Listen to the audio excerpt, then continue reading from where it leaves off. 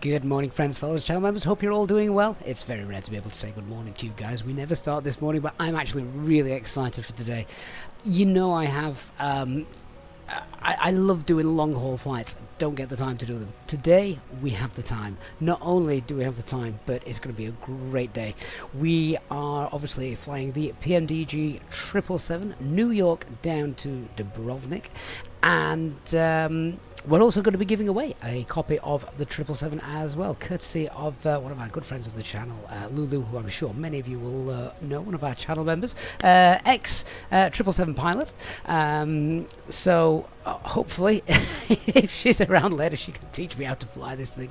As we do take across the Atlantic. No time acceleration today. I'm here all day. Hope you are as well. Don't know what you guys have got lined up, whether you're working from home or just passing the time of day. We will be here. Flight time is just under 8 hours. So yep, we're live. We're on VATSIM, and there's a couple of other surprises coming up a little bit later on. So yeah, this is great for having on in the background, as Roy has just said. So good morning, everyone. Hey, Flight Designs, Nick in the house, J-Hog, Pain Racing, Agando, Obi, David, Organ's also here as well. Uncle Spusson, hi guys. Welcome to everyone over on Twitch as well. Good morning, Eyes, Paul, Nick over on Twitch as well. Destructive Panther says just going to the cinema to see the new Twisters film. We'll be back to watch it later. Yeah, we will obviously still be here. The film isn't that long, so I hear. So yeah, really looking forward to that. Now, Organ's just said that doesn't think this that Dubrovnik can actually take a 777. Well, actually, it can. In fact, in real life, this flight is operated by a 767. It's not operated by the 777. It's United 767. They do daily flights between these two cities. But yeah, the 777 can get in there because the runway is quite long. It's just shy of 3 kilometers. So, Organ, don't worry about it, mate. We wouldn't be. You should know better by now. We don't do anything unrealistic on this channel, unless a certain channel member asks me to. Anyway, let's start getting on board, and yeah, we've got lots to set up, and then we've got all day to chat. I may be disappearing for for an hour or so in stream to go and cook myself a nice bacon sandwich and enjoy that. And I got a couple of little errands to run, but yeah, for the majority of the day, I indeed will be here. David, the ILS approach into Dubrovnik is lovely, and no matter what happens, we're not going to be doing an ILS approach into Dubrovnik because the ILS on runway 11 is actually out. If you check the NOTAMs, that's not possible. Right, let's get on board. All right, so here we are. Let's. Oh, it's raining as well. What beautiful weather we've got.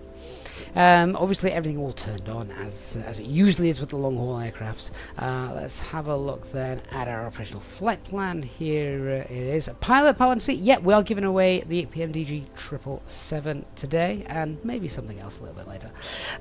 So yeah, flight plan. You can see we're nicely underloaded as well. We're not too heavy for this aircraft, which is fine. Have a look. We will get loads more fuel in if we needed to. Tehran is the alternate flight level. 35 is the plan. We've got a nice tailwind as well. Obviously operating flying eastbound, so that's always going to be nice. Chicago is not Chicago. That's Washington, isn't it? The takeoff alternate. So there's our flight route. Off 4 left. Plug fuel is just under 70 tons. Should have about 10 tons when we land. And CNR is 7.5. So we'll just quickly go through this. I'm not going to spend too much time sort of briefing all this. We'll brief the important stuff, particularly as we're in a part of the world I don't know. Very busy airspace in New York, of course. So yeah, there's the weather. We've got a low cloud base. It's a bit murky, isn't it? Early wet New York morning, but RNAV approach 29. Weather's looking good at the moment. Lulu has entered the chat. Lulu, we were just talking about you. So yes, give your thanks and show your appreciation now. Lulu is donating a copy of the PMDG 777 for our giveaway flight today, so massive thanks to you, Lulu. John says, got us on the speakers of the van whilst you go about your day. That is brilliant. Right. So there's no NOTAMs here for Newark. I've already seen the NOTAMs for Dubrovnik, which is basically the ILS is buggered, so we're not using it. We wouldn't be able to use it anyway. Let's just have a look at the weathers. My God, there's so many NOTAMs. The American airports know how to write a NOTAM. So that is our flight route. We're actually on a random track today, which, to be fair, these routes have now expired, as they do early in the morning. So there we are. ETOPS, airports and range rings, they're all fine. Let's have a look as we're climbing out. We've got a bit of icing up to 25,000 feet as we head over into Canada. There's looks like we're going to be avoiding most of any nasty weather today, so that's yeah, that's pretty good. That's fine. High pressure is now coming over the UK. Heading down to France. Got maybe a few CBs as we head over the Alps later on, and of course Mount Etna is erupting down there. Not often you see that, but yes, all good fun, all good stuff. So I'm going to take. We're nicely underloaded. And because I know what might come later, we are going to take a little bit more fuel than planned. We're going to take 80. We're going to take 80 tons of fuel and get that loaded in. So that's fine. Right, let's start setting her up. See if I can remember how to set her up. So first things first, just do the pre-flight checks. So parking brake, is that set? Yep. Battery switches, we have those all on. I'll zoom out a little bit. Primary flight computers are on and guarded. Thrust ASIM is set auto. APU generator switch is on. The IFE, etc. is on. Cabin utility is on. Left right bus tie switches are auto, and the generator switches are on. Obviously not working because we haven't got the engine started yet. We'll get the APU started in a moment. Nav lights, we should have those on. Yes, we do. Cockpit lights are as required. Left-right control pack switches, they are auto, and let's get the ideas turned on as well. Thomas, good morning to you. Thank you so much for kicking our long-haul flight today off with a very generous £2 super chat. I'm very well, Thomas. Looking forward to spending the day here with you guys. Maris Bloke says the New World Update launches today. Oh, is that today? I knew that was coming. I didn't know when, but I did know that was coming. Right, let's probably do the auction here first. First flight of the day. I can't imagine 777s do many more than one flight a day, do they? Given the distances they fly. So, oxygen's being done. We'll probably flight instruments heading altimeter, etc. In fact, we've got some 80s knocking about. I can't believe we've got ATC this time in the morning. So let me just grab that. 1020 at Niner. Visibility 7. Light rain. Ceiling 600 broken. 1,200 broken. 5,000 overcast. Temperature 22. 2.21. Altimeter 2996. ILS runway 4 right approach in use. GLS approach available upon request. Departing runway 4 left. Notices to air mission. Operate transponder on mode Charlie on all taxiways and runways. Retake all runway hold short instructions and assigned altitude. Advise on initial contact. You have information Charlie. Lovely, so we've got that. Newark Airport ATIS information Charlie 0951 Zulu. 1020 at 9. Turn that off. Right, so that's that's fine. Just wait for the ideas to align. That might take a couple of minutes or so. So just whilst I'm waiting for that, check everything else. And come over here because I can't see this overhead clearly. Window heats are on. Primary hydraulic pumps, they're all set. C1, C2s are off.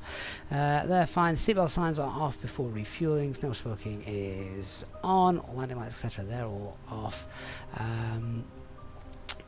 All of these normal auto start is on. Fuel jettison, let's not touch that. Left pump is on, that's for the APU. Everything else is off. Anti-ice is on auto, and all of that over here looks fine as well. Right, we have already been given then our ACARS flight plan clearance. This is something I quite like in the USA. So the moment you log on, that is everything all given to us. We've got our squawk code, we've got our final altitude, climb via SID, and expect 350 10 minutes after departure, and also our departure frequency as well. So that's all given to us, which is really nice.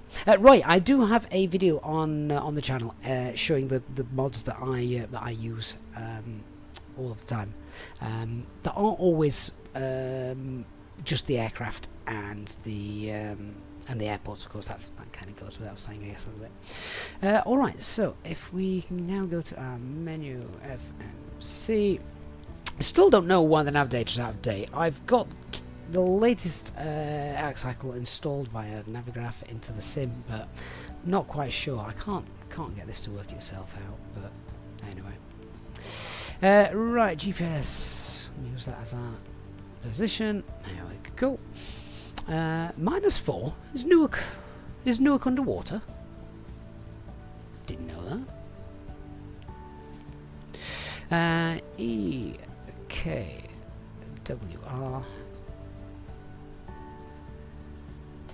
Have I got that right?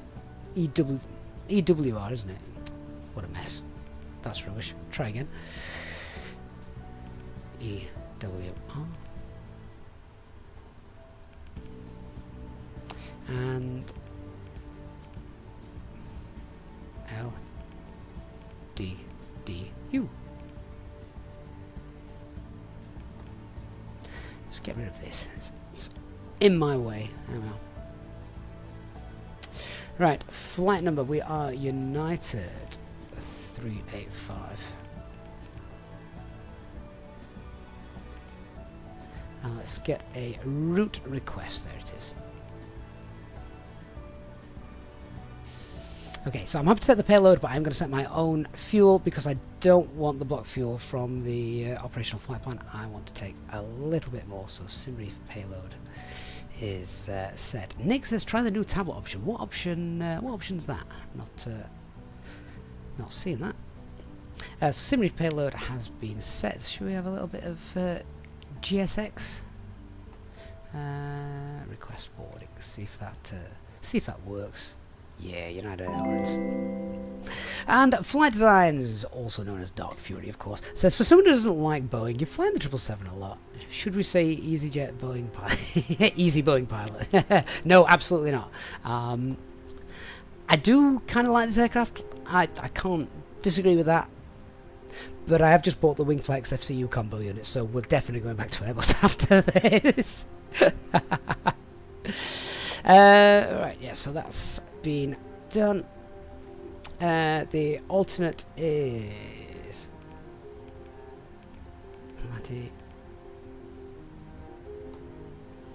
is that gonna go in? Lemon, another one saying the 777 into Dubrovnik. They take the 76 into Dubrovnik, Bailey. So trust me, we can land there. We can stop. I've checked.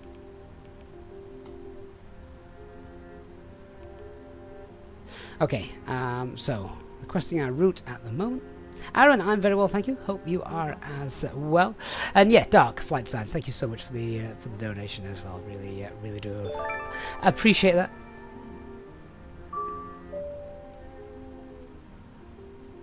Right, all of those have been uplinked and ready. So I'll load that.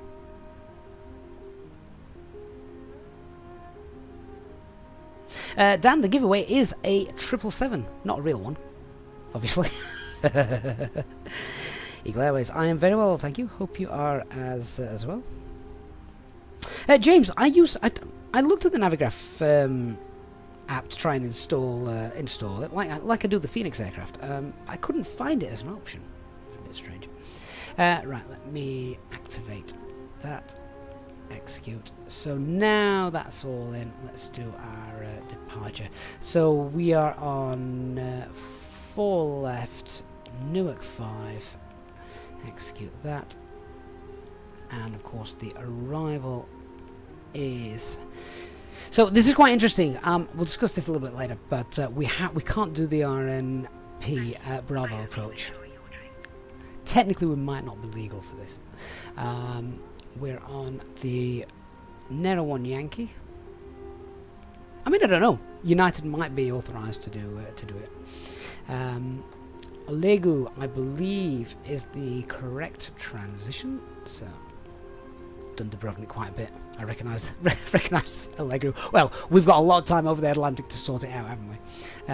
So that's done. We can now just check our legs. That's fine. There's the departure, all in there. Matches up with our charts, which is quite interesting. So it's takeoff 500 feet, fly 055. Yeah, you can see that just there. And then vectors and ATC will give us a direct, hopefully then to Merit. Good. Christian, good morning to you. Says good morning to you, long haulers. Indeed. Right, so I think let's just carry on with our performance then. So let me have a look at the fuel. I need to set the fuel, don't I, before we go any further in this. PMDG setup. Oh no, it isn't. It's the FS actions, isn't it? Fuel. Right, what fuel did I say I wanted? I wanted 80 tons, so 80,000.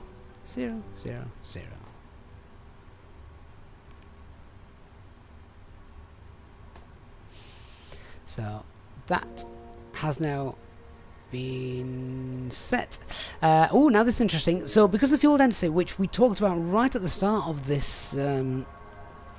right at the start of the PMDG being released, the fuel density, the way it changes, they model this, so we have only got 78814, which is 78.8, which is fine. That's still more than we need. That gives us a gross weight then of 284.6. My god, that is heavy. When you come from flying the 320, you don't appreciate that. Maximum takeoff weight is 350 tons though, so we are we're absolutely fine.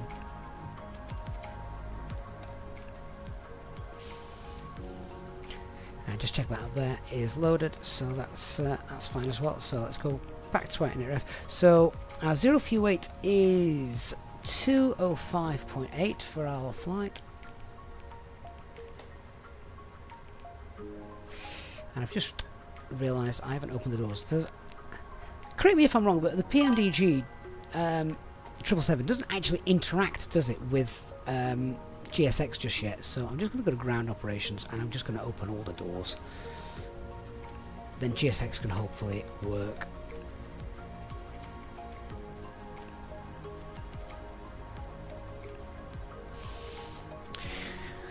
Right, gross weight, fuel's in, zero fuel weight is... Oh, hang on, that's not right. Zero fuel weight is... I've put it in the wrong box. 205.8.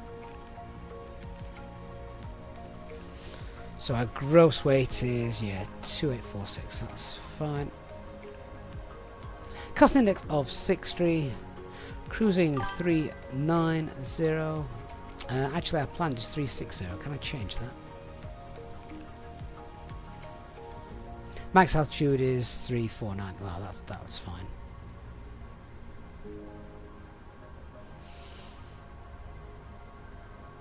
And the CFG is 7.5. Perf init data, accept that. Max altitude 349. That's fine. Alright, so on to our takeoff performance then. This is where I still get a little bit confused with Boeing. Let's pop this over here then. Right, ground operations performance tool. So for takeoff, import from the operational flight plan. Runway is 4 left. 4 left. Runway heading, slope, length. It is not dry. It is wet. Don't think we've got standing water. It's only light rain. Optimum, rating optimum, and our weight is 2846. And import the weather.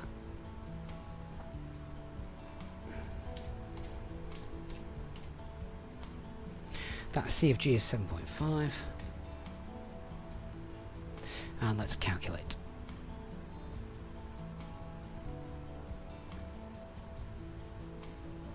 Okay, so rating takeoff 2.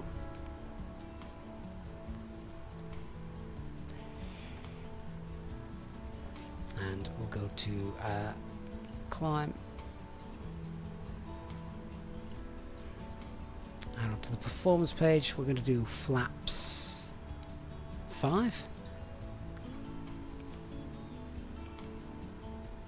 CFG is 7.5.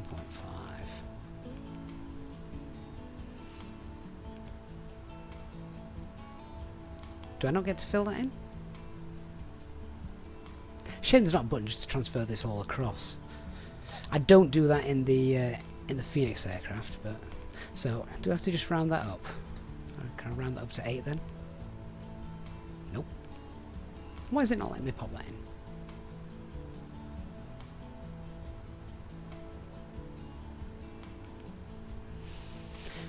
What speeds have I got here? 587175. Hang on then, we've got more stuff on here, haven't we? Wind, let's pop everything in. It's 10 at 6.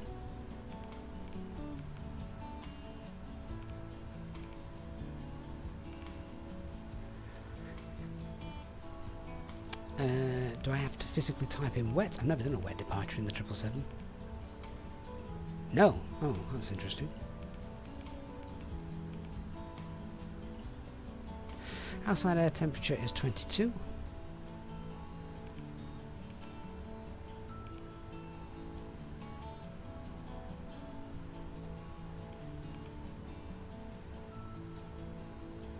Runway slope is 0.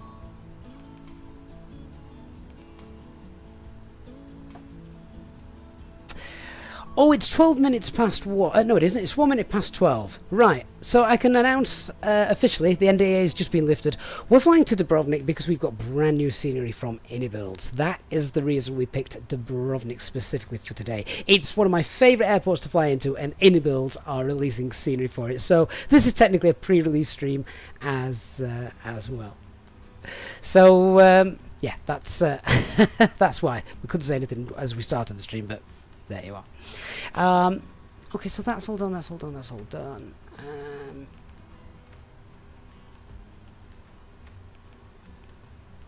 I'm missing something here. Those speeds don't match up.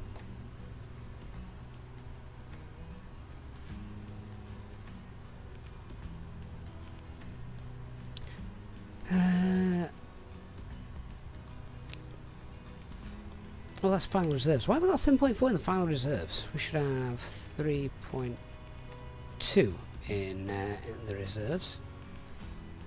It's better. Cruise center of gravity is 7.5 according to this.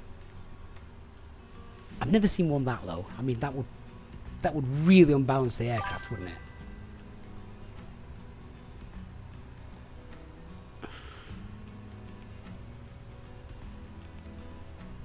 That's selected. That's armed. Oh, I've not put the cell number in. Ah, forget that. 38.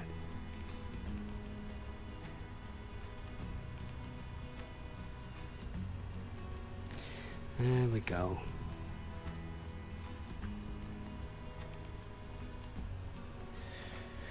Right, where is our CFG for takeoff?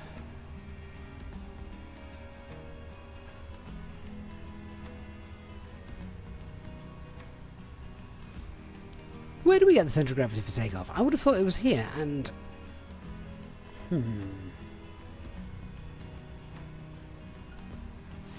Alright guys, I'm stuck again. When you kick the CFG, it fills it in for you, does it? Ah, beautiful. Thank you, Filbert. Excellent. Right, I think we're now all done.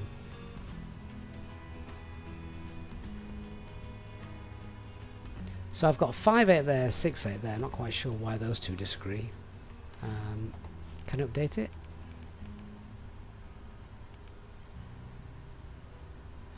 (7175) is correct.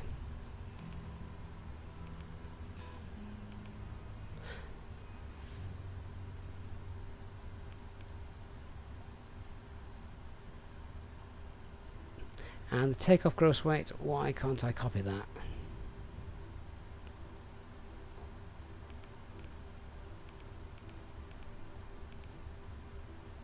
There we are. Now they all match up.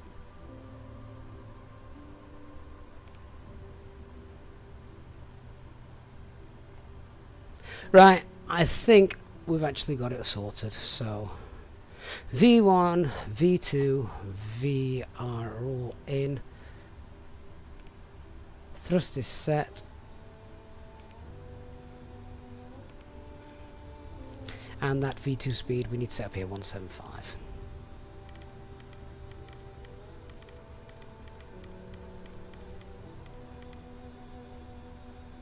This is why you should never watch me to learn how to fly a Boeing aircraft. Watch me for Airbus. But yeah, they're okay now. Oh no, it's not.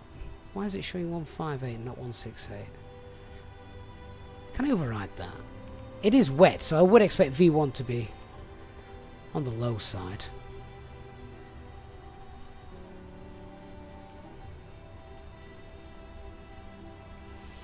Okay, I think that's done.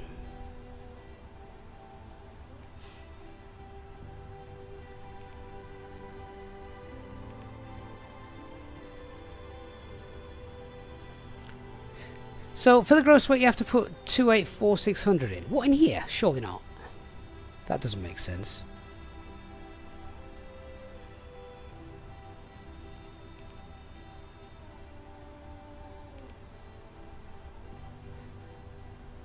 Because you don't actually enter this. This gets filled in automatically for you when you pop in your fuel and you pop in your zero fuel weight. Oh, not in the FMC. Ah, okay, hang on then. Have I been a bit Airbus short-handed? Try that. 284,600. No, it's still not changed anything.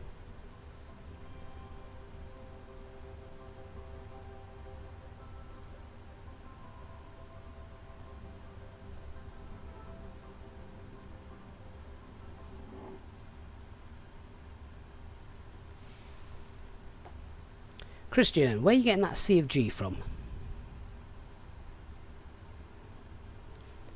Akash, Airbus is king. Airbus is absolutely king. Because if we import from the aircraft, what we got there? Oh, do that instead. No, it's still 158, 172, 170. Oh, who cares? A lower V1 isn't going to concern me. That just gives you more space to stop. Right, that's done. Cell's done. Okay. I think we're actually good to go. Our initial heading for departure, I need that to be set, of course. You have to do that with Boeing. Runway track is 039.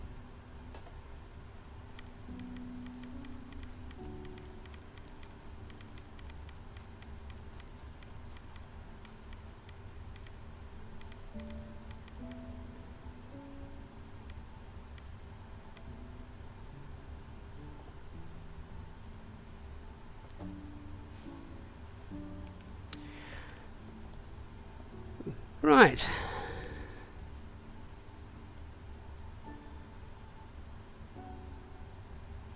Christian, look at that. Inter F index perf should be your CG next to the trim value.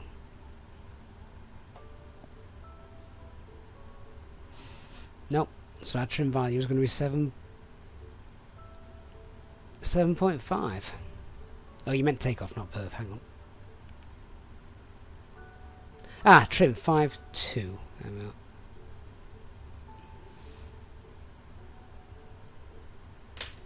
That's the difference between burning all the fuel, that and 7.5. And the CFG is 28. Yeah, we just clicked on that and it came up. Oh. This will be my last flight in the 777 for a while. Get me back on Airbus. Alright, let's start the APU up.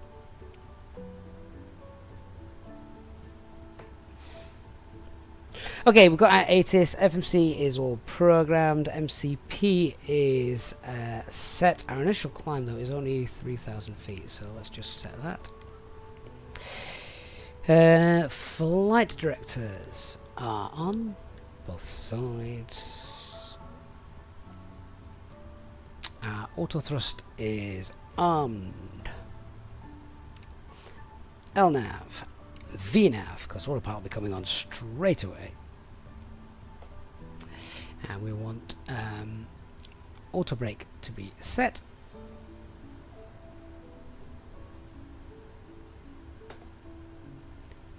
Oh, did I flick it to on? Sorry, it needs to go to start and then spring back, doesn't it? There we go. Christian, you thought Lulu would be the first up. Well, sadly we couldn't get that sorted. She needs to be. I'd just sit back and watch and take notes. Let's get the squawk set as well. Which is over here.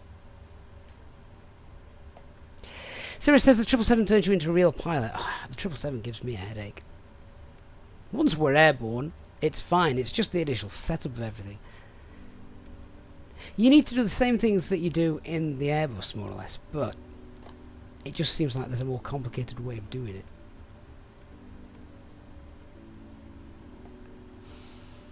Right, and transponder is on at the moment. That's fine. My frame rate's been killed at this airport, and the fact we're in New York with rubbish weather as well. Are we flying on VATSIM? Yes, yes we are. So once we're actually airborne, all is fine. Right, APU is running, so that's done. Okay, let's quickly brief. So we're parked. Where are we parked? Can't even remember where we're parked. We're parked stand 125, so that's there, right in the centre of your screen. So we'll push back, tail to the left. We'll then request our taxi. It'll be either Alpha or Bravo. And then, what the hell is that? Green mist. What of the worlds? I'm going for full length departure. I'm not doing any daft rubbish, so we'll go full length departure. That's, I think, what we got set up.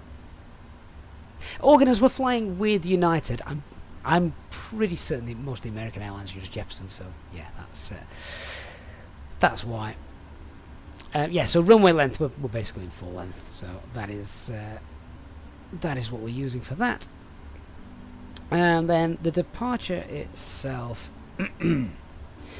is doesn't really show you too clearly on there, but if we come over here, climb out 039, that's been preset, 500 feet, then climbing, it's a slight right turn 554 miles from the ILS DME, then a left turn 290, crossing the Tetra 214 westbound or above 2,500 feet, climb maintain 3,000, which all sounds really complicated, but it's not, because the autopilot will do the work.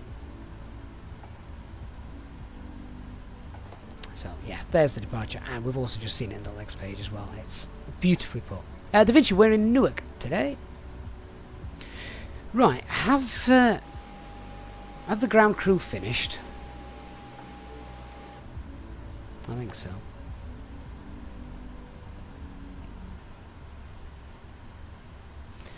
Alright, if that's all done, then Boarding the crew now. How are they only still boarding the crew now? Surely not. All the doors are open, aren't they? I'm not hanging around for that. I'll just reset this. Yeah, all the doors are open. Why isn't GSX doing what it needs to do?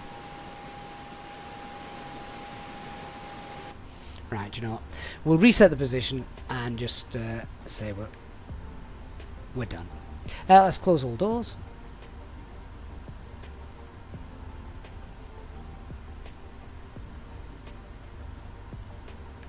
APU is running.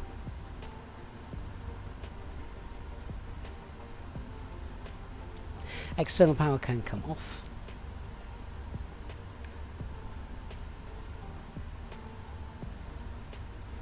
Lewis says, speaking of United, the 767-400 is Cat D aircraft, so they're also not legal to fly the RMP Bravo. Ah, so United are authorised to fly the... Oh, so we're not illegal today. Brilliant. That is good news. Right, make sure ground equipment is also disconnected.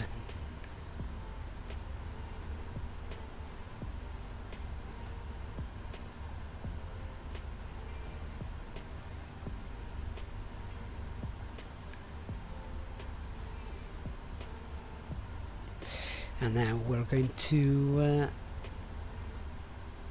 run the before start checklist. So doors are closed, the ground equipment has been removed, right electric demand pump, come up here, try and find these, right electric demand hydraulic pump is set to auto, primary C1 C2 are on, left demand hydraulic pump also set to auto, C1 C2 air demand are set to auto, and left right fuel tanks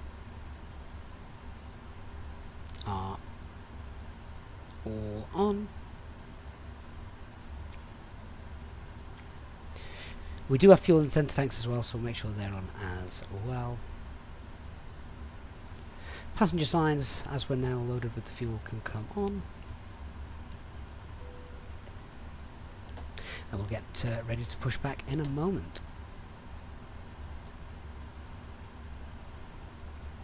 Just checking what ATC is around. New York Centre is about, but ramp is uncontrolled, so we push back and then we'll contact them for our taxi. Hey, Dr. Magic. Good morning.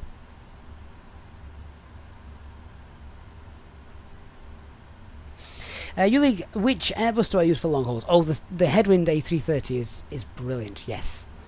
Really do like that.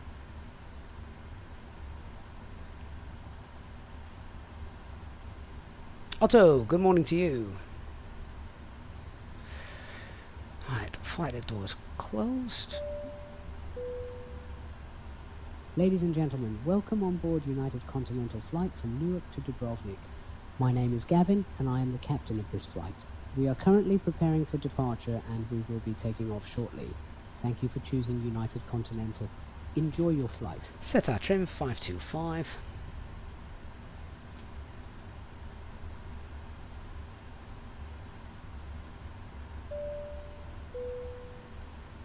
Our flight today will take approximately 7 hours and 37 minutes.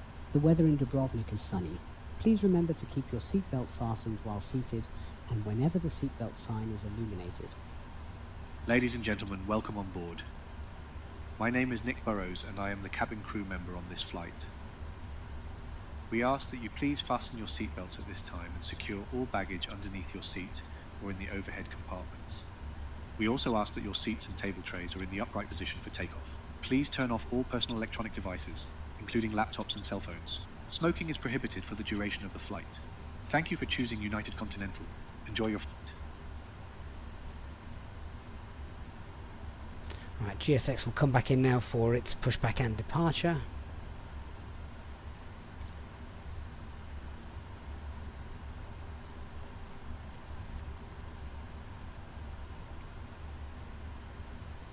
Yeah, so we've got Nick doing the cabin crew for today, and Ladies and gentlemen, shortly after takeoff we'll start serving snacks and drinks. It's You actually can him. find our Sky menu in the seat pocket in front of you. Hello, Captain. We are ready for pushback. Right, let's just get onto Unicom until we're onto the New York control frequency. Newark ground United 385 stand 125 pushing back. Facing north.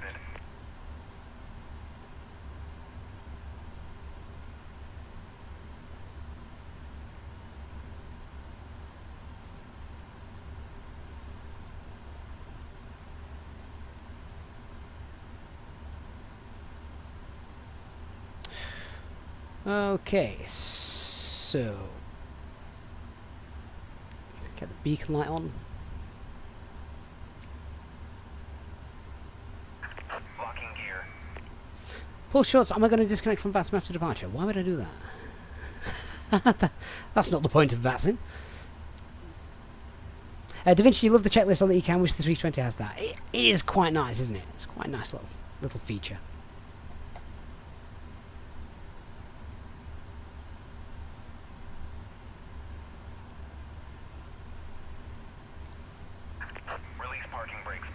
Right, warm enough not to need anti-ice. That's set to auto. Auto brake rejected takeoff. We'll do the flight control in a minute. And parking brakes released.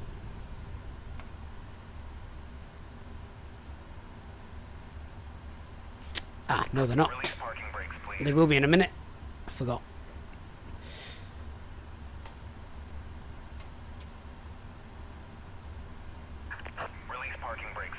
Oh, yes I am doing. Sort of.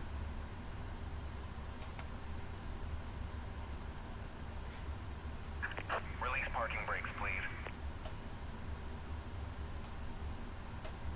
Why can't I release the parking brakes?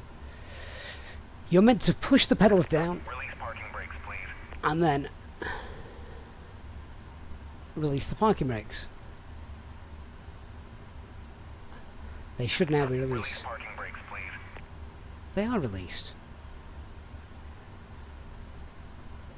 Come on. Release parking brakes, please.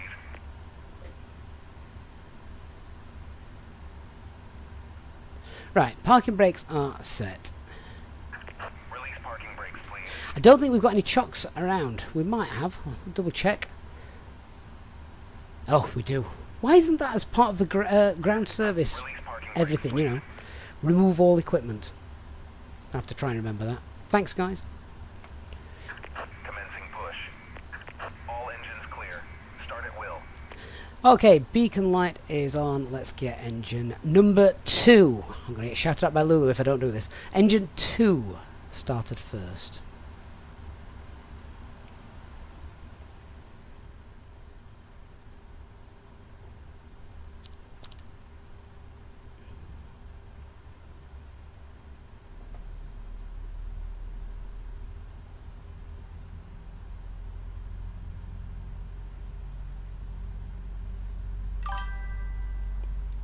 Airbus rules the world. Yes, what a great name. We're on Unicom, actually.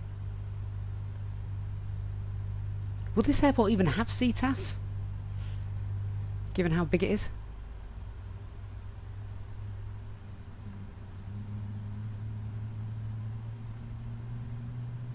Christian says at least open up the engine page for start. Why? Why? What's he going to tell me that this isn't? I mean, even if I open up the engine page on this thing, I'm not going to know what I'm actually looking for. I don't even know what the engine page is. It looks like. Legidot, like, thank you for the follow, and Ake as well. Appreciate that.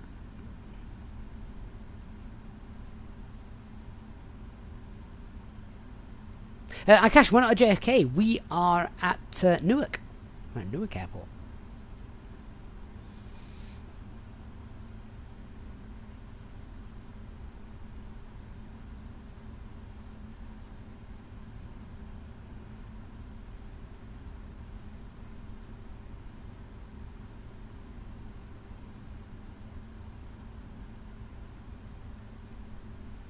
Okay, and starting engine number 1.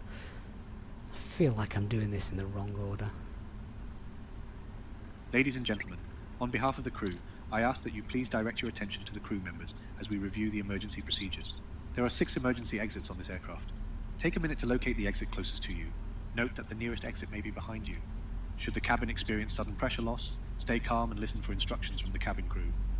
Oxygen masks will drop down from above your seat. Place the mask over your mouth and nose, like this. Pull the strap to tighten it. If you are traveling with children, make sure that your own mask is on first before helping your children. In the unlikely event of an emergency landing and evacuation, leave your carry-on items behind. Life rafts are located below your seats, and emergency lighting will lead you to your closest exit.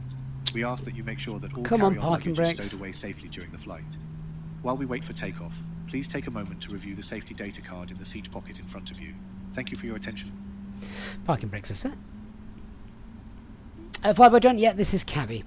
In order to enter the giveaway as well, you just need to be a subscriber to the channel. That is all. So Septa also asking about the cabin crew. They are from Cabby AI cabin announcement. I'm going to need lots of tea on this flight, aren't I? Truck disconnected. Bypass pin removed. Left is clear. Right is clear.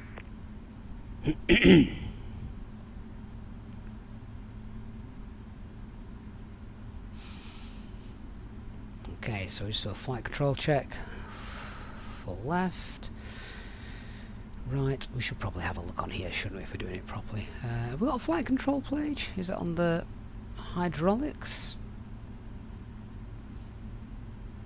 Do they have a flight control? Oh yes, there it is. So that full left. Full right. Neutral. Loving how one of those spoilers slightly delayed. Full up. Full down, neutral and rudder. Full right. And full left. Neutral.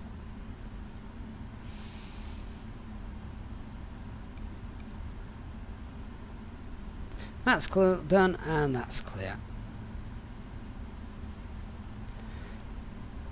Right, so with both engines started, our APU can come off. APU off, anti-ice not required. Rudder is neutral. Flaps 5. Speed brakes are armed.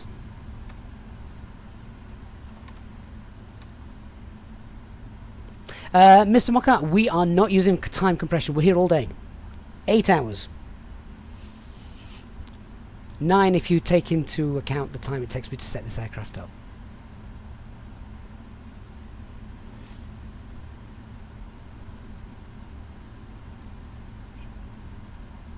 Do we not arm the speed brakes for a departure on the Boeing? Don't we? Alright. I tell you, I'm just in automatic Airbus mode. Right, let's contact control and... Way 4 left, clear for takeoff.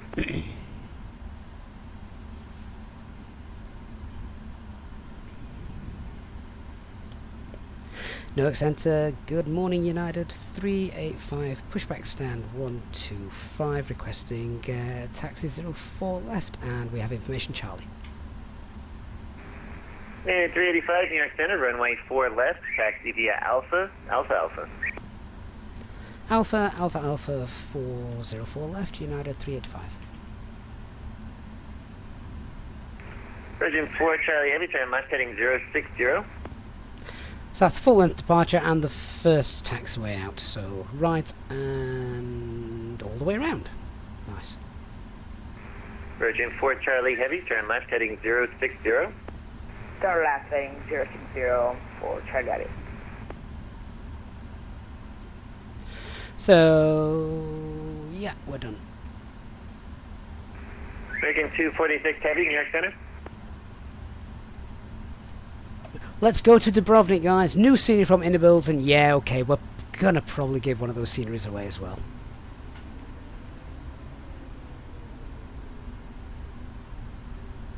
Because why not? Virgin 4 Charlie Heavy, proceed direct Merritt. Proceed direct Merritt for Charlie Heavy. Deal Centre, United 464, requesting IFR clearance, requesting taxi to runway 04 left with information. 464 Heavy, New York Center, runway 4 left, taxi via Alpha, Alpha, Alpha. Taxi via Alpha and Alpha Alpha to 04 left, United 464.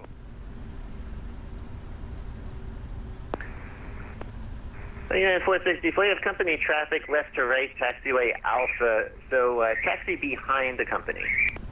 Behind the company, United 464. I'm sure Nick doesn't mind being behind me.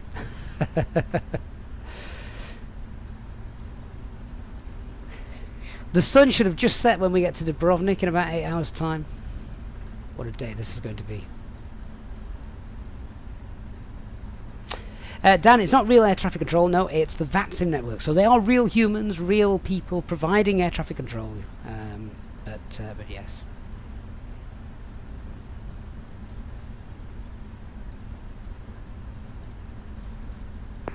Yes, 2259 Heavy, will you be ready upon reaching?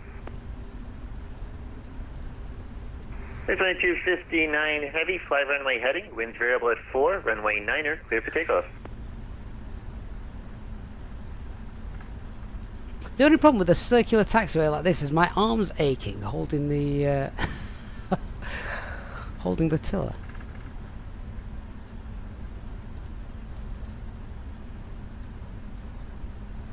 Right. I'm bored now, I'm using my feet. Now, so this taxiway then rolls all the way around. We just don't want to miss the left-hand turn, which is after Charlie, Bravo, Bravo. 246 Heavy, New York Center.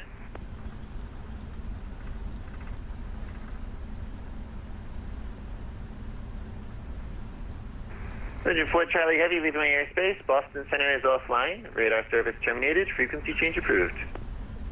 Bradis is waving at us from the FedEx stands. That's brilliant. Good morning. Are you actually in Newark now? Is it dull and raining like it is here? So we've got no change to our performance. We don't care about our engine out procedure. If I lose an engine, then I'm going to cry. That's my procedure. Cry and hope for the best. Departure is straight out 500 feet right hand turn, and our stop climb is 3000.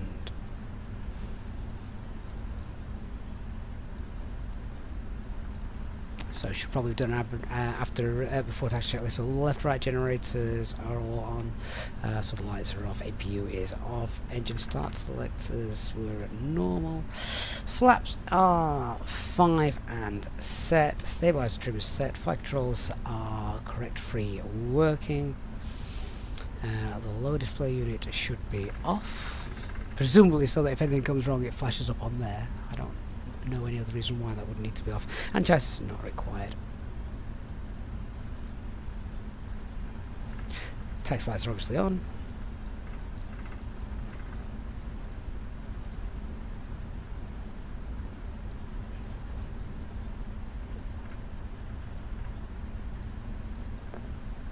And we're nearly there. US 2259 Heavy, radar contact, the altitude.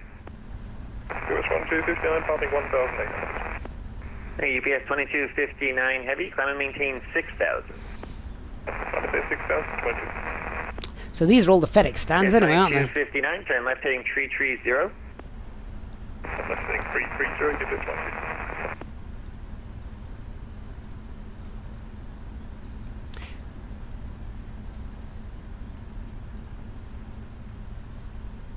1. Is there a max taxi speed in this? I mean, it's 30 knots in the Airbus. I don't know if the 777 is limited to less than that.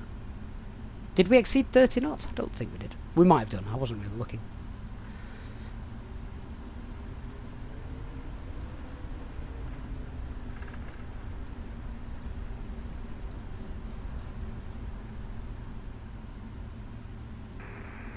US 2259 Heavy, clear direct to Phillipsburg, Papa Sierra Bravo, climb and maintain flight level 320. Dr. Phillipsburg, climbing 320. Good afternoon, Dwyle. Hope you're well.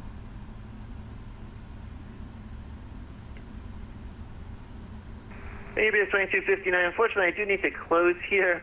Radar service is terminated. Change to advisory frequency. Have a good flight. Changing to advisory, ABS 2259. Thanks for the service. See ya. So, Central Aircraft New York Center is now closed. All aircraft change to advisory frequency. Over to Unicom then.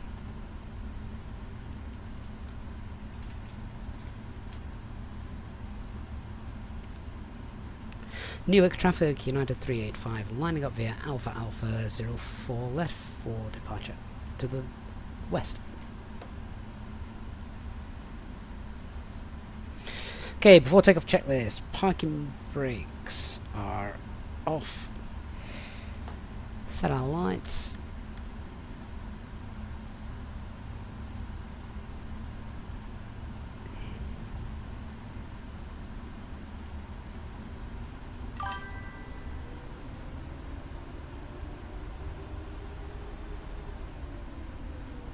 And TCAS, which is down there.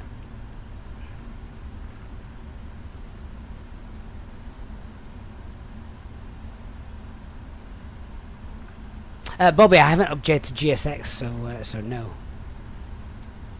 Okay, I would look to see if the approach path is clear, but the clouds are that low. You're not going to get much time to get out of the way of someone if you see them now. Lulu, so you were limited to 20 knots? Ah, okay. Every day's a school day, especially when I fly this aircraft.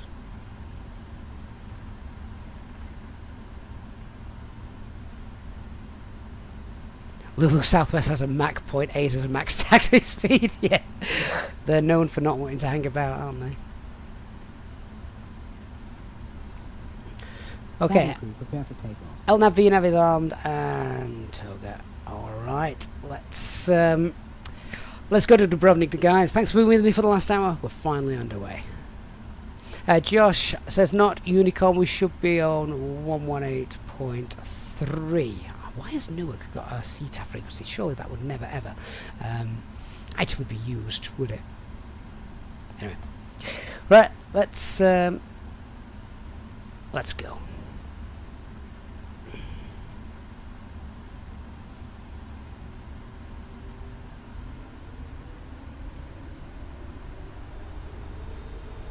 Your traffic, United 464, lining up 04 left. Airspeed's live.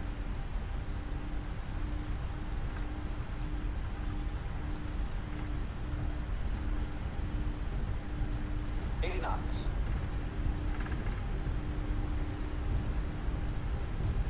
I love long haul.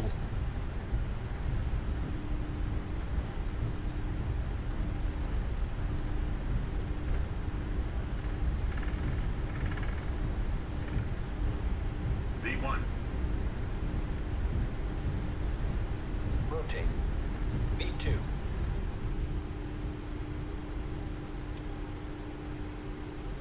Positive rate of climb. Okay, gear up.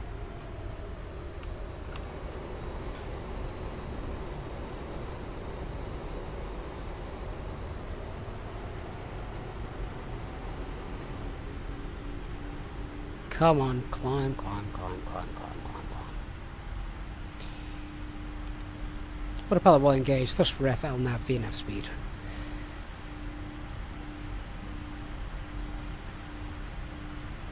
That's that right turn at 500 feet.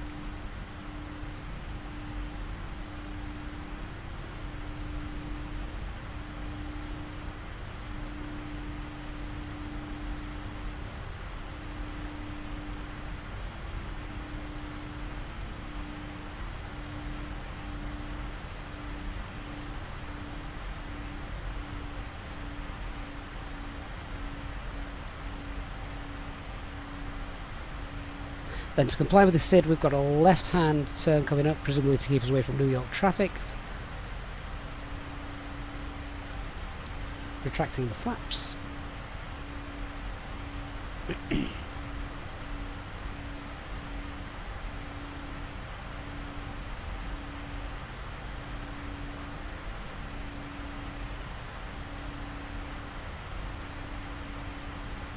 There we go.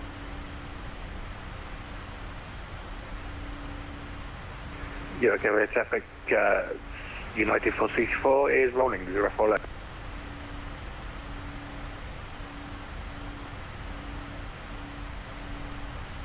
Roy, is it just you as Airbus more intuitive to fly? I think so, but then again, someone who knows how to fly the 777 would probably say the opposite. Okay, so we're on vectors now, which is fine. This is part of our departure. We've got no ATC around anymore, so as long as I can't see anything on... as long as I can't see anything on TCAS or anything like that,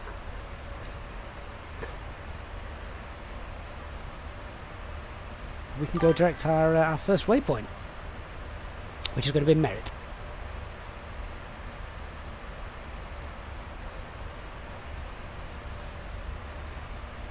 Let's continue our climb then.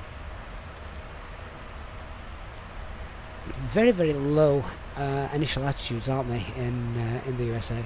So we'll actually climb up to 18,000 feet.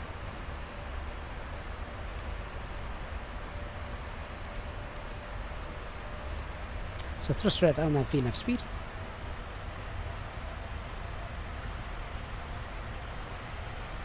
Cheers, Christian.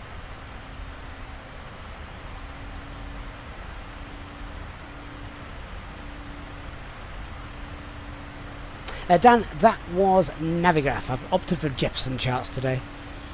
Oh, cloud breakout. The sun is up in New York. Elliot, good afternoon, sir.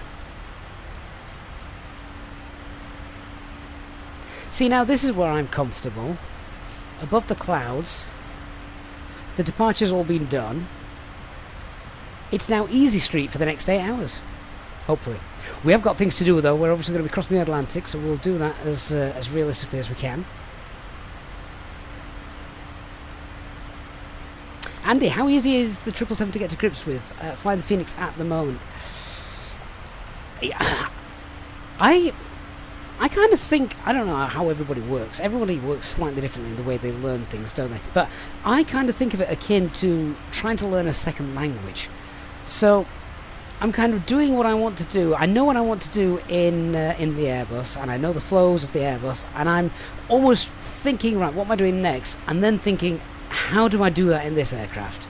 So it's a very similar, you know, the aircraft, they work in very, very similar ways. You do the same things, but you do them differently.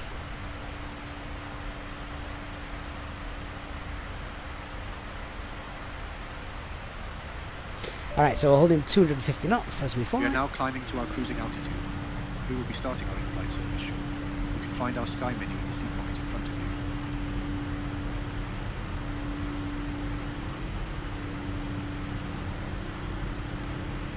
you. Josh Ells, I agree with that. The 777 is definitely more intuitive, I feel, than the 737.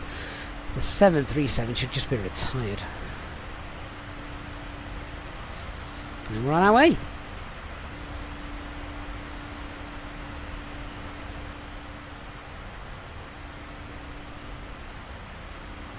A chaotic layout. I like that, Christian. I would agree with that. The chaotic layout of the 737. And Lulu also saying the same thing. The 777 is far easier to operate than the 73. Did you ever fly the 73, Lulu? Did you start on that?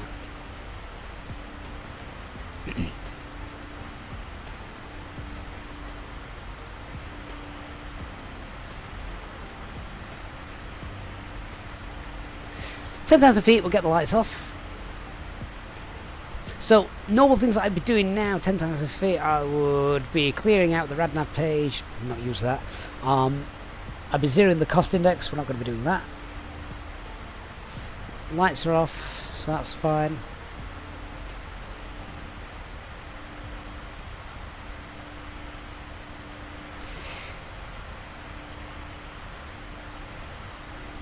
After takeoff, landing gear and flaps, and that's that then.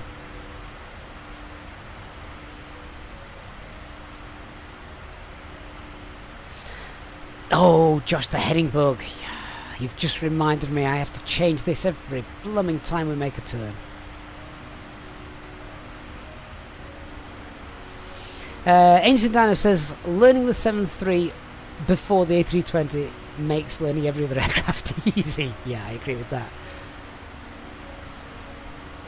Lulu, the overhead panel in the 7.3 was designed by a bunch of drunken chimps. Well, the thing that really annoys me with the 7.3's overhead is that they're all individual panels, aren't they? A bit like this. So you've got the section here for the electrical, a section here for the hydraulics, etc. If they're just individual panels, couldn't they just, you know, swap and change them, move them all around a bit so the flows went up, up, up, up, up, or up, down, or, you know, something a little bit more, a little less up, left, right, back, turn around, do a dance, scratch your head, down here, up there, over here. The flows in the 777 just put me off. Da Vinci, you did your MCC on the 7.3, you wouldn't wish it on anyone. Cy120, good morning, says this is strange. We'd like to remind you that we accept card He's in New York in real life at the moment. Find our Sky menu in the seat pocket in front of you. Please remain seated while we serve you. If you need anything, please don't hesitate to ask one of our cabin crew members. I think once we're happily in the cruise, this is where we're going to sit for 8 hours as we fly over the Atlantic, and I can't wait. And you know what? It seems like a really long time. It seems like a really long flight, and somehow, you know, talk for 8 hours or so with you guys on stream. But I know it's going to go really quickly.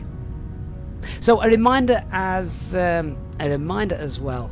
We've now obviously we're flying to Dubrovnik, and in case you missed it, we are actually flying to a brand new Dubrovnik. This is the inner-built Dubrovnik that we're going to be flying to. It is a pre-release stream. It is not yet out and available. At least I don't think it is. So yeah, that is our plan today.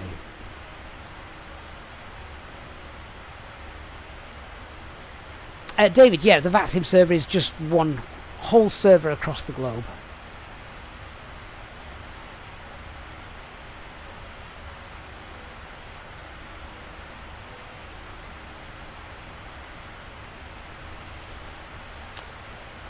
Right, so where can I find our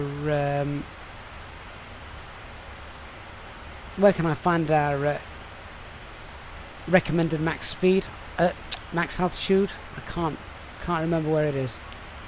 Is it not in the progress page? Was it VNAV page? Ah, VNAV page. Optimum 336, max 350, recommended 330. That works for me.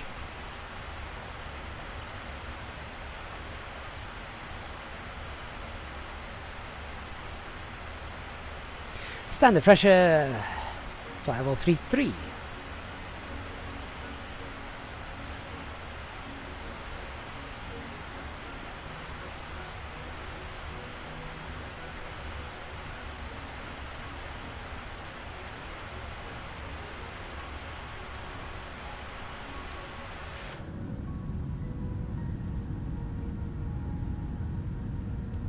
Don't feel like the wings look as good as, say, the Phoenix wings. I think it just needs some more dirt, doesn't it? And markings and hydraulic fuel and some spillages.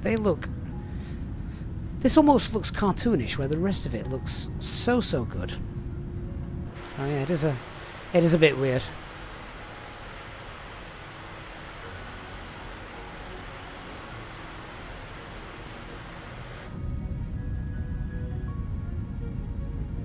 David, you have to download a specific line. Yes, the VNAV. You download VNAV and VPilot.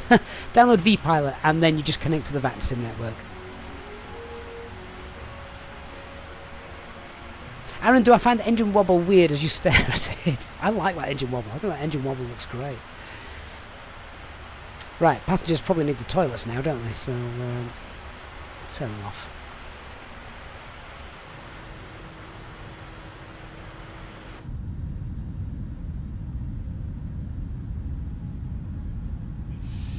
AVS says he's doing the flight with us, not on VATSIM, and he's using the Headwind A330. Oh, well, you see, if we'd have been flying the A330, we'd have been out of here probably an hour ago. Setting that thing up is a breeze.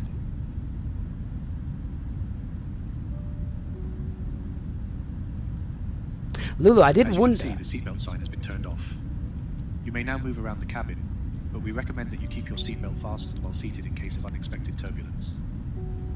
Sorry, I didn't want to interrupt cabin crew, Nick. Lulu, yeah, so we spoke about this as well in a recent video. The 777 has the crew alertness system, basically to make sure the crew don't fall asleep. If you don't touch something in the flight deck after a predetermined amount of time, a light will go on and an alarm will go off to wake you up. Now, PMDG do have that, so it's going to be interesting to see if we actually get that today, if I don't actually touch anything for a while.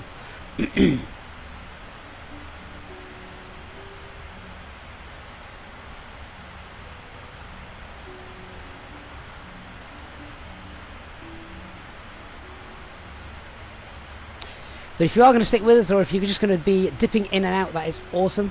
But please make sure you do hit that like button for us. It makes a big difference, it really does.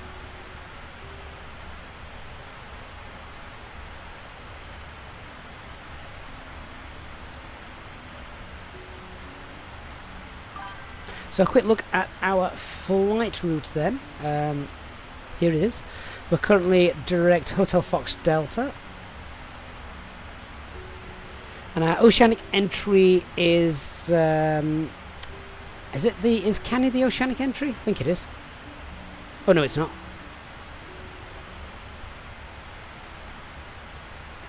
Porty is the oceanic entry, so we've got a while to go before we get there. Hello, Baker. Leon says the winds are crazy fast. I mean, 50 knot tailwind, that's perfect for us.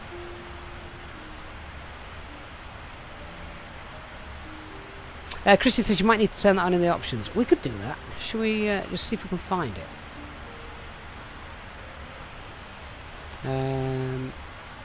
PMDG setup options, simulation.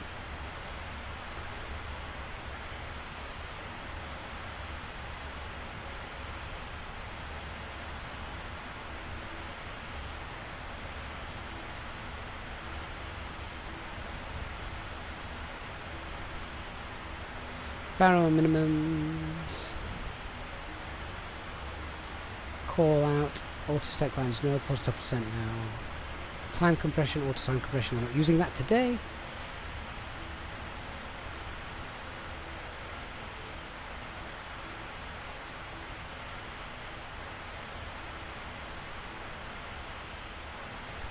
Oh, I don't know where that is then.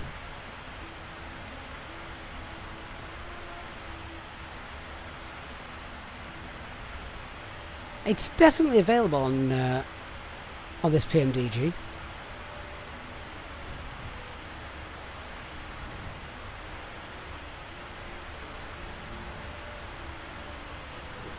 Oh well.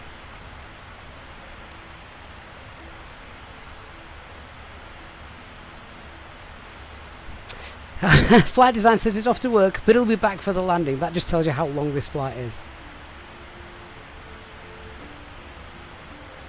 Nick says, doing flight like today, do I not want to do across the pond? The problem is, Nick, they always take place at a weekend, and that's usually family time.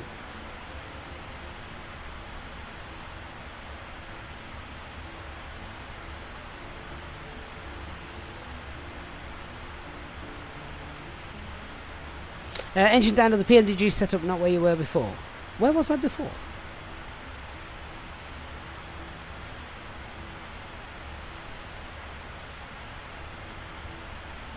Oh, it might be here. Hang on then. TCAS. Takeoff thrust. Standby, ADF, clock, cabin. Flight test package, Wi-Fi. Definitely want Wi-Fi. V1, bank angle, approach minimums. Altitude. This GPWS callings. What about disconnect? Love how they call it the whaler. What's the siren sound like? Ah, crew alertness monitor. Go on then, we'll turn that on.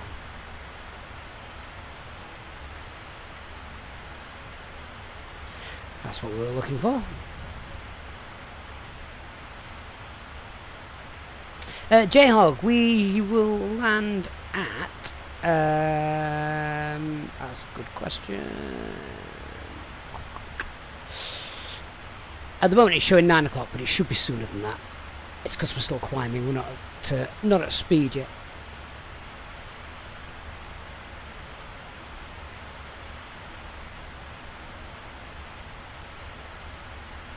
Although it might not be far off.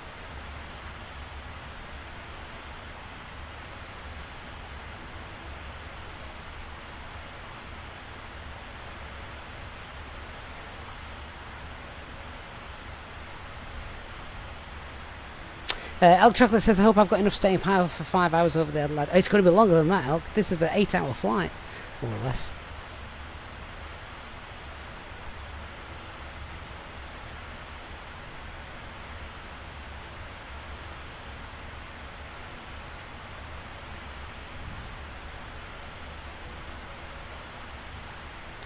So, sadly, the weather is rubbish. There should be a beautiful view of Boston down there, but can't see it, unfortunately.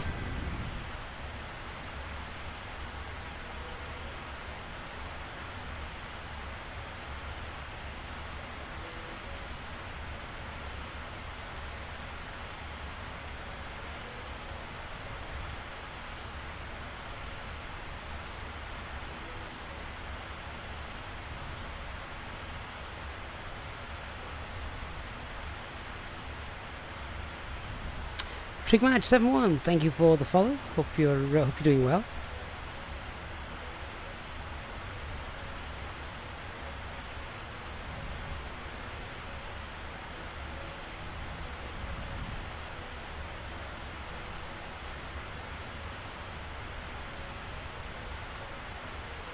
Lula says crew alert monitoring was set to 25 minutes in their aircraft.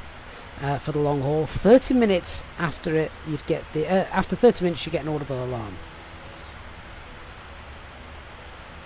I mean, that's enough to have a 20-minute nap.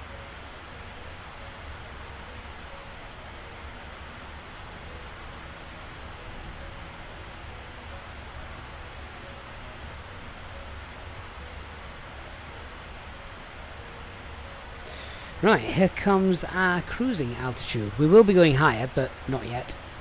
Recommended is 3.3, optimum is 3.36, max is 3.50. We will be climbing a little bit later. What was our planned cruise? Planned cruise was it was 3.5. Yeah. See you later, Jayhawk.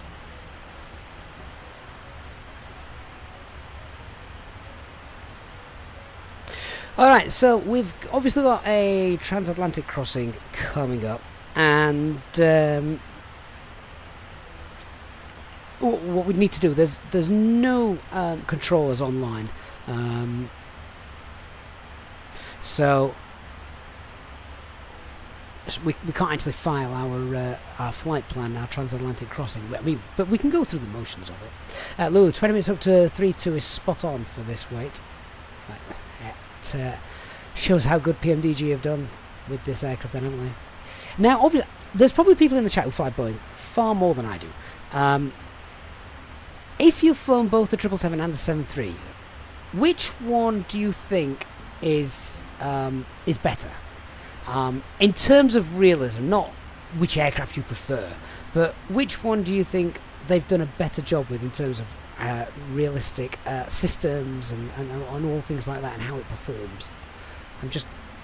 I'm just curious. I'd like to know.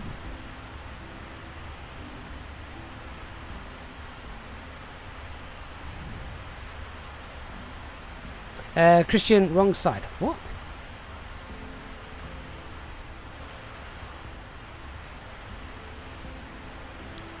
Oh yeah.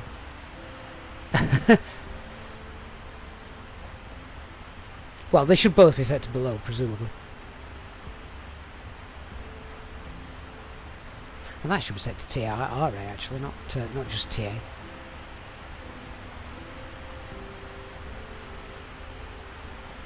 Simonesh says the 73 is very hands-on compared to the 777. Baptiste also saying still impressed with the 73 at the moment.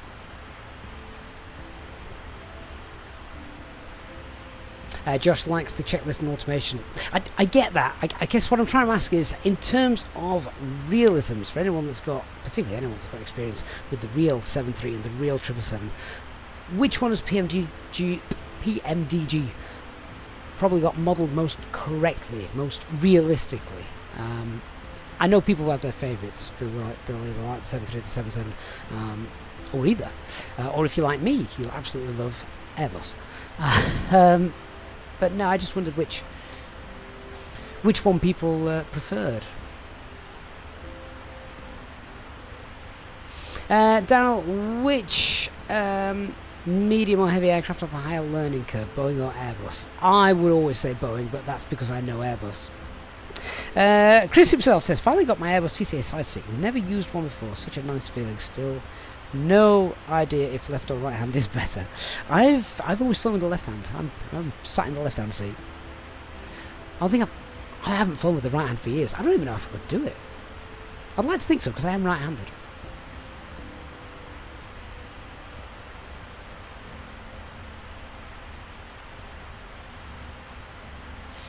Christian, I think I did hit the traffic bug a while ago, just whilst we were leaving New York, to make sure we didn't hit anything. Probably turned around and hit Nick. So, cruise altitude 39. Yeah, that's not happening. So I'm presuming I can set this. We're going to cruise at 3.3 for the time being. So can I edit that and execute that?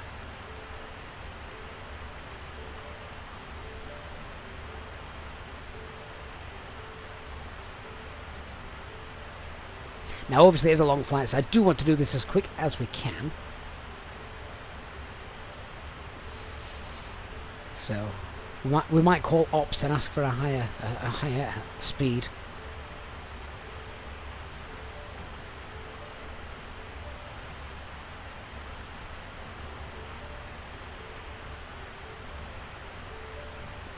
Oh, look, a turn. I'm going to have to touch the heading bug. What a rubbish day for sightseeing.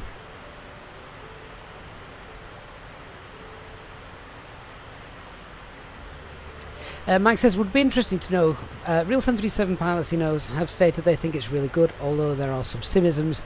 The head of PMDG is a 777 pilot though, so there is that. Is he? I didn't know that.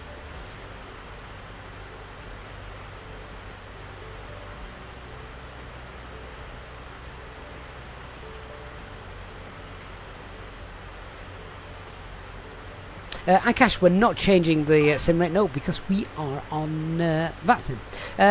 Christian, I'll show you where we will enter Europe.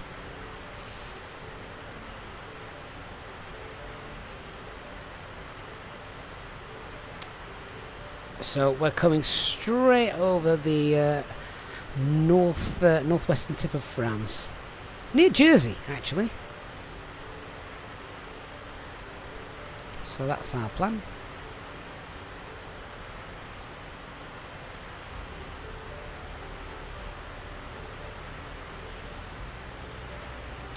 So just a reminder, we will be giving away a copy of the PMDG 777. We're also now flying to the brand new Innobil's Dubrovnik Airport, where we'll land in 7 hours, something like that. And we'll also be giving a copy away of Dubrovnik Airport as well. We might give away something else too, just to break things up over the Atlantic. Break up over the Atlantic, probably not something you want to hear. Iceman, thank you for subscribing. The only prerequisite as well for being able to enter the giveaway is you do need to be a subscriber on YouTube. Lightspeed, you love the name of the aircraft on the Fly Studio. Yeah, there must be something wrong with the config file for the aircraft. Don't know why it does that.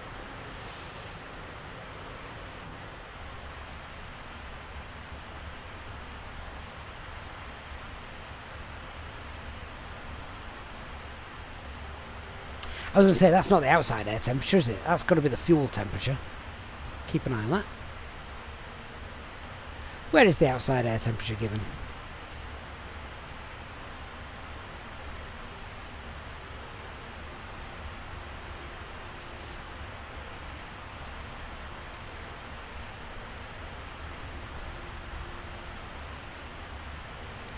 See, that's nice and warm. 24 degrees in the cabin. That is beautiful. My recent flight over the Atlantic was British Airways to JFK actually, and oh my god, it was cold.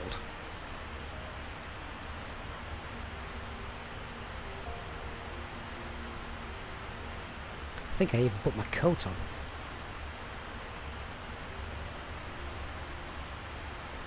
That was a 777 flight.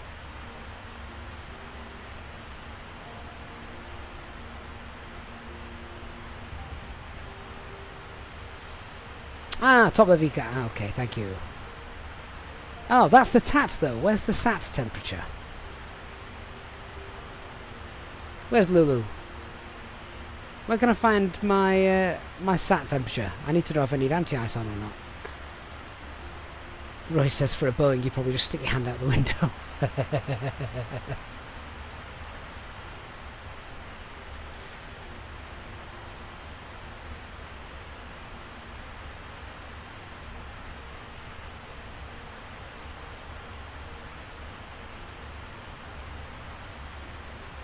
Oh, the heading bug. That's going to be your job today, guys. Is it on the progress page?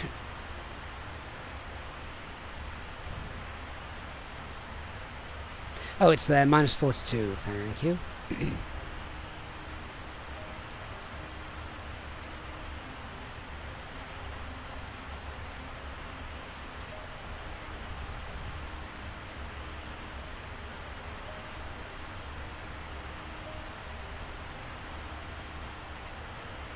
Should probably load the wind data in, shouldn't we?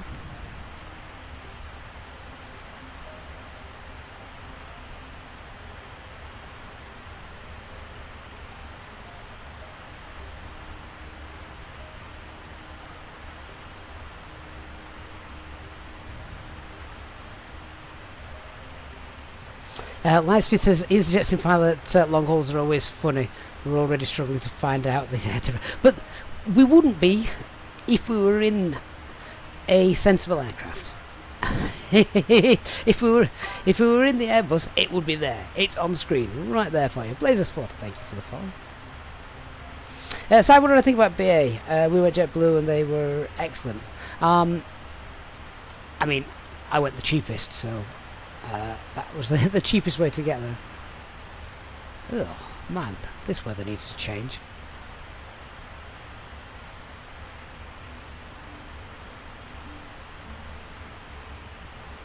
William, how do you set the approach in the McDo? In the Airbus McDo? Oh, that's easy.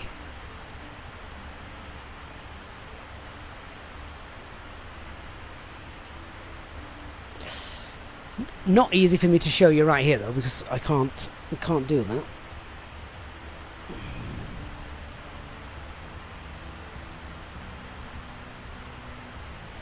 Iceman 95. The giveaways are. There's no planned time for those.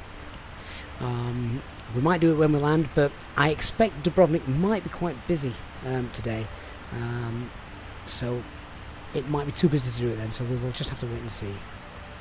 But we have got more than one giveaway coming up on today's flight.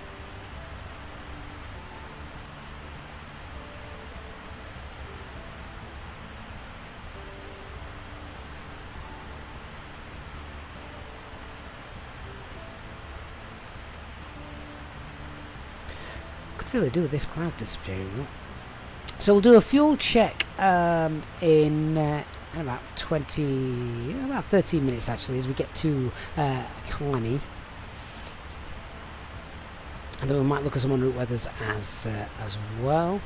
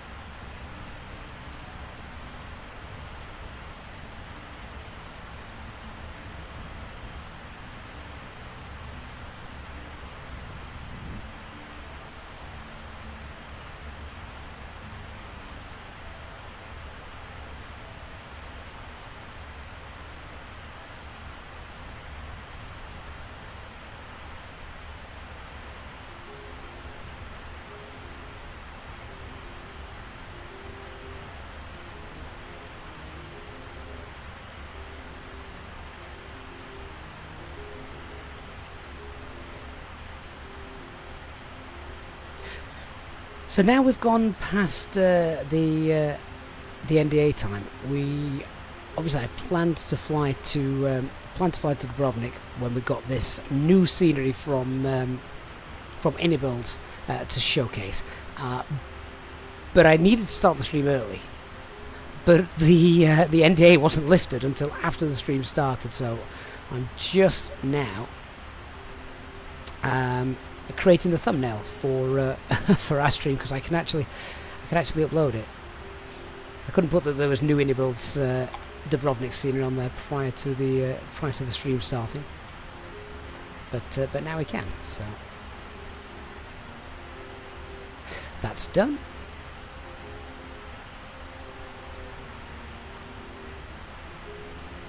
Lula says it's a nice little tailwind pushing us along. Yeah, I think you tend to get that most of the time anyway, don't you? Flying eastbound. One of the other reasons I needed to do it this way and not the other way, because it's faster.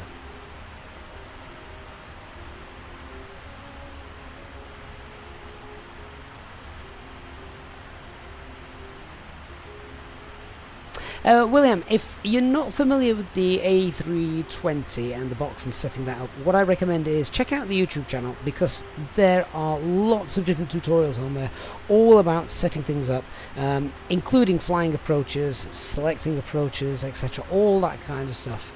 And once you've got it, it's pretty straightforward and easy.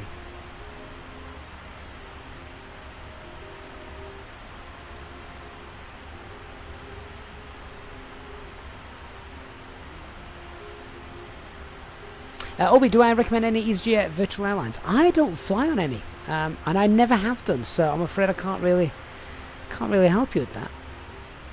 Oh, this cloud is depressing, isn't it? Not even many breaks in the cloud today. It's yeah, not much to see at all at the minute.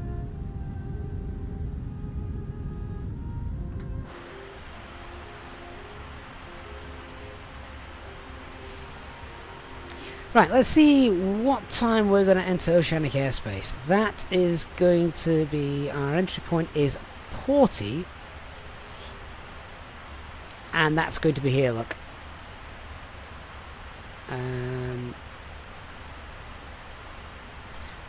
So that's actually our next waypoint, and we're going to be there at 13:32, which is about an hour, actually, about an hour and 20 minutes.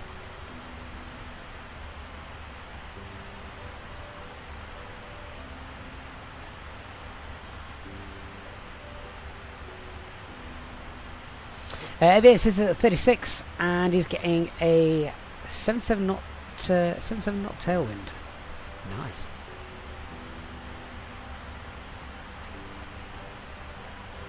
Although you should be at an odd altitude. But you're not on VATSIM, so it's okay.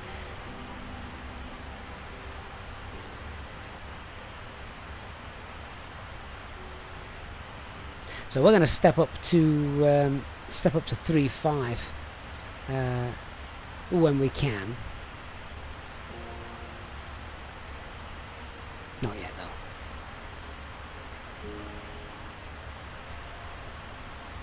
Dr. Magic says it's worth shifting the camera just so you can look out the window. That way you can pretend you're in an A380. I must say, I flew for the first time on a Dreamliner last year. And that was American Airlines Dreamliner. That was really nice.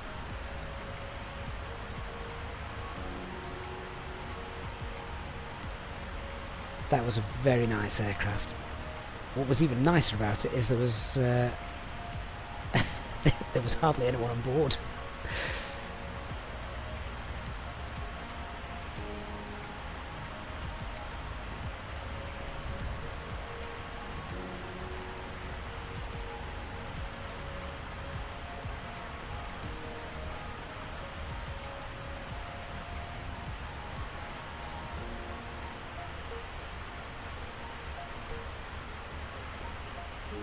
Dr. Peng, oh, this is great, great question. So So, Dr. Peng says that he has something in mind lately, and he really wants to take other people's opinions about it. So he says he understands that VATSIM is a non-profit organisation, but why not make something like a premium subscription that offers those, maybe opt in for a special feature like high possibility of ATC coverage for the flight. How could this be done? A small portion of the price of the subscription goes back to the online ATC. That makes it goes to the air traffic controller that makes contact with the aircraft. So basically, you're paying the ATC, the air traffic controllers, a little bit for their time in doing it. Gives the air traffic controllers more incentive. I get what you mean. There is actually a online network that does that. Oh, what's it called? Pilot Edge. Is that it? Is it Pilot Edge? So Pilot Edge is like VATSIM, with air traffic controllers that you have to pay for. It's a paid-for service, and they do get paid for doing it.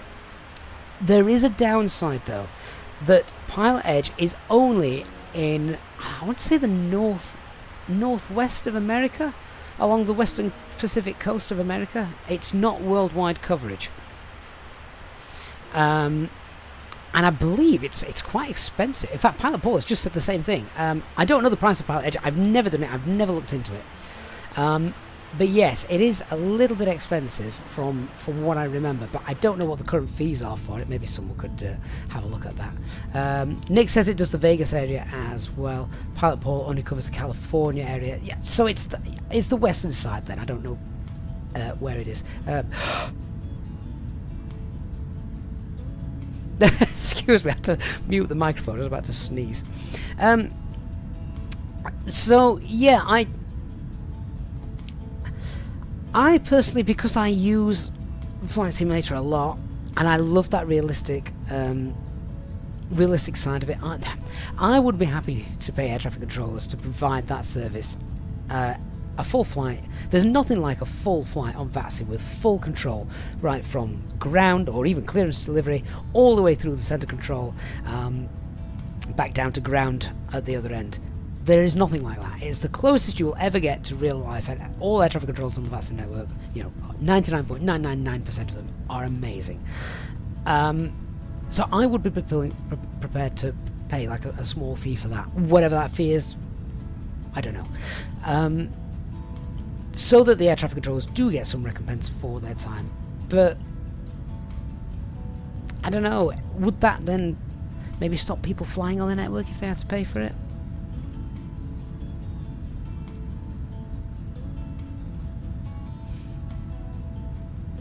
Would it actually incentivize more people to become air traffic controllers? Because the waiting list for air traffic controllers on VATSIM is huge at the moment. So it's not like they're not trying.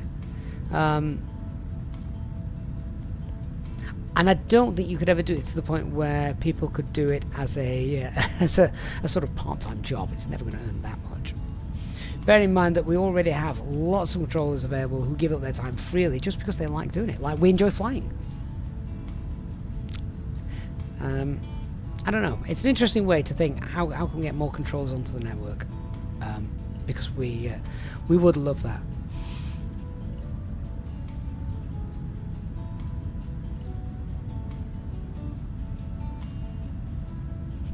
So some responses to this then, and this is what we wanted. Yeah, nice. We've got loads of time to discuss stuff. So RSA says, once you get money involved, it starts becoming a hobby, and then it becomes a job. Most controllers and pilots wouldn't like it. So yeah, that's interesting. Taser says, quick look says it's $20 a month. That's quite expensive. Christian says membership fee. Right, so centre is $20 a month, combined is $34 a month. Yeah, that's getting too expensive, isn't it? I see, so you can actually buy specific centres or expansion packs to cover different areas. Wow, that is really expensive. Kevin, do I think AI ATC will make a dent in VATSIM? No, never.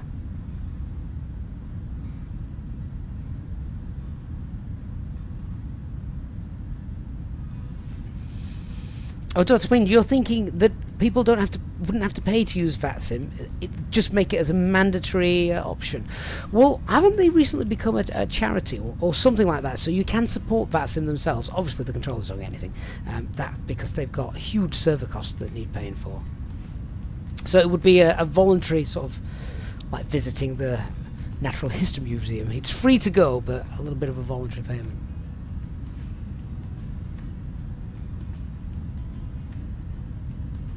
Akash, you're looking at buying Manchester. I wanted my suggestion. There are two. Make sure you get the Mako Simulations. Mako Simulations Manchester is definitely the best one at the moment. And if you haven't used it already, make sure you use our discount code. Get it from our channel partner, the Contrail store.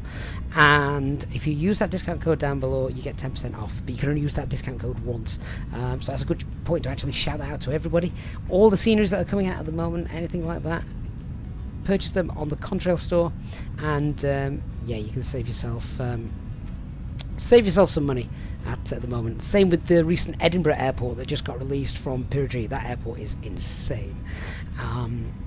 Yes, it's on 50% off at the moment. Use our discount code, you get another 10% off on that as well, which is awesome. So, I'd like to save you guys some money. And obviously, if you are interested in the WingFlex hardware, either the Boeing CDU or the Airbus FCU, we managed to get you, a chunk of money off of that. We can get you $75 off the Airbus FCU, and $50 it is off the CDU. So, anything we do to make things more accessible, all for that.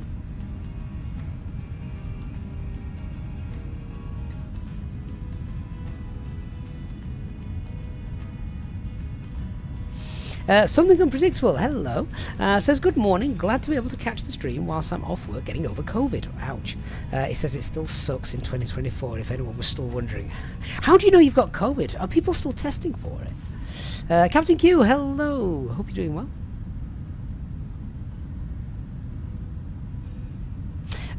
So someone asked about AI ATC earlier. Christian makes a very good point. I think AI will actually encourage people to use VATSIM because it is very good. Beyond ATC and Say Intentions, both brilliant programs, and once you've interacted with those, interacting with real controllers is probably a little bit more applicable, isn't it? You'll get used to it.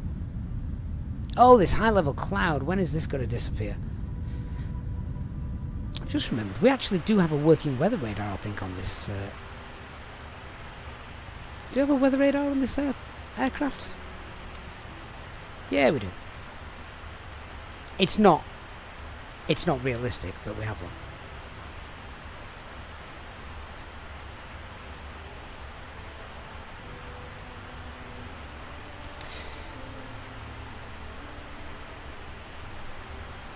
Okay, so we have just passed Canny. Let's do a fuel check.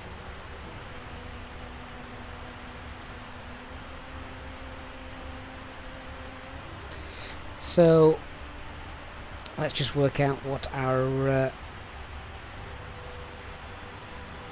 fuel should be.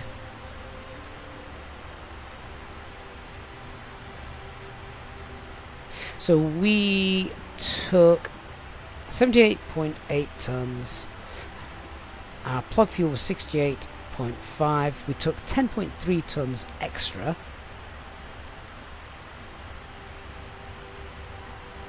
So just writing all this down. So we took 10.3 tons extra. Canny at the top there should be 55.9. So in total we should have 66.2 tons or thereabouts in the tanks. We have got 68.5.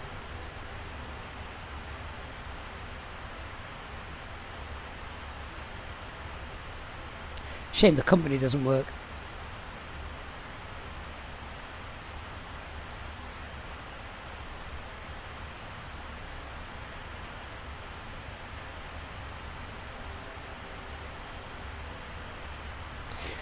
So in real life then we'll be looking at doing our oceanic clearance in a bit. Not yet. We need to give it at least half an hour before we enter. and we're not entering oceanic airspace for well, it's here actually. Oceanic airspace is here, so we're not entering that for another, what time is it? Oh, another hour or so, hour and 10. Christian, the alternate today is Tirana, Lima Alpha Tango India. We've also got lots of other alternates, of course, for something like this. We've got Istanbul, Rome, and Zadir. I don't actually think I selected those. I'm not sure I would have selected those. Rome's okay. I'd have probably chosen Milan as well, as we fly over Milan.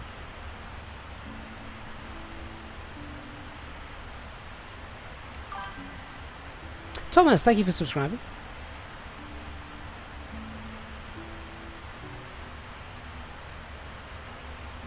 Josh the Heading Book says hi.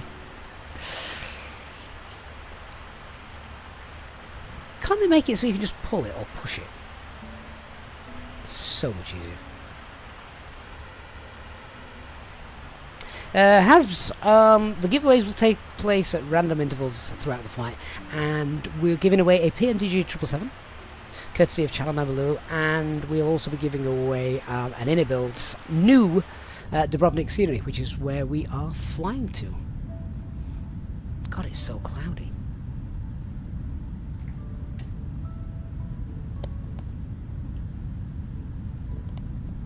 Right, time to start drinking tea.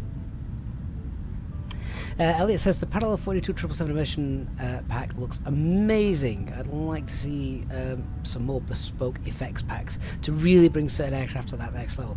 Well, I've got it for both the 777 here and also the Phoenix as well.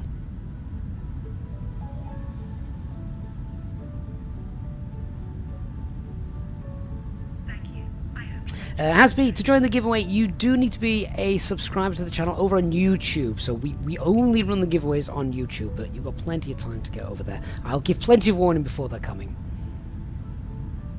So if you prefer to watch on Twitch for now, that's that's absolutely fine.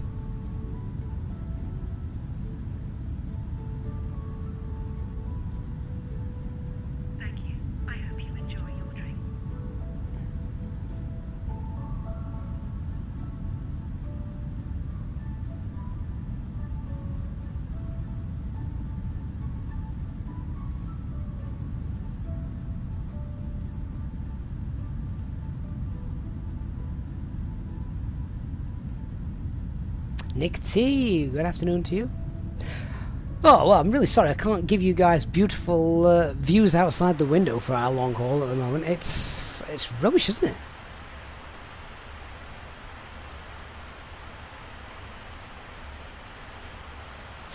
Rubbish weather indeed. Not sure when it will break up.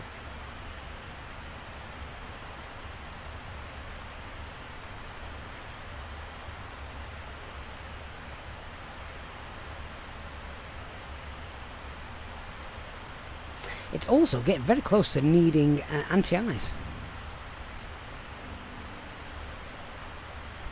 Lulu, wonder what's on the first class menu for the meal service today.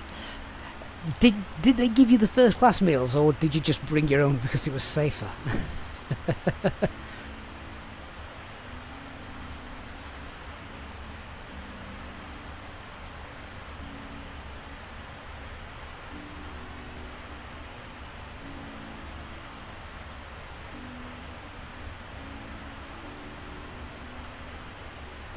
So I'm going to increase our speed. We've got plenty of fuel.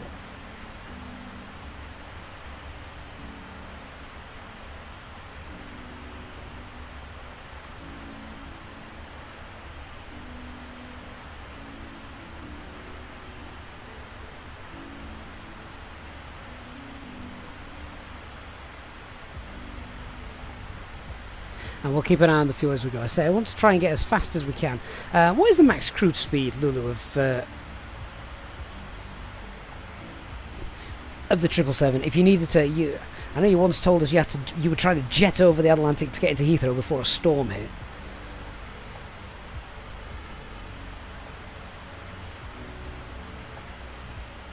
Lulu says pack the sandwiches. You can't just have sandwiches on a long haul flight, surely not.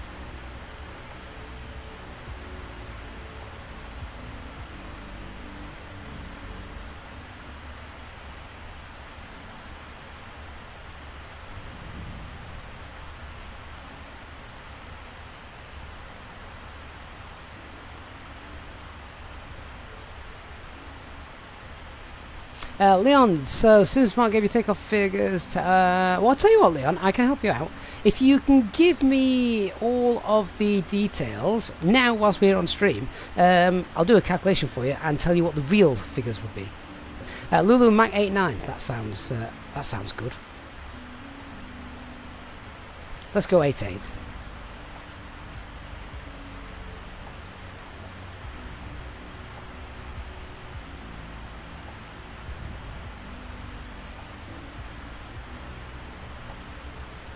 Get my tea quicker then. Ooh, although that is a bit close to VMO or MMO. Maybe not.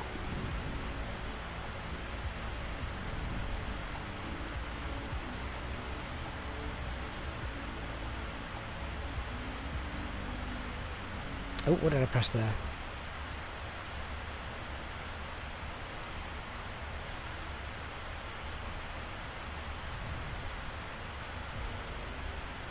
We'll go 87. Till I can get higher up.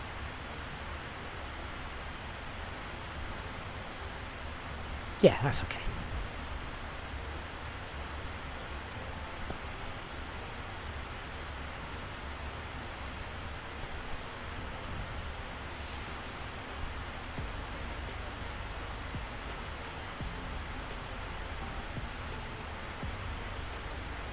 So I recommended on our max is slowly going. In fact, it's telling us now I recommend it's 350. So I don't know enough about how Boeing works all these figures out. So in the Airbus, ideally, if you can stay about 1,000 feet away from the max, then that's just usually good practice. However, this is interesting. So we got max there. Maybe Lulu can chip in here. Max there is 352, but it's actually telling us our recommended would be 35. So optimum is 34. We can't do that.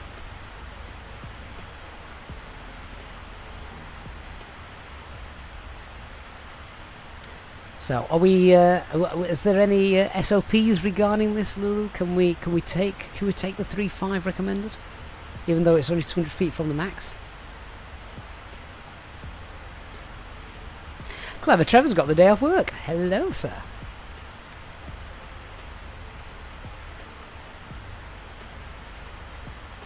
Leon, right, I'll just punch all that into the calculator and see what we get.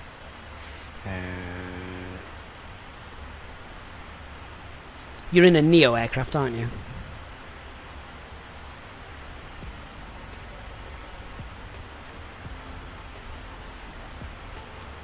And this is Luton.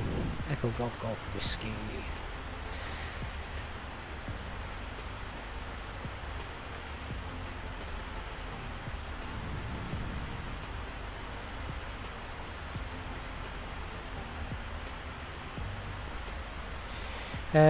So I'm going to give you full length for 07.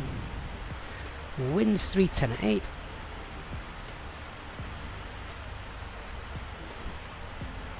Temperature is 21. Is it? Is it that warm outside?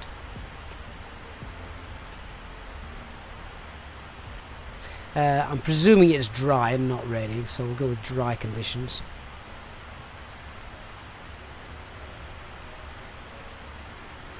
Have you got anti-ice on or off? You should be off at that, so we should be fine. And your takeoff weight is 644. Standard flex climb thrust config 1.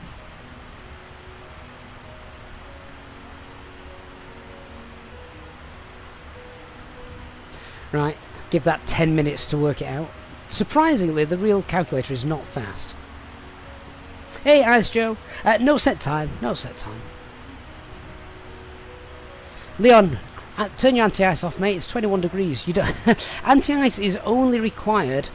You can put the anti-ice on after takeoff, but for your takeoff calculations, you're only looking at what is happening prior to thrust reduction altitude. So anti-ice off, because you definitely don't need it at 21 degrees. It's not going to become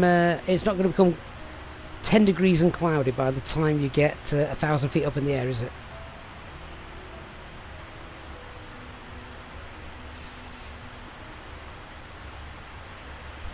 Our high-level clouds are breaking slowly.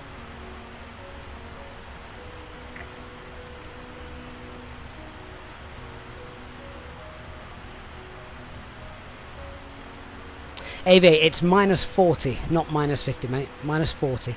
Just 10 degrees out there. Tell you what I'll do as well. I will. We'll have a look at. We'll have a look at SimSmarts. So, grab that metal. That should auto-populate. Anti-ice off. That takeoff weight was what? Was it 644? So we're just doing a calculation for the Neo for Leon, who's about to do a flight. So let me know if all of those are correct on this side. Ignore thrust reduction acceleration. Well, don't ignore it, but there's your engine out procedure.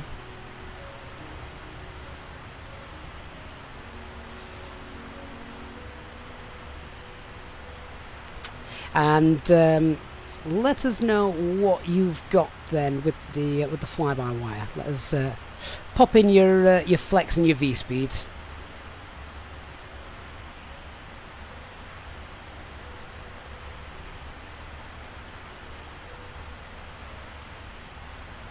Triforce Gamers, what are the easy points for? Just for fun. It means, as Elliot says, you can buy champagne. Is he? There you go. He's buying champagne.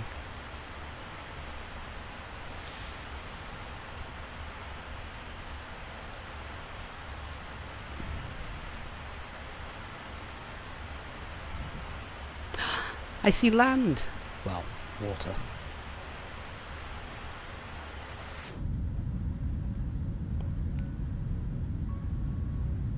Elliot, have you taken your top spot back? Why, have you been gambling?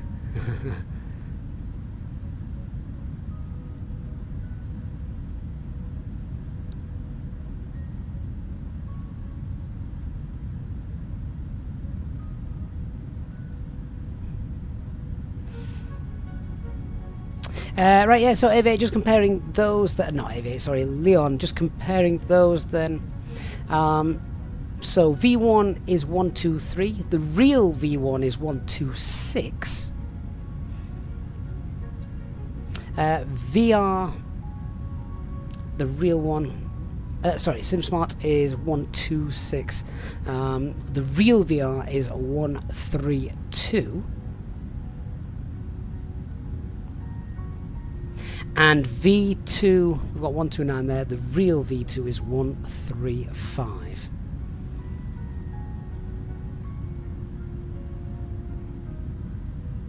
The Flex is 64 on SimSmart, and the Flex in real life is also 64.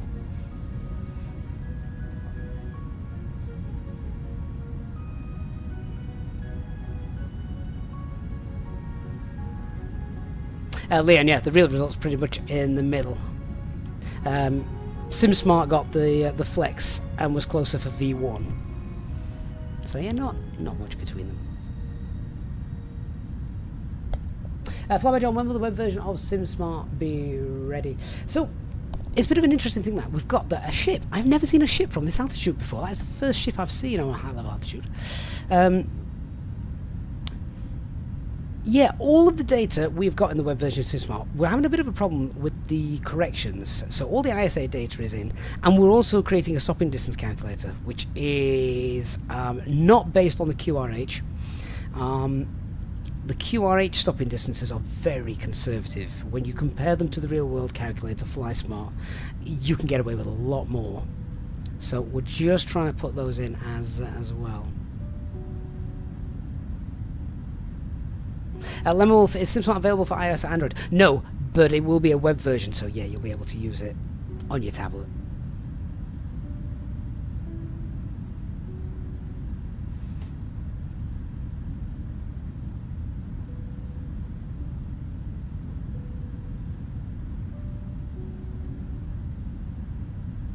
And also, I will say as well, I don't know. I've not used the fly-by-wire calculator. I don't know if it has engine out procedures, but I've just compared to the real one. That is the real one. So that's spot on.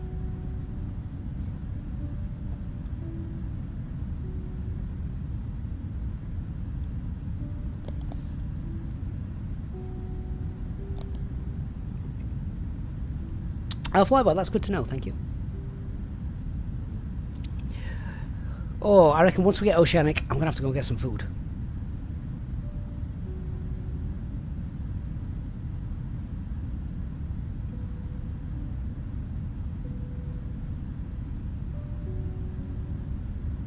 Trifor, do I know when the FMC from Windmill will come? I don't, I'm afraid. No, I don't.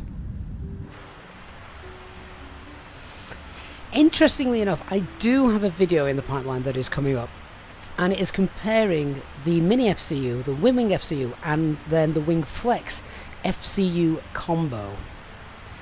That video will be coming up, and I'm comparing them not with just the build quality, but which one feels like the real FCU in the unit. So a couple of weeks back, I spent a while just playing with the real FCU, basically, just to get the sort of the feel, the push, pull, the buttons, etc., stuff like that, just to see how the simulator hardware compares to the real one. So I think you'll be very surprised. You'll be very surprised, I think, with that and the outcome. Big Red Buffalo, good afternoon, sir. Hope you are doing well. Did Lulu ever answer my question regarding the step climbing information?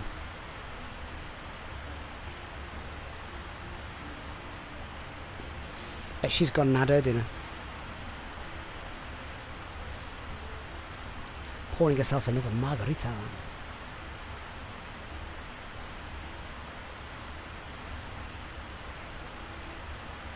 Flyboy John, you're trying to work out, are you better saving for the wing? Are you better to save it for the Wing Flex or wait for the Mini EFIS? You already have the Mini FCU. I love the Mini FCU. I have gone ahead and purchased the Wing Flex full unit because one day I've got dreams of building a home flight sim, and that just makes it really easy. It's there and it works. The Mini FCU though is just brilliant. It's really, really good. I can also use that with MobiFlight. There are profiles available, so I can just use that with MobiFlight, and I probably could have used it with this if there's one available.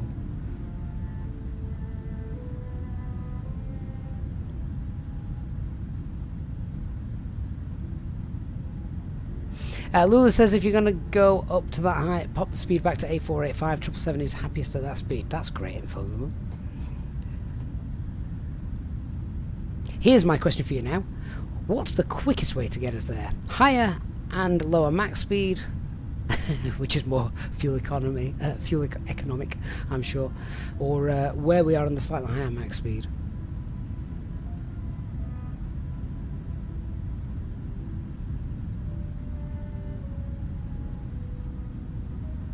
In your years of experience, if you wanted to get in somewhere fast, what were you doing? If you were trying to beat the storm?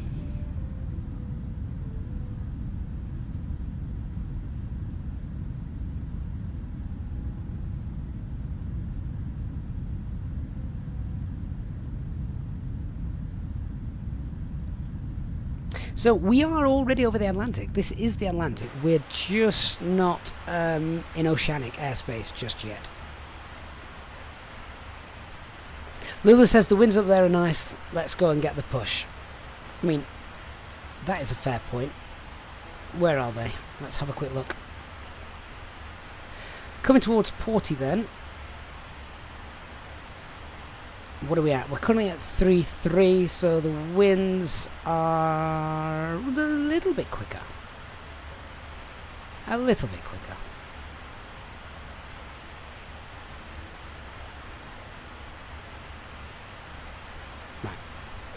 Right.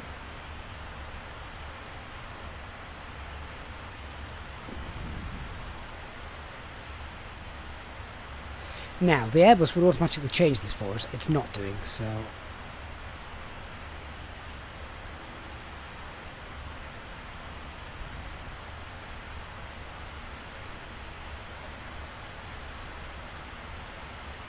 And we're going to drop the speed, as you said, back to 8.5.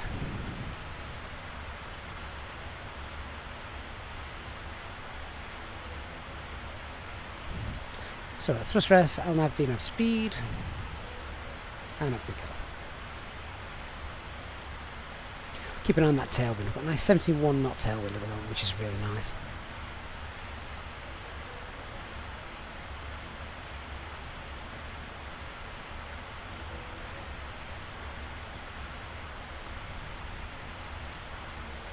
Clever says it's all gone quiet on the Mini EFIS. Really like the Mini. Really like the. Oh, sorry. You would really like a McDo though. I know. I want a McDo and I want a pedestal. Hell, let's be honest. I just want an A320. Your own private one.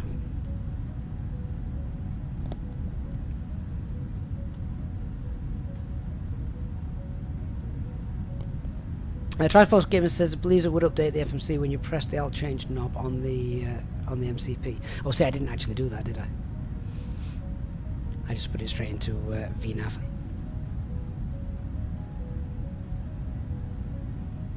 Captain Q says it's like Attila. I could probably get away with that. I've got the twist stick on the side stick, which is twist action on the side stick, which is okay. That works.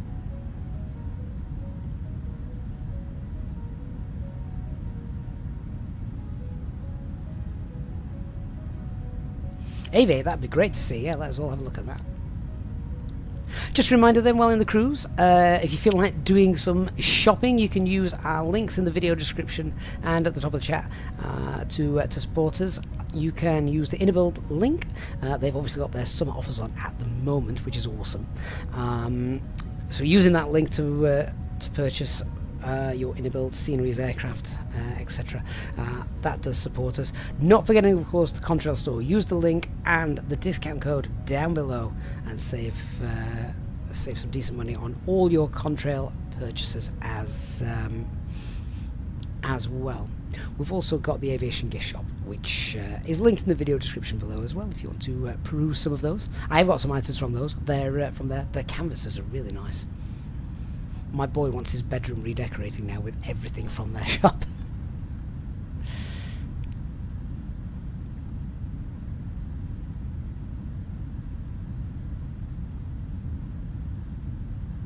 Interesting that I'm just looking at the overhead banner.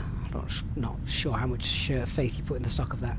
It says ETA is 18:35 Zulu time. That's not what I've got in the box down here. I've got 1901. AV, you can pop that in any, mate. I'm not fussed.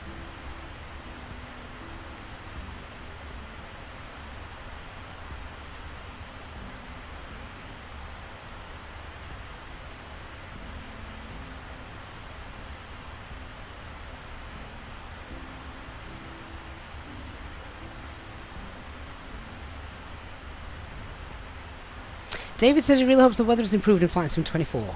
In what way, David? We're getting cirrus clouds. We need those. We definitely want cirrus clouds. Because we don't have any at the minute.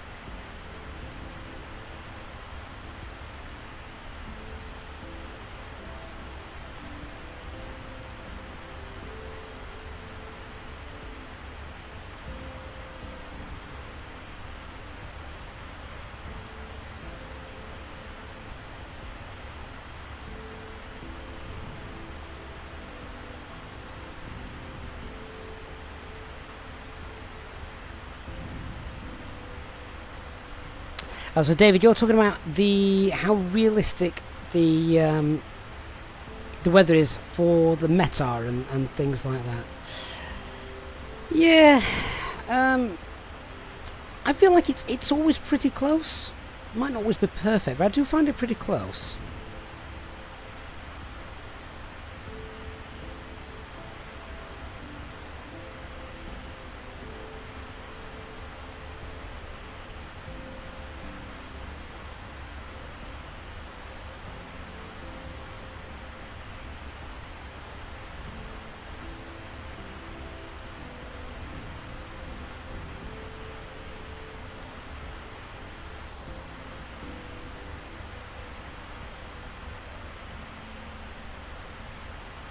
Igando says it got rain on the Metar yesterday. When it landed, it was dry. Da Vinci says that's not unrealistic. It's only what's happening at the time, isn't it? It's... yeah.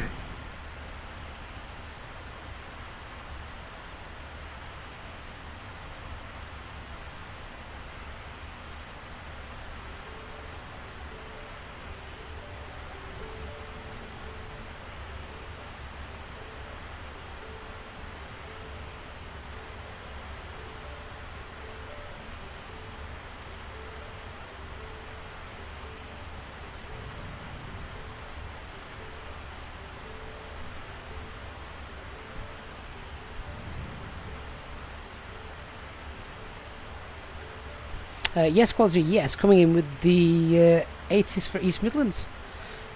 I'm not quite sure why. We're a long way from East Midlands.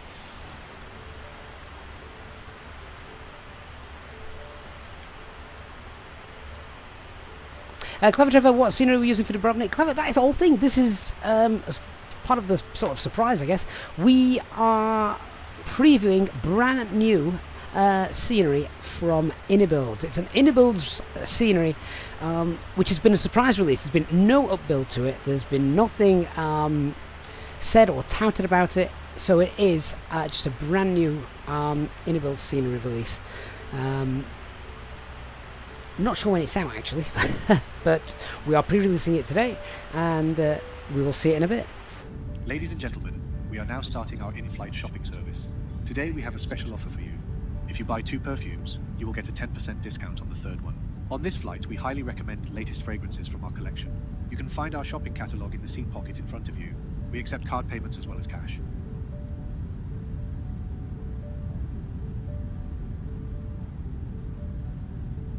It's cabin crew Nick doing his selling duties.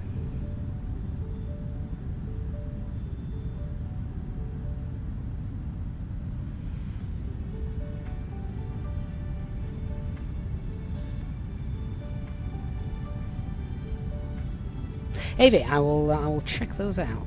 Have a look at those.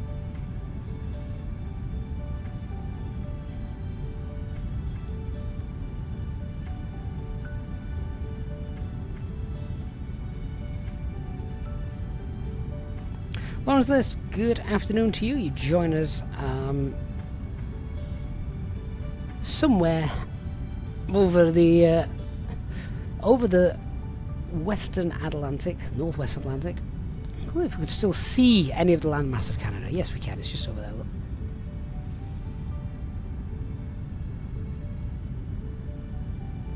Fruba, any holidays? Well, one of the reasons I wanted to do a long haul today for the 777 giveaway, also the Innerbuilds scenery release. They've tied it together quite nicely. But I'm also away for the rest of this week. Actually, no, I'm back late Thursday evening. I'm just having a couple of days away after today. So yeah, there'll be no live streams or anything until well, the very earliest sort of Thursday evening. But I doubt that will take place because I might be back a bit too late. And now, of course, it's the school holidays as well. So anyone with children, how are you coping?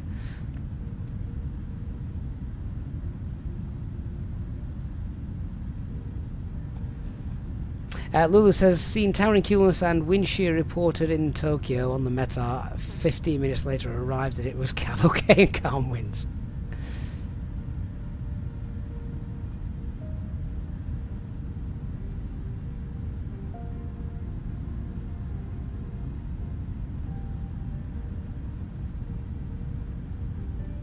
Elliot says, World Update UK and Island trailer is about to drop. Looking forward to this one. Nice little buff to Blighty. Yes, yeah.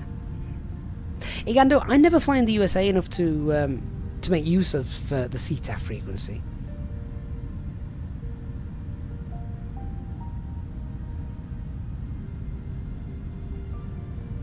Brad says he's sent the kids off to Grandma and Grandpa. Yeah, that's what they're there. That's what they're there for. And they love it. They take them, they stuff them with sugar, then they send them home.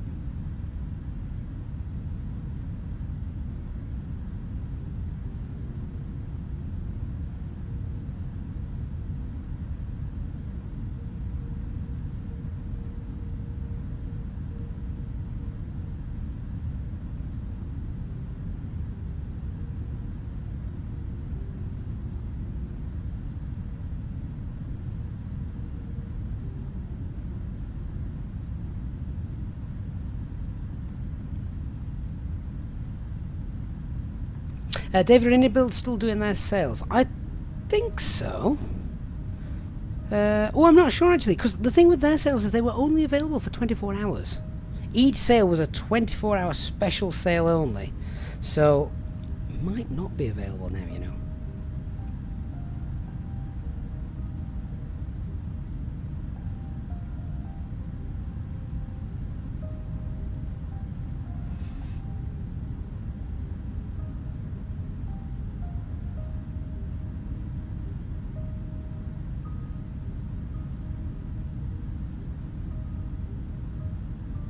Hey, Mathis, part of the PMDG team, says World UK update should be fun. It is, and obviously it's a part of the world that I fly in a lot, so I'm really looking forward to that. A part of me was really sad that my hometown, well, my home city of Sheffield hadn't been included. Sheffield's I think it's the 4th largest city in the UK, and we always get overlooked because of Leeds. I mean, what's Leeds got that Sheffield hasn't? Apart from a semi-decent football team.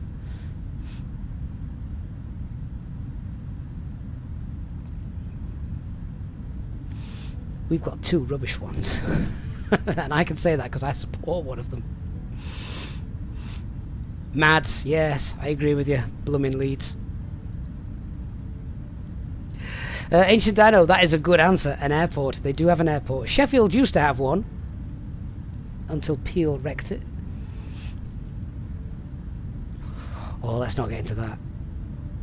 Same as they did with Doncaster Airport. Although there's hope. There's hope that Doncaster Airport might come back.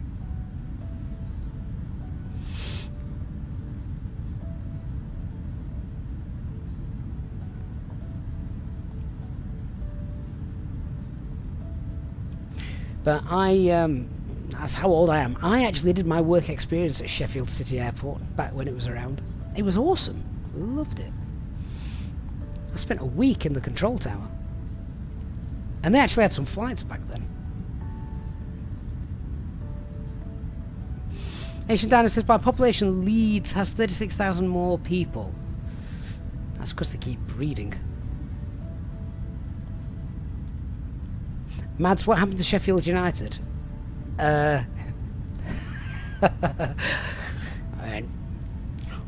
Worst Premier League record ever, wasn't it, last season?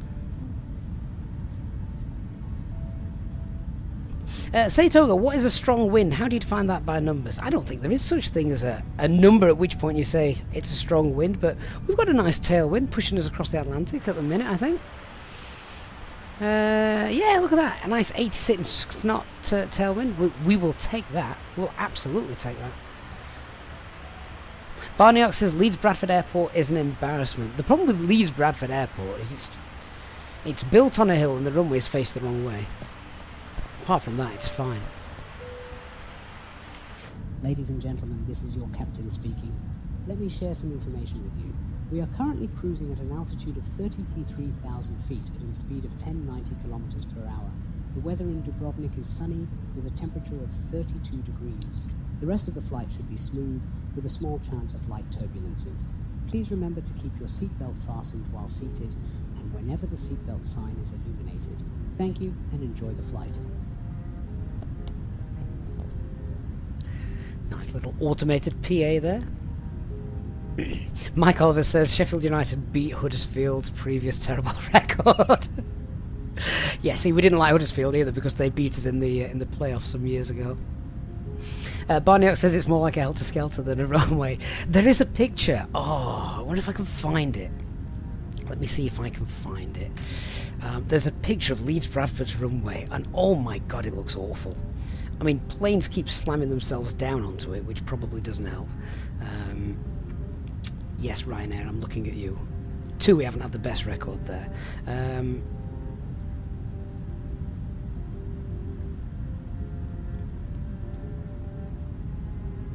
Let me see if I can find a picture of it. I'm not going to be able to find it now, but I have seen one. It just looks... It looks terrible. Oh, there we go. That might be it. Look at this.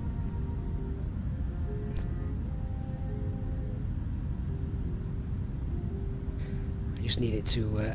just need this picture to load. I'll get it up.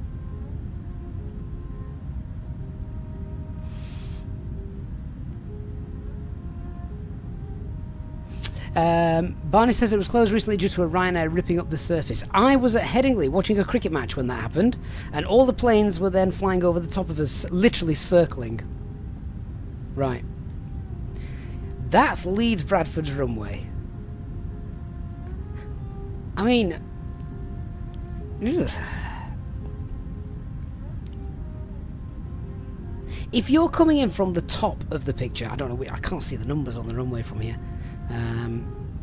And I don't know Leeds well enough because EasyJet don't fly there that often. But if you're coming in from the top, landing down towards the camera, if you touch down just in that touchdown zone, suddenly that is really downhill. My kids would love to roll down that on their bike. Ancient says top is 3-2, bottom's 14. Thanks. So if you're landing on 3-2 and you're just in the touchdown zone, oh my word, you're gonna slam those brakes on with some reverse thrust.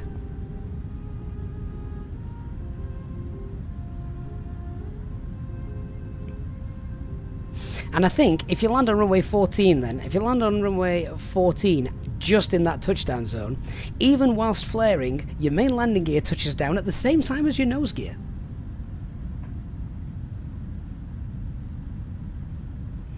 It kind of says it looks like Courchevel.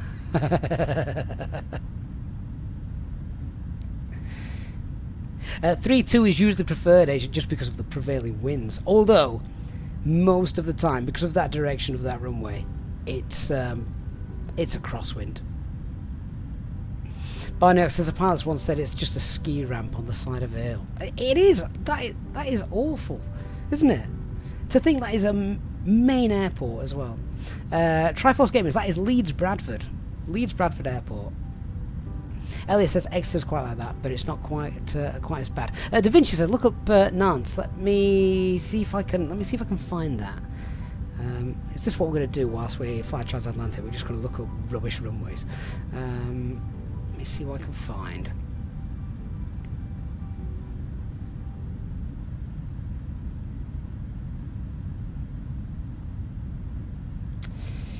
I'm trying to find a picture that sort of shows it off. Although all I can actually find is flight simulator representations of it.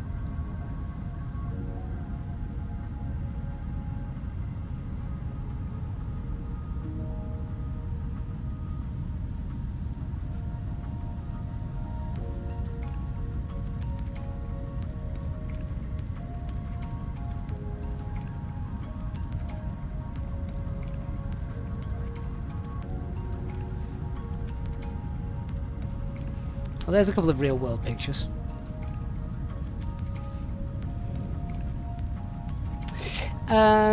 Something unpredictable. Isn't Manchester a bit like this as well? It's... If you're coming in on 2-3 right, it does have a bit of a hump at the start, but it's nowhere near... yeah, it's nowhere near that of Leeds Bradford. Oh, Cambered Runway, there you go. Oh, it's interesting. can't find a photo that shows off how bad it is, though. Is it on a slant, then? I'm just looking at that with the horizon. Maybe it's not quite that bad.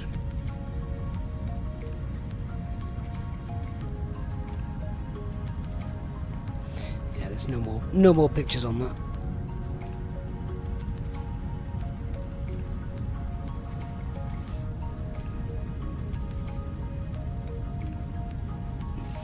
Da Vinci's just up, down, up, down, up, down. Does that help with braking? Yes. It's like, you know, when the auto brake system in your car, like you put the brakes on and it just speeds up, slows down. Rapidly applies them.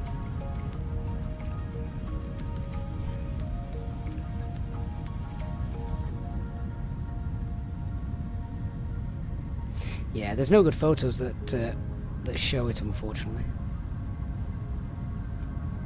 Say Toga, when is the best time to flare when you set thrust to idle? In the Airbus?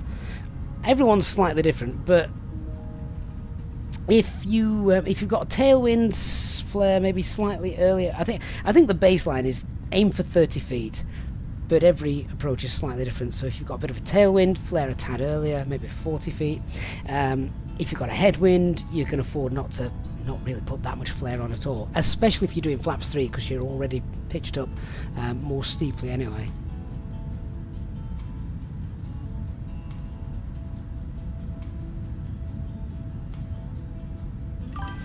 Have we got the UK update out? Sorry, not out, but the preview. Should we have a look?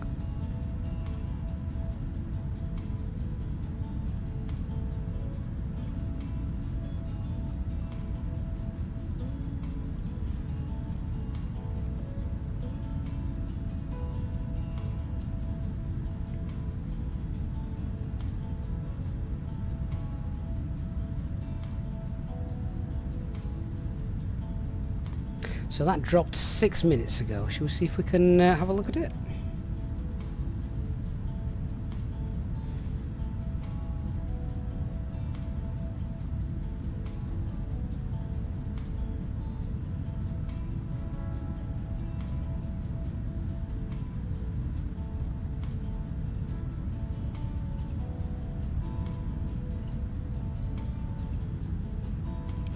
All these Irish landmarks. Dan will be happy.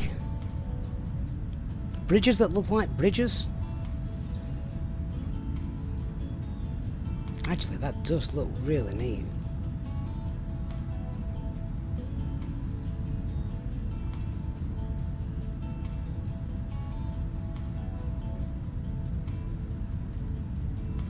Oh, the wheel even turns. That is brilliant.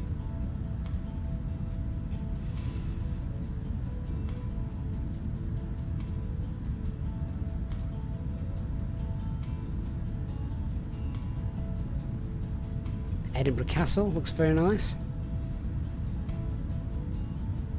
Inverness Castle, I have relatives up there, so no doubt they will recognise that. The Royal Border Bridge. Newcastle. Castle Howard, been there a couple of times.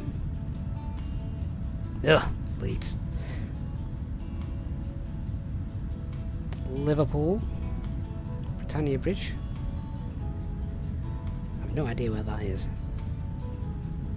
Cardiff, both with Ninian Park and the Millennium Stadium. Bristol should look good. Love the radar and astronomy centre there, that looks decent. All these things that these aircraft are doing that you're definitely not allowed to do in real life. Wow, Brighton Beach and Pier looks amazing. And they've redone London, and it looks like it hasn't been bombed. We've been waiting for this for so long, though.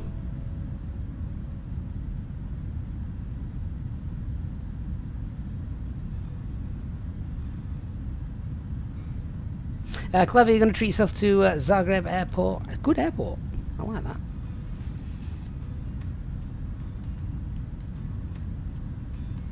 Team Simple says Brighton looks amazing. It did. I actually thought, as the cities went, that was probably one of the best ones. Paul, thank you for subscribing. Right, we need to do our Oceanic fuel low centre. That's fine. It's just letting us know that once that's gone, we can turn the pumps off, can't we? Got our fuel page.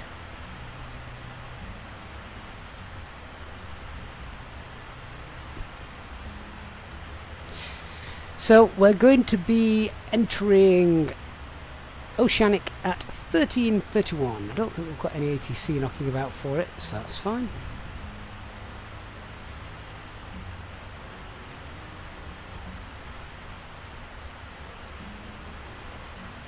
So we can just sort of go through the motions of applying for Oceanic clearance.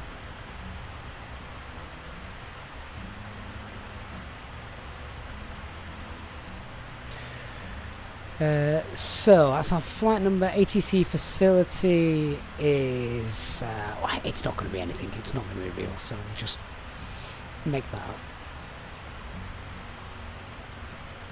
up. The entry point is Porty.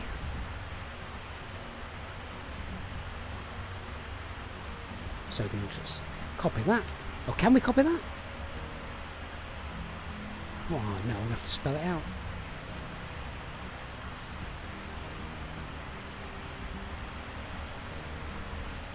And we are flight level 35.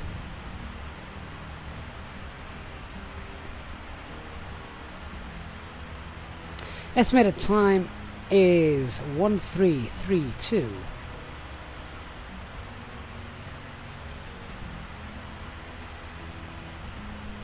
Mach 85.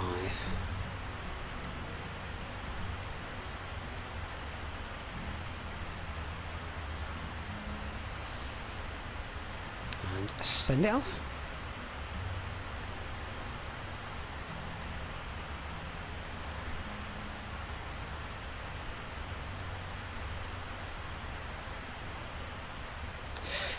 Now this is where Oceanic becomes not difficult, but it's where we have things to do. So we've said we're doing Porty at 1332. Of course, if that now changes by 3 minutes, then we'd need to update that. Now, you don't have to give the position reports anymore. They've got satellite traffic, satellite tracking now. Not like the old school days where you had to give verbal position reports and things like that. But it's kind of fun to do. I like that old school way of doing it, and let's be honest, it gives you it gives you something to do on the long flights. Twarog, did I ever do general aviation in beyond ATC? I didn't. I'm afraid so. No, I didn't. Right, I think we can turn those pumps off now. We've drained that fuel.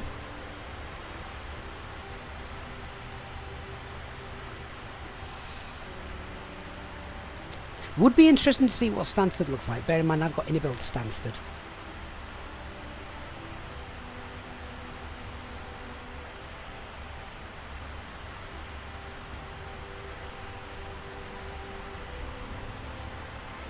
So yeah, we've sent that. We've obviously not got we'll not get anything back because there's no one around. But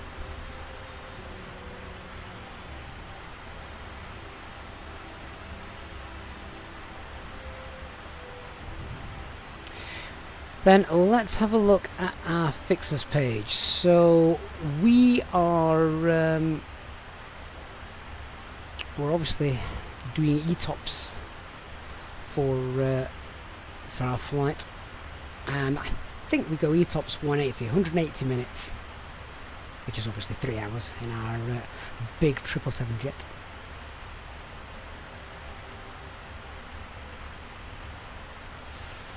So let me have a look at the flight route and our ETOPS airports.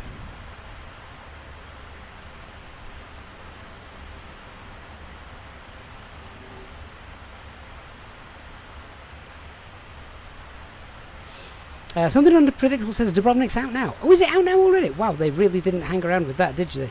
Well, in that case, if you want to purchase it before we get there, please do use the link below, because that also supports the channel as well. But yeah, there you go.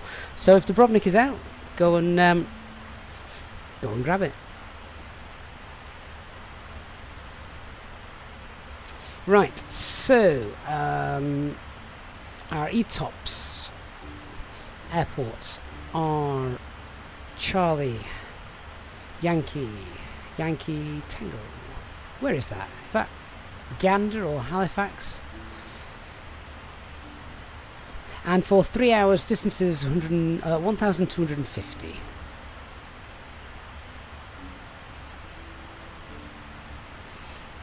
Oh, I don't want a bearing.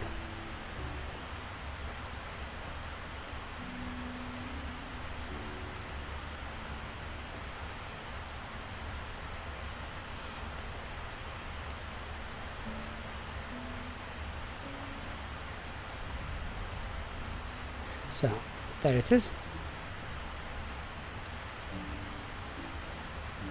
And our other airport then, at the other side, there's only two, is that Shannon? Echo India November November?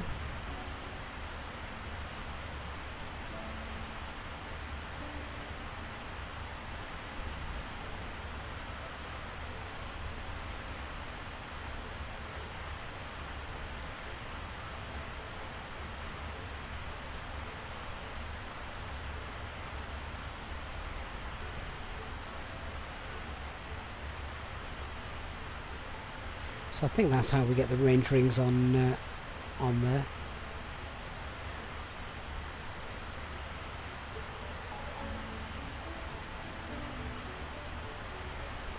you can see that it overlaps almost bang in the middle of the Atlantic, actually.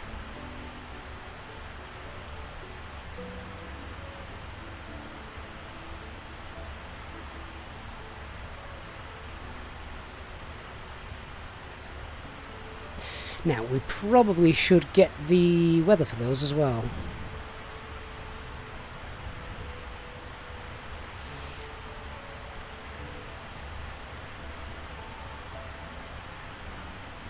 So that is visibility 15 static miles, few clouds 1,000.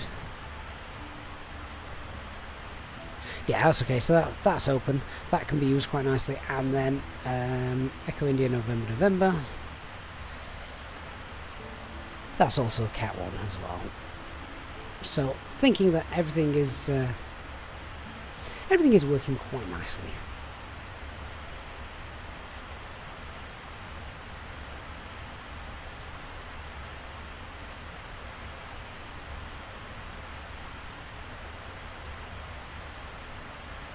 Lulu, so CYTT St John's and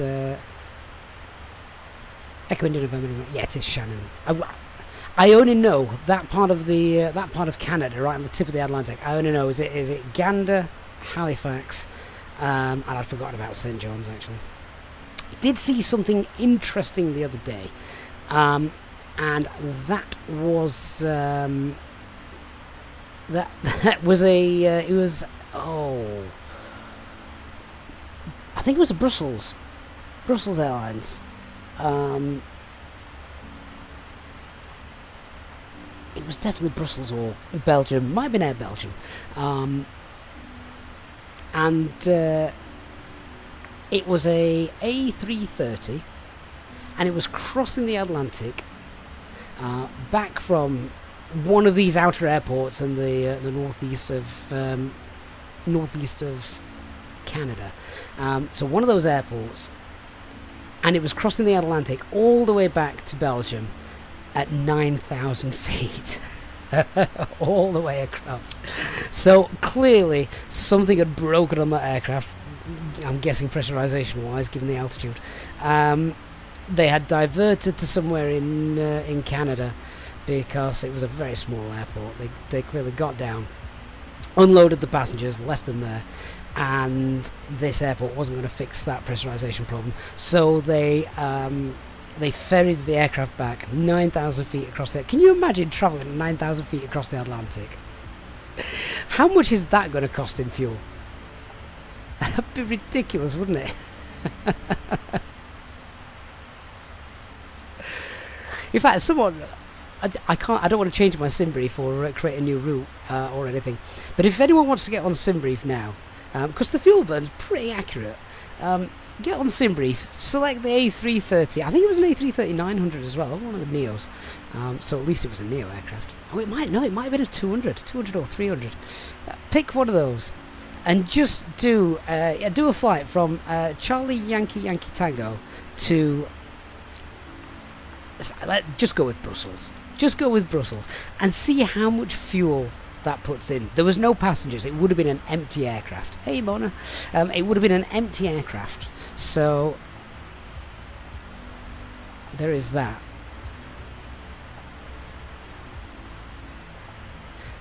I know it was a European airline, but was there nowhere a bit closer to take that to be fixed? I mean, you don't know what's broken on it, do you?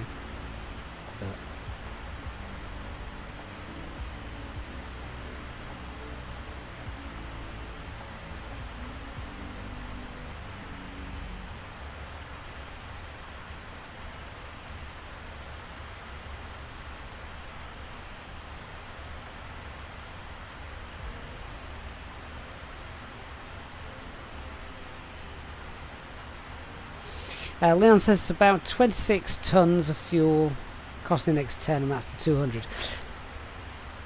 That's plug fuel. That's fine. So Leon, do me a favour. Now add passengers.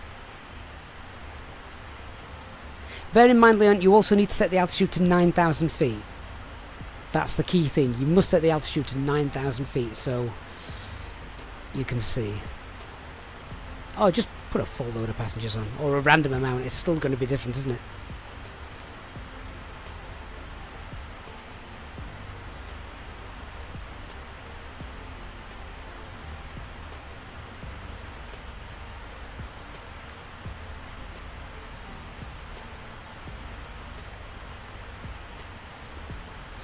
Andy says, anyone took a look at Circuit Avionics? They have a radio and transponder panel and main control panel for 578. That, see, what, all of that for 578? That seems cheap.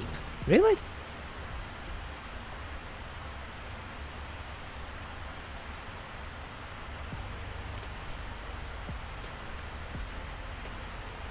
And Leon, presumably with the full load, you've got a normal cruising altitude, not 9,000 feet. Doesn't seem as bad as I thought it was going to be, actually. Cruising along at 9,000 feet for 3,000 miles. Ah, had you not done that, Leon? Yeah, there's the difference. The altitude is important.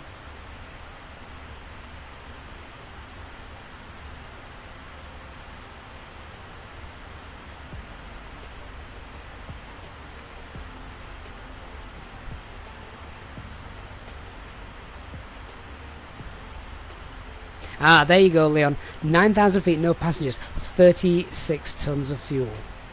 Ouch.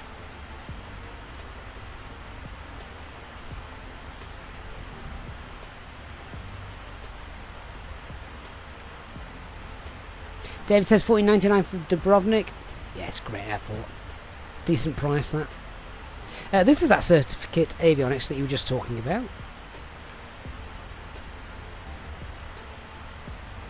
That looks pretty straightforward, doesn't it?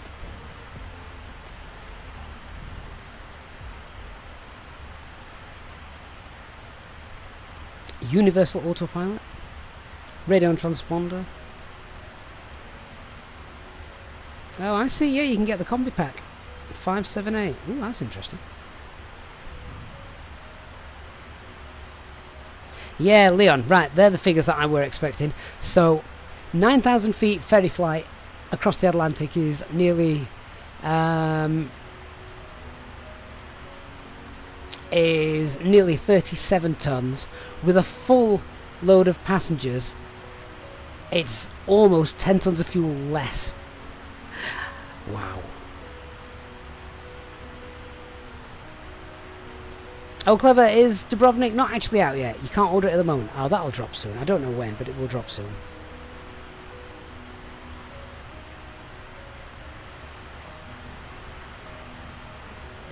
Well, this is a gorgeous day over the Atlantic, isn't it?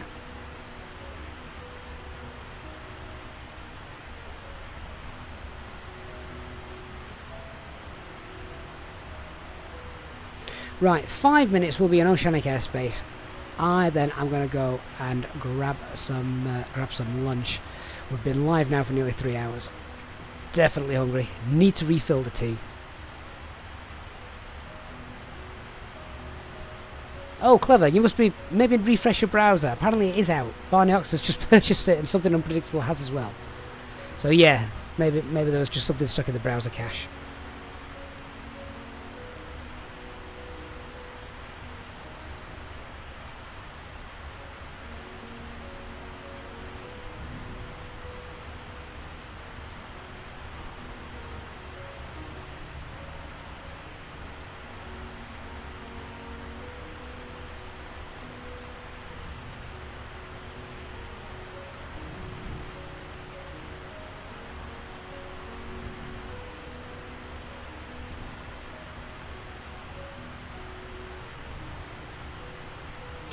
David, is the Indibles A300 worth it, especially now they've improved it? I liked it before, so with the improvement, I would say so, personally.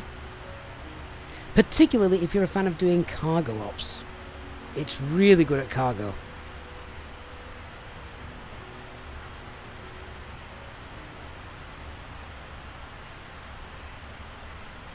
And of course, there are lots of real world cargo routes that do use that.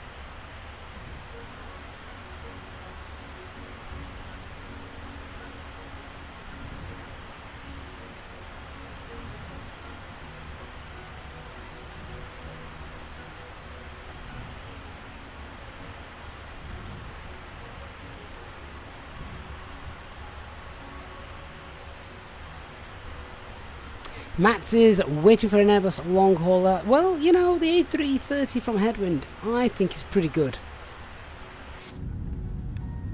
I've flown it across the Atlantic on VATSIM, no problems at all. Lotta Games, what are the requirements for the giveaway? Apart from subscribing, that's it, Lotta, that is it. So what we're going to do is we're going to enter oceanic airspace in the next 3 or 4 minutes.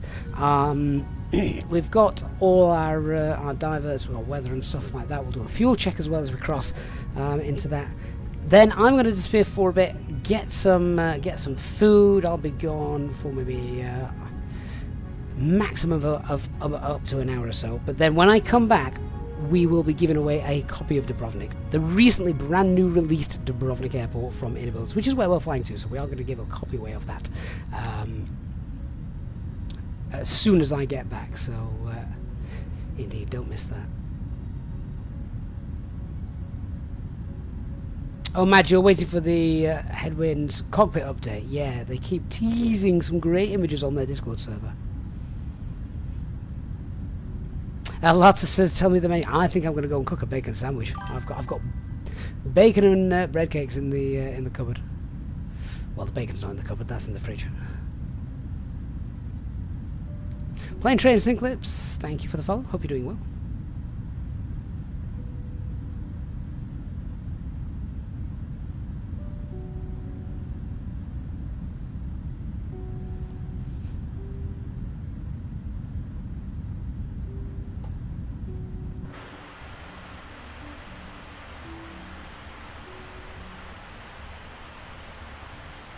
Looking to get into Dubrovnik close to 8 o'clock UK time. 1900 hours Zulu time.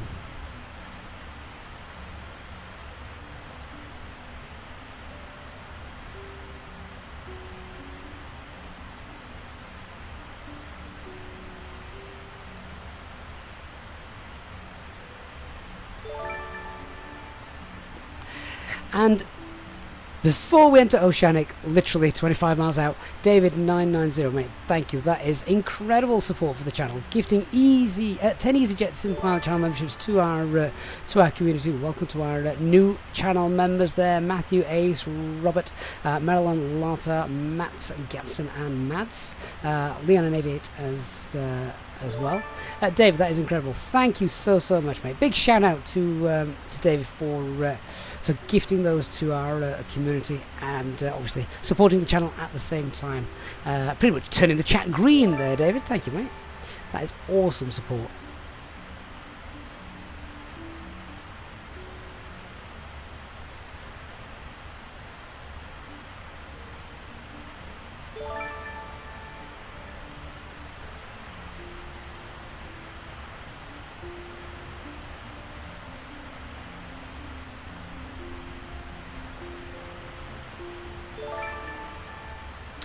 Nice and peaceful up here at 35,000 feet.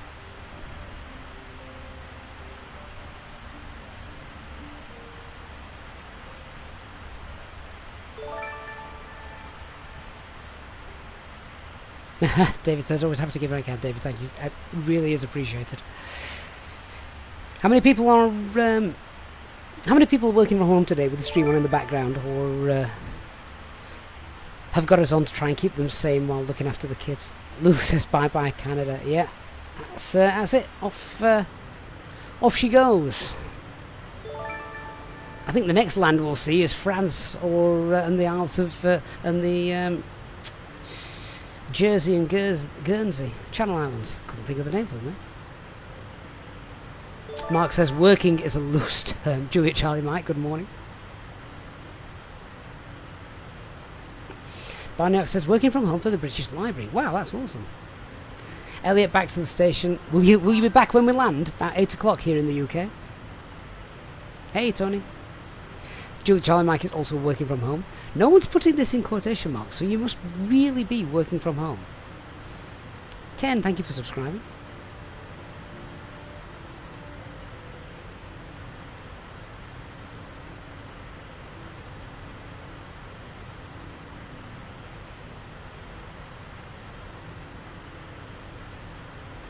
Ah, there you go, Flyboy John. He is working from home.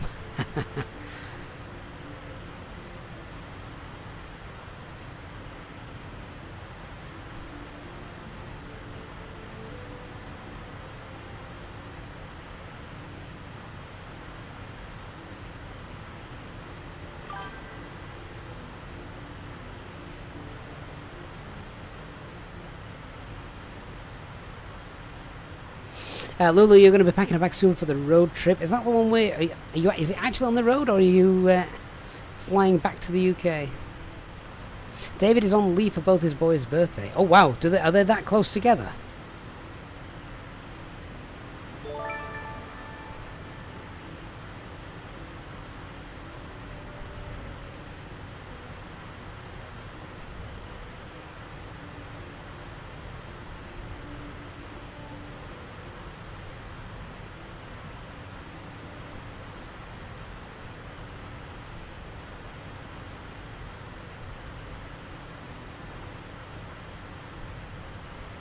...7 days apart. Well, I mean, that's good for them. They wouldn't want to share a birthday, would they? Uncle Smusson, hello mate, celebrating 19 months of channel membership as well. Thank you so much for your support during that time, Uncle.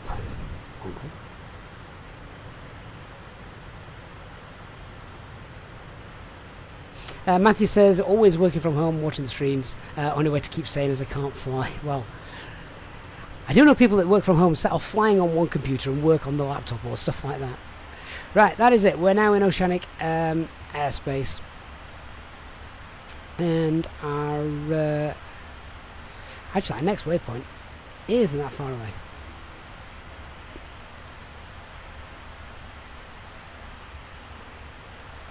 So, I think now will be a good time to go and grab some food from the galley, sit back in the first class cabin, and enjoy. See how many ships we might be able to spot.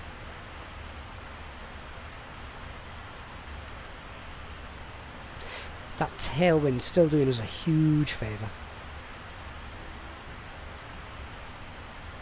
Oh, Lulu, you're actually doing a proper road trip. 4,300 miles. Lulu, that's further than we're flying today. I'm almost certain of that. Hang on, let me have a quick look.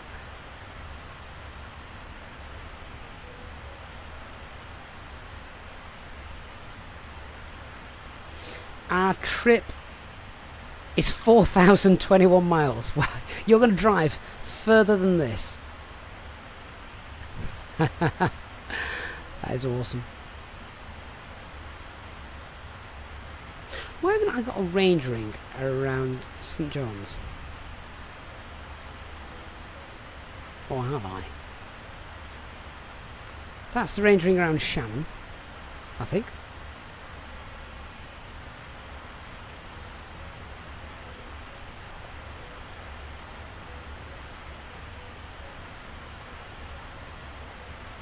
Cheers, Nick. Good to see you still alive. Oh, Leon, you're coming up north. Yeah, around my neck of the woods. Dan's here as well. Nolex 2411. Hello, Dan.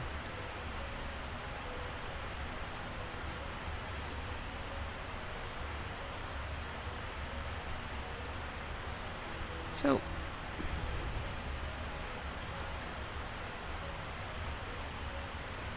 just go back here.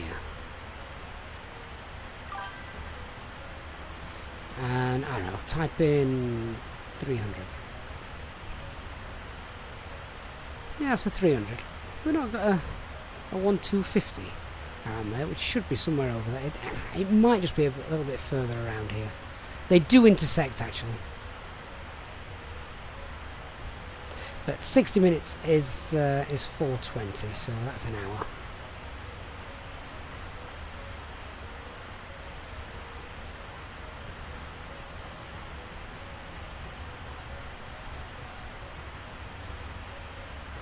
Shame we can't zoom out even further.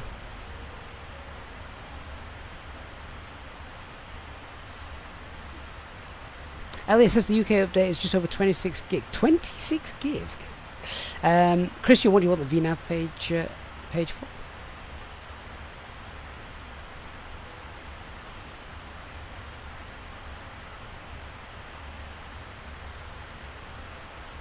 I will have to get that installed, the update, as soon as we can.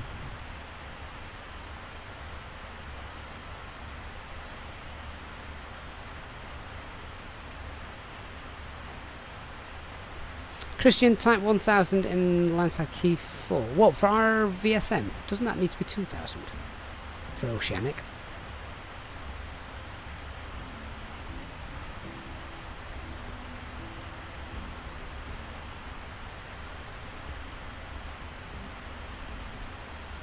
I have no idea what I'm doing here, by the way. I'm just following your instructions blindly.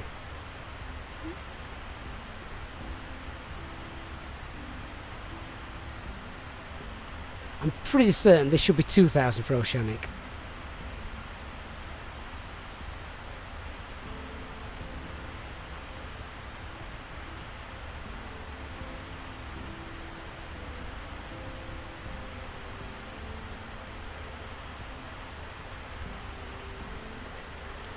So I thought normal RSVPN is whatever it is. I thought it was 1,000 feet normally, but Oceanic was 2,000 feet.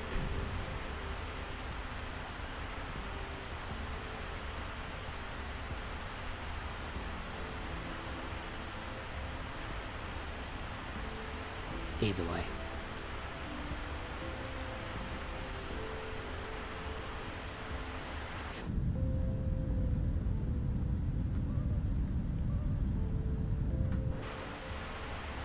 Right, definitely food time. So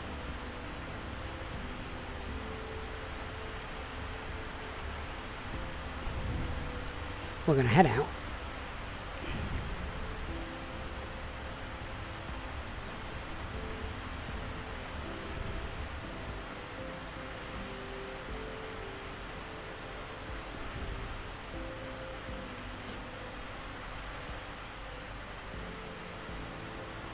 we'll find an empty spot in first class, I think.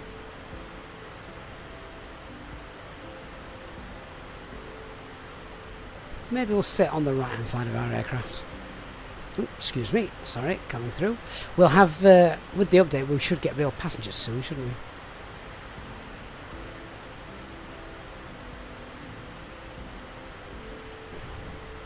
Right, press the button, and cabin crew are going to bring us some food.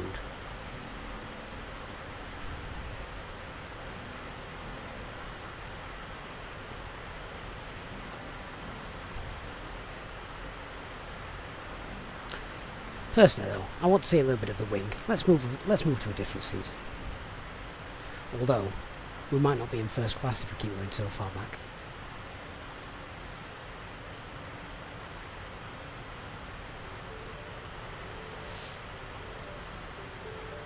This is a very small section of the cabin, isn't it? Between sections. Rich, so step climbs are because the aircraft is usually too heavy on long flights, just because of the fuel that it's got. Oh no, I want the comfy seat. Right, we're sticking with oh, this'll do. There we are. Alright guys, so I'm going to go get some food. I'll be back in an hour or so. The giveaways are coming when I get back. So yeah, and enjoy the view. And I will speak to you all very soon.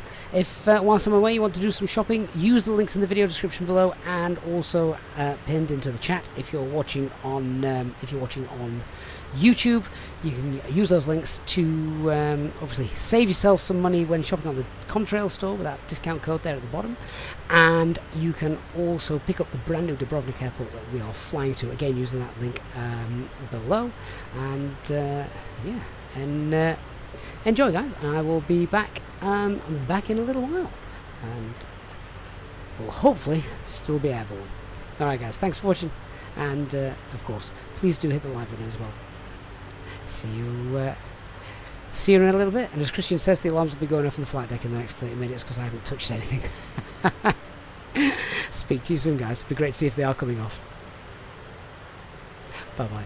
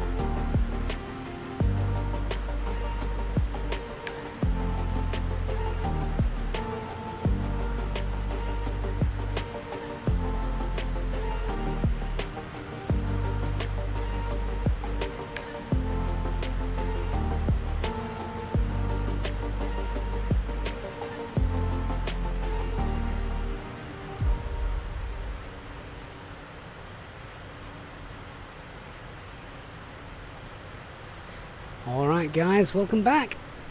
Oh, that sandwich was lovely.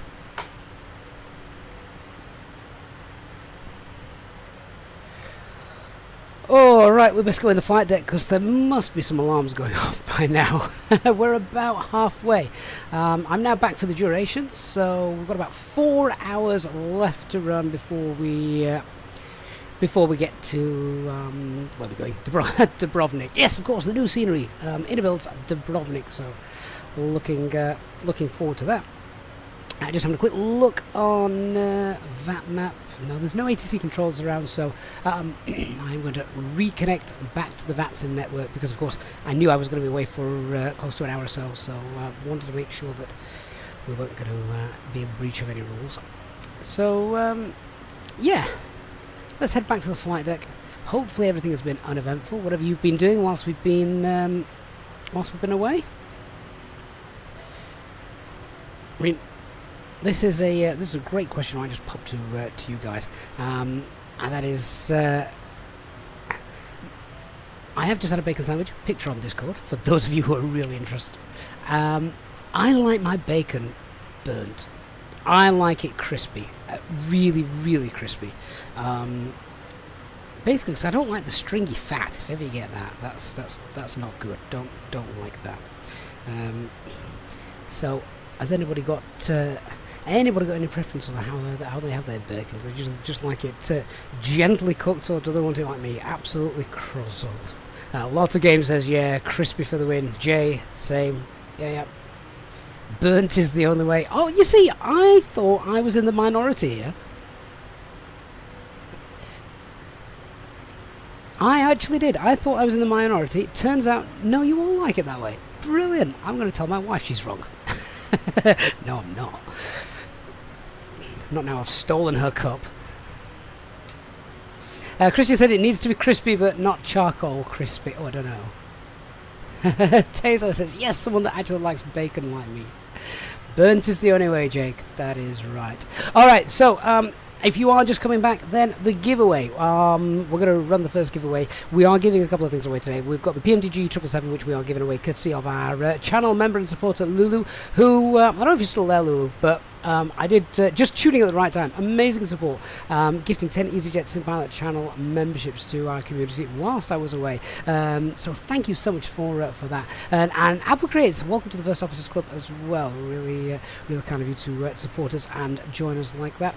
So yes, we're giving away a PMDG 777. We're flying to the brand new Dubrovnik scenery released today by Innerbuilds, and you can grab that in the link down below and at the top of the chat using the link to the Innerbuilds store. Go and get Dubrovnik, and we're going to give a copy of Dubrovnik away. So I'm just going to start the giveaway bot. So in order to be able to enter this, for those of you watching over on Twitch, then you will need to just open up YouTube, because the giveaways are only done on YouTube at the moment. So you will need to get yourself over to YouTube. Got plenty of time. And what I need you to do then is you must be a subscriber to the channel. And Adam Chino, mate, welcome to First Officers Club. That is amazing. Thank you so much for joining us for that. And what I need you to do is, if you type into the chat the ICAO code for Dubrovnik, which of course is Lima Delta Delta Uniform, type that into the chat now for the next 2 or 3 minutes. That will enter you into our giveaway, and you will win yourself a free copy of the brand new scenery that we are flying to today, Dubrovnik. Jake the Avgeek, that is tremendous. Thank you so much for becoming a channel member. I really appreciate that as well, my friend.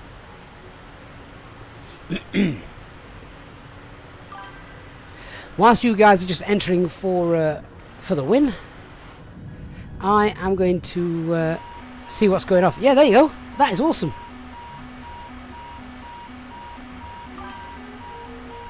Nice to see that. Alright, shut up. Oh my god, how do I stop it? Okay. Oh, that was annoying. So this is why you need to keep moving the heading bug. Nice to see it works though.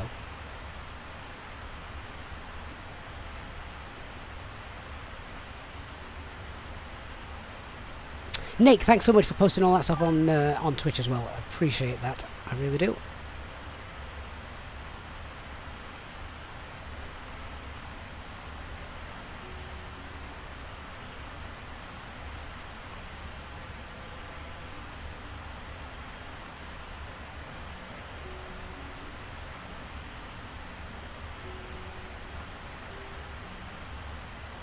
So I do want to give anyone that is just moving over from Twitch to enter this a minute or two, so we will run that in a moment. You only need to enter once. Please do only type into the chat Lima Delta Delta uniform just the once.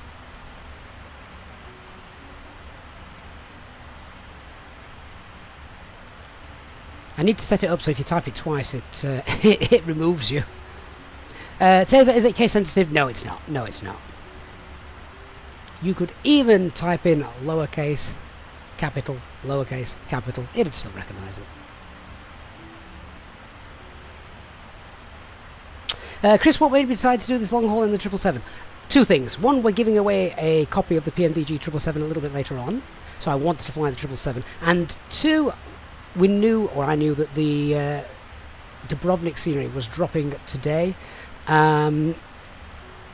And this was the only flight that came close to being real world. So United actually fly this. They do actually fly this route, Newark to Dubrovnik. They do actually fly this, but they fly it in the 767. They don't fly it in the 777, so we're not fully realistic today. But even so, should be fine.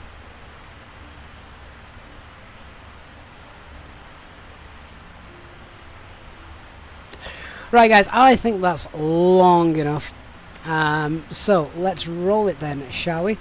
So the winner will need to contact me within the next 24 hours, either on Discord or via email. They will need an Inibuild account, and you will need to drop me your Inibuild's account details, basically your username, login, etc. And then we can get that added to your account. So 10 seconds and I'm rolling it. If you haven't entered yet, Lima Delta Delta uniform, type that into the chat, LDDU. And yeah, we'll roll it, we'll give it away. So the winner of that is 3, 2, 1. Congratulations goes to... Thank God it's not J-Hog. Branchy, who is in the chat. Drop us a message. Make sure you've seen that. Branchy, congratulations. You are now the winner of Inibuild's newest scenery, which is Dubrovnik. So looking forward to that. We have got more giveaways coming up as well, guys. So keeping the stream alive for that. Obviously the PMDG, and we've had a London update today, haven't we? We've had a UK update, so we might give away another Inibuild's airport in the UK. Might even let the winner decide which one, as long as it's Inibuild's in UK. Ranchi, great stuff. Seeing you in the chat now, my friend. Wonderful. Just drop us an email or drop us a message on Discord, and we'll get that sorted for you. Right, let's get back to the business of actually flying. So we can now go up. We're at 3.5. I can't get up to 3.7. We're still too heavy for that. Never mind. So we'll stay where we are. About 6 minutes ago, we passed 50 north, 30 west. So we're going to do a fuel check. So we know from the start of the stream, the start of the flight today, we took 10.3 kilograms of fuel extra. So we're going to have a look then at this. We should have at 50-30. Let's have a quick look.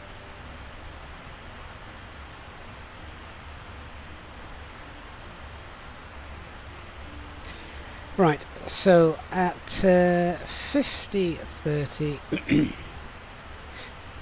we should have 34.3 tons. We've got an extra 10. 16.3 on board. That should be 44.6 tons then. What have we got? 45.5. Well, that's great because we've actually increased the speed that we're flying at. So the fact that that's still good and fine is wonderful. Also, see, we're still within our ETOPS range of. I think we're actually still within St. John's, aren't we? Yeah, still within range of St. John's at the moment.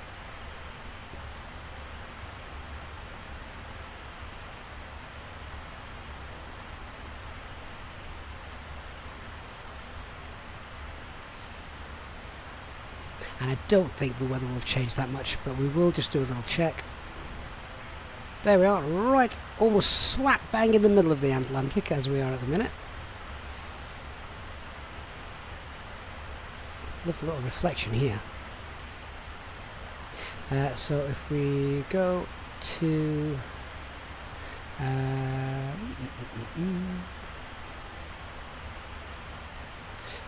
don't need nav charts, I need the weather. Oh, we can update nav data. Oh, let's not do that whilst we're actually flying. So, refresh that. Latest weather at Shannon is still good. And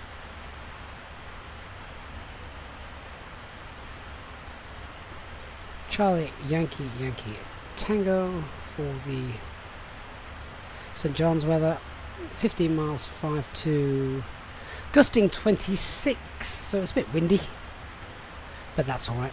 Let's have a look at Dubrovnik for the time being. So Dubrovnik has got winds 30014, so that is going to be the RMP approach runway 29 if it stays like that. I think the forecast is for it to stay like that. It's cab okay though, which is lovely because well, it ends up being a nice visual approach.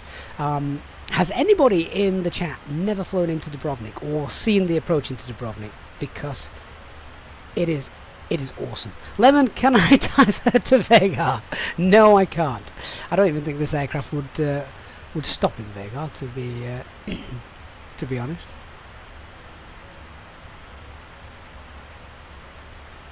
Flyby, whatever, consider doing this for a living. What, streaming? Streaming for a living? I would love to. If I could do this every day, we could do a different flight every single day, and I could spend all days on 9 till 5 streaming, of course I'd do it. Of course I would do it. I love it. Unfortunately, the world doesn't work that way. It's just sadly not financially viable. Mark says that he has done Dubrovnik. It was dark though. Well, the sun I think will have set. If anyone wants to quickly Google what time the sun sets in Dubrovnik, that'd be good. Lulu says, looked at the charts for Dubrovnik. It looks scenic just from the topography of the charts. It is. It is absolutely gorgeous. And the approach we're doing, I'll just bring up the charts. In fact, if I bring up the Lido charts, I think it's probably going to look a little nicer on there. So let me just find that. Oh, that's my old flight plan. I'm not doing that. LDDU. Let's find the approach chart for that. Yeah, so you can see here that there is terrain directly to the north and the east of this. What we sort of have to do is we fly down and around. Let me just bring up the chart for it. So the standard arrival route for 29. It's strange that the Lido charts they cram all of the arrivals onto one chart, whereas Jefferson don't, do they? They have a different chart for every arrival. I forgot what our arrival is. Nera 1 Yankee, I think it is. So yeah, we will come in at Nera. We'll then be flying down here to Mokken, and then this is where it's really scenic. So what we will do is we'll sort of if I can do this, we will fly around this little bit of terrain there. You've also got quite a bit of terrain here, and our flight route then will take us on an RNP AR approach, so it's authorization required approach, which apparently United have, so we're not illegal. Come down here, make a nice left turn, and then come in there, squeezing down into the valley. So it's yeah, it's lovely. Now there's no ILS for this approach. You have to do the RNP approach. There is an ILS approach onto runway 11. However, we can't do that even if the winds were allowing. The winds aren't permitting that today. But even if they were, we'd still be looking to do an RNP approach or some other non-precision approach because actually the ILS is out, so it's not working. So yeah, actually, Christian, you're right. We fly from Alegu. We fly from Alegu around there and join it. If I bring up the other chart, 1 minute, let's delete that. Where are you? It is Alegu because I've actually got it in the box already. It is. Oh, I've actually got the. I might not have it on here. Oh, hang on, yes I have. Yeah, so you've got the RNP-29 approach, the RNP-B with circumscribed scrap. We can't do that because that's not authorised for Cat D aircraft, which is what this is. The RNP-29 is what we will be doing. Yeah, there it is, look. Oh, that's it. That shows you part, probably a bit clearer than my actual drawing, doesn't it? So, yeah, that is it.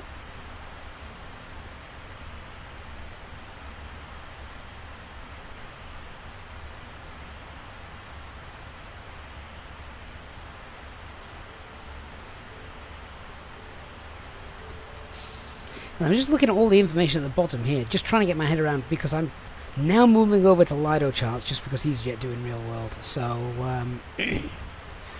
we've got for those that sort of want a quick crash course on what all the different numbers mean, just because they're different, aren't they?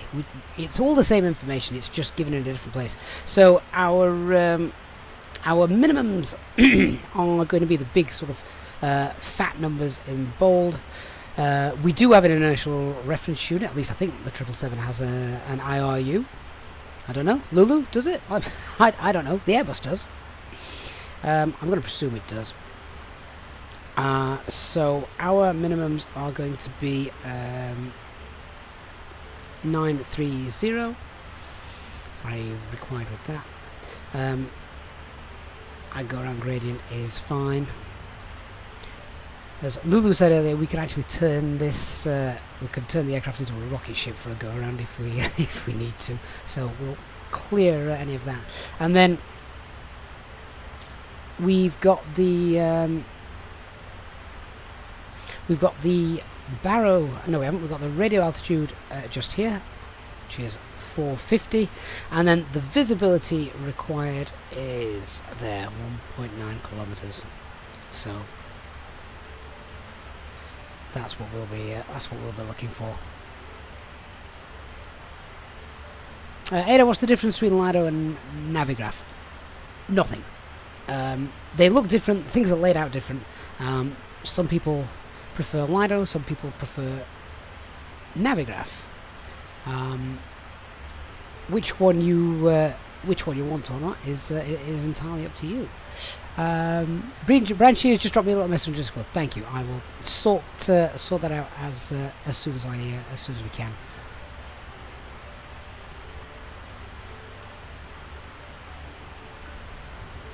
What I'm going to do, I am curious now that we've got this option of full Lido charts, courtesy, of course, of Avia Planner now. Let's run a little poll as we do this.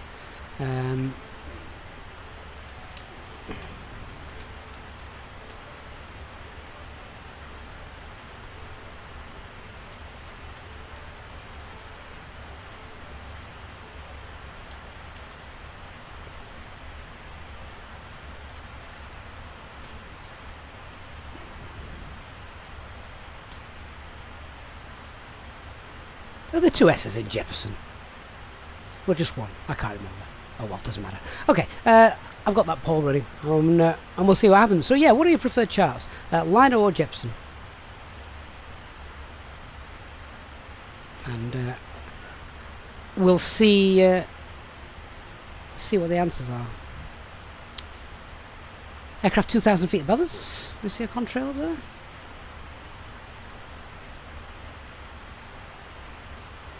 Can't see it.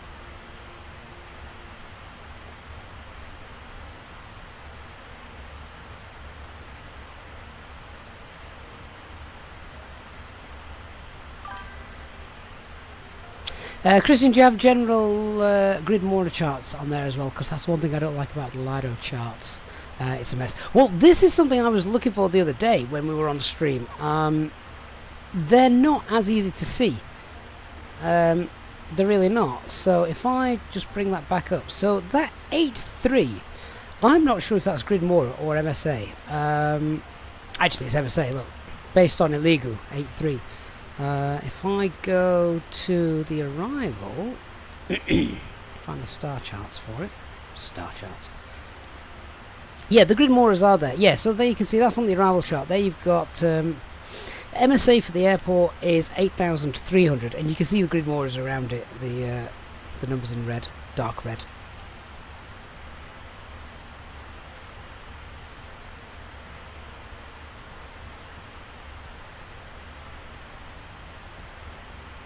Lulu says she used JEP all through her career. Looking at Lido charts is like putting you in an Airbus cockpit. It takes a bit of time to...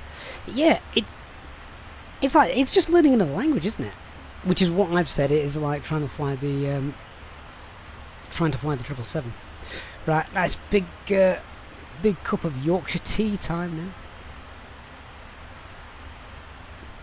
now. Fly Coco, are we using Time Accelerate? No, mate. We've been live for coming up to 5 hours. We are doing this long haul, real time, full day stream. It's been a long time since we did this, and I'm loving it. I've just come back from a break, so I've got food. I might have to nip back to the galley. I forgot to get a chocolate bar. Lemonwood Easy, they use Lido charts, which is why now we've got them. We're going to use these more often. I don't know what United use in the real world though. So.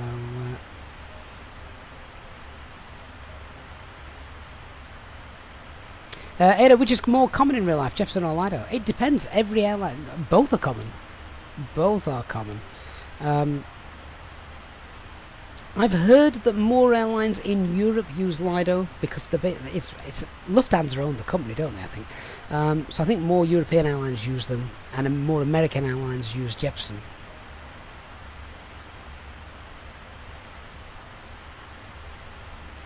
Dwyer says prefer Jefferson, but Lido are easier on the pocket. Much easier.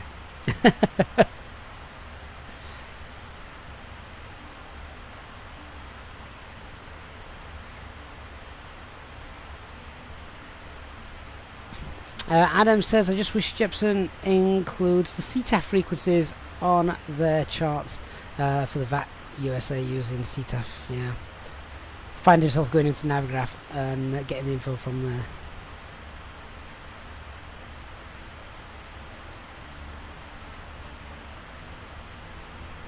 I think most flight simmers actually will probably vote for Jefferson charts on Cosmos, just because, as you say, that's the only option we've really had, isn't it? We haven't had any other options.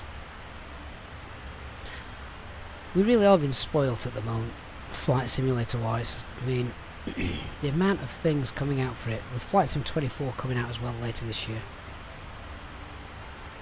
Taser, you have no clue which one you use. Well, if it looks nice and colourful, it will be Lido. If it looks black and white, or monotone, monocolour, it's probably Jefferson.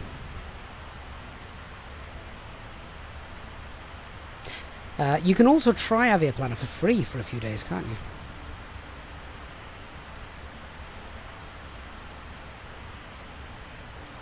So, if you want to have a chance of seeing what it's like, then yeah, go for it.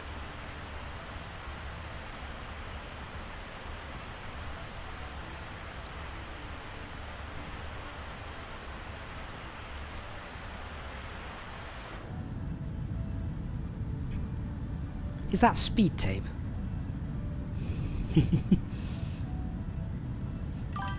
Christian, was it you that said at the start of the stream, the more hours you do in a particular PMDG airframe, the dirtier the wings get? I now need to compare this view with right at the start of the stream when I said that it looked very clean. I don't know how quickly they're going to accumulate dirt.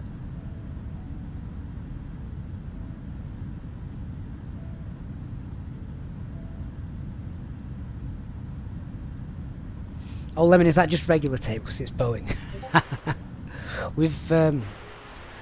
We've still got all our doors though, so that's a bonus.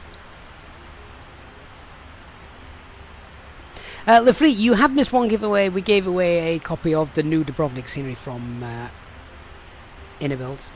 We've definitely got one more to do. If I'm feeling generous, we might even do another one.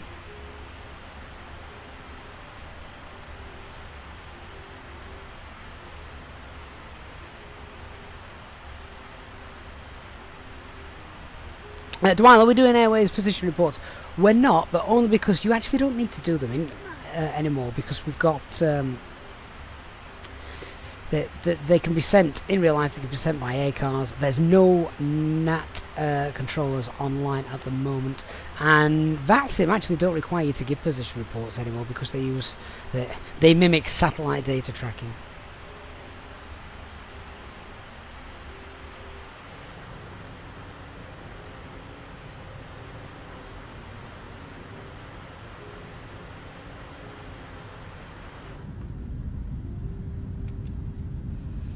But you know, it seems quieter sat at the back in steerage class.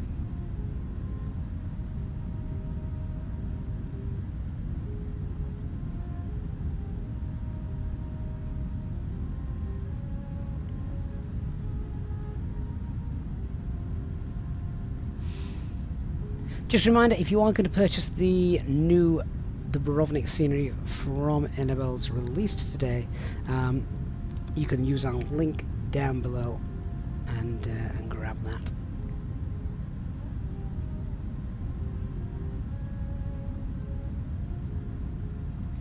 In fact, I might just see if we can get a link in for the actual airport itself rather than just their website. So bear with me a minute and I will add that, then you can check that out for yourself.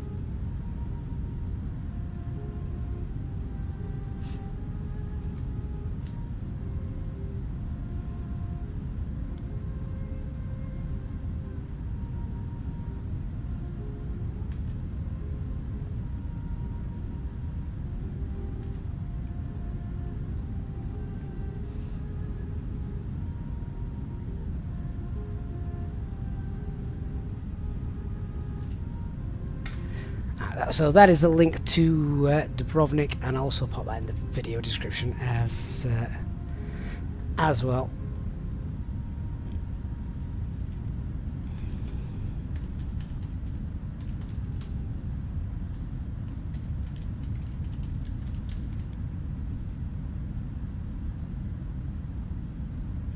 There we go. Done.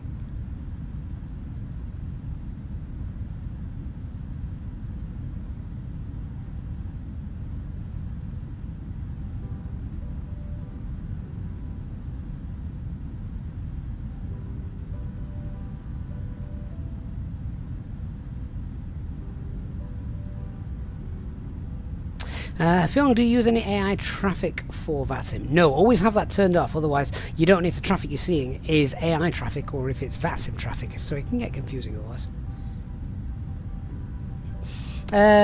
Christian Vina, let's have a look what it's showing now. We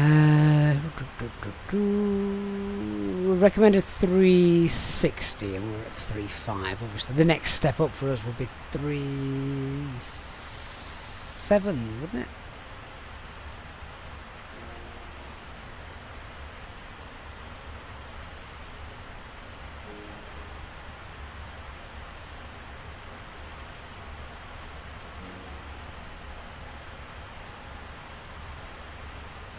Don't we need an odd altitude though, Christian? Oh, we're oceanic. Yeah, we're oceanics. Okay, oh, I've got it the wrong way around. We can fly We can fly any level. Right, 360 it is then. Let's do that.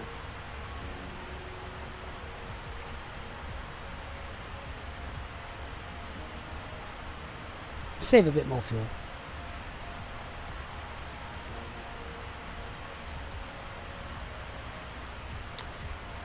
Thrust ref, enough speed, LNAV.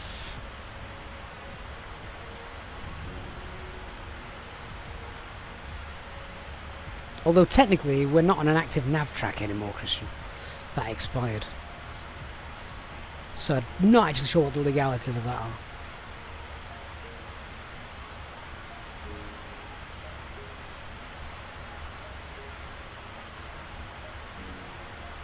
.64 knot tailwind. Perfect.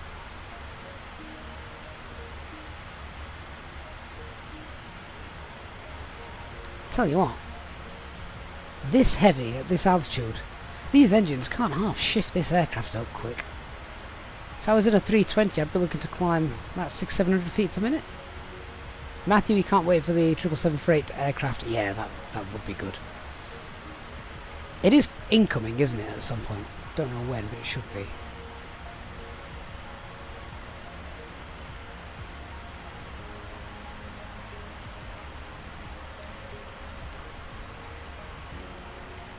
So now I've got another aircraft 1,000 feet above us. In fact, we can just see its contrail up there.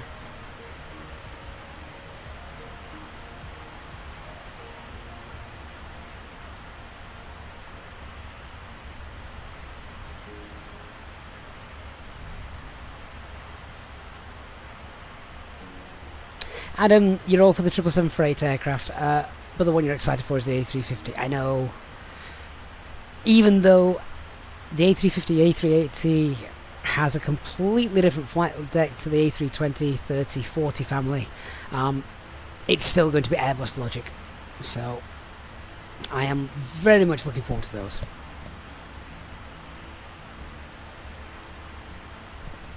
I've been chatting too much and my tea's gone cold.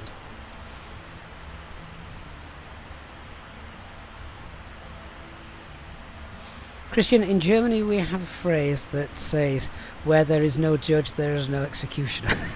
I like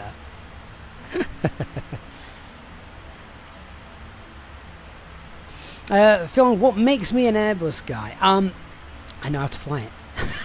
That's the be-all and end-all. I'm familiar with it. The standard operating procedures, both airline and Airbus. That's, yeah. So if ever you watch any of the real ops flights that we do on the Airbus, the A320, you'll see. Whereas put me in this brown aircraft, I've got no idea what I'm doing. Taser not needing to adjust the Hennebug. Exactly right. I mean, seriously, we're technically flying like on a small curved angle, so I'm constantly shifting it to the right. Lulu, the black lines on the wings are where the outboard mains are, used for taxiing with the forward-facing cameras mounted on the leading edge of the horizontal stabilizer. Oh, is that right? That doesn't work in this, does it? That's this button here, I think. Yeah, no signal.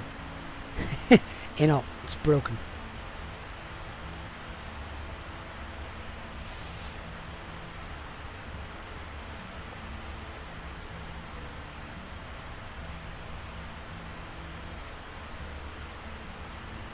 Adam, that's why you're excited for the A350 and A380, different flight deck. Yeah, it's not the standard Airbus, is it? Christian, how are the temperatures in the UK at the moment? You're sitting here watching the stream, and my t-shirt is more or less glued to my back, so you're not inside with aircon somewhere. It is warm. Well, it's warmer than it has been. We're sort of like 20 degrees. I think it got up to 25 the other day, but our summer so far has been an absolute washout. Which I'll be honest, I can be grumpy and complain, and not because I won't complain about that. I don't like really hot weather. That's not my forte.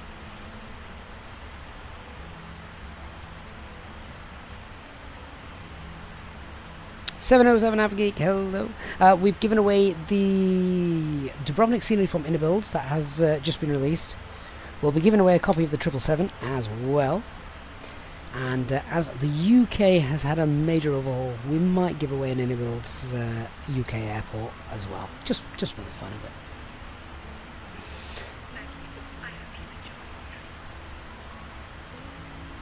And Classic also says waiting for the Phoenix 319 321. Yes, that's true. That's very true.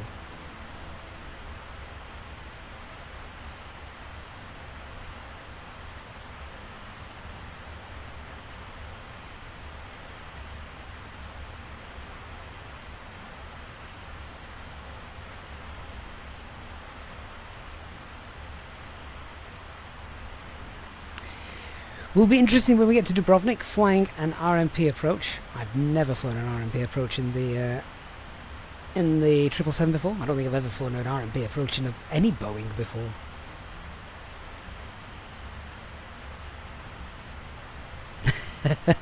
Christian. Where is Nick anyway?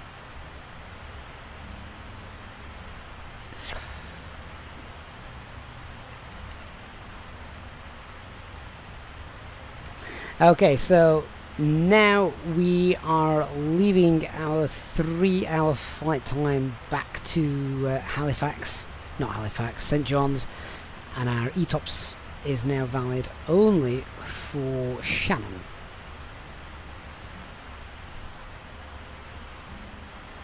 And Nick says he jumped ship on takeoff to grab his own plane.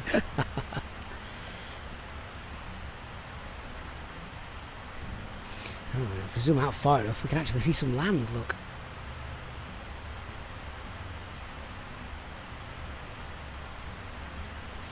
Nick, so you're currently north of us on a higher track. What's your ETA then? Mine is 1903.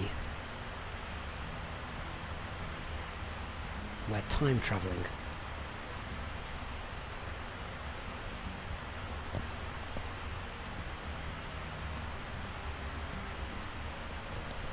Taser says we will always find a way to complain about the weather. Too hot, too cold, too wet, too dry. If it's perfect, it only lasts for a day.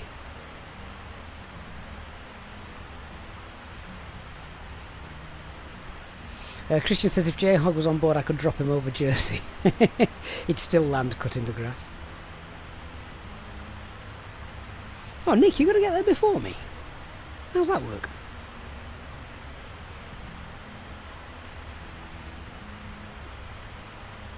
Mind you, you're higher north, aren't you? So I bet your track mileage is a bit shorter. How do I find out the track mileage to go on this thing?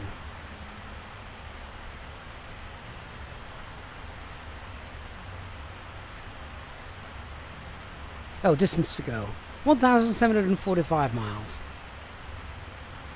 Nick, you had 120 knot tailwind. Wow. Right, okay, mine's not that good.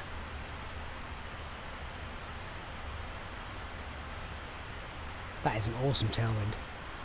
I need to jump ship and pick a different nav track. Renlin says the summer was very nice for that hour. Yeah, it doesn't last too much longer, does it?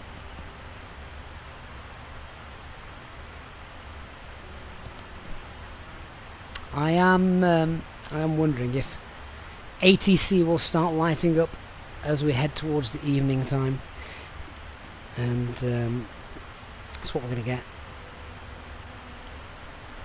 Particularly if Dubrovnik's got new scenery, wondering if that's going to be busy. That's why we threw some extra fuel on.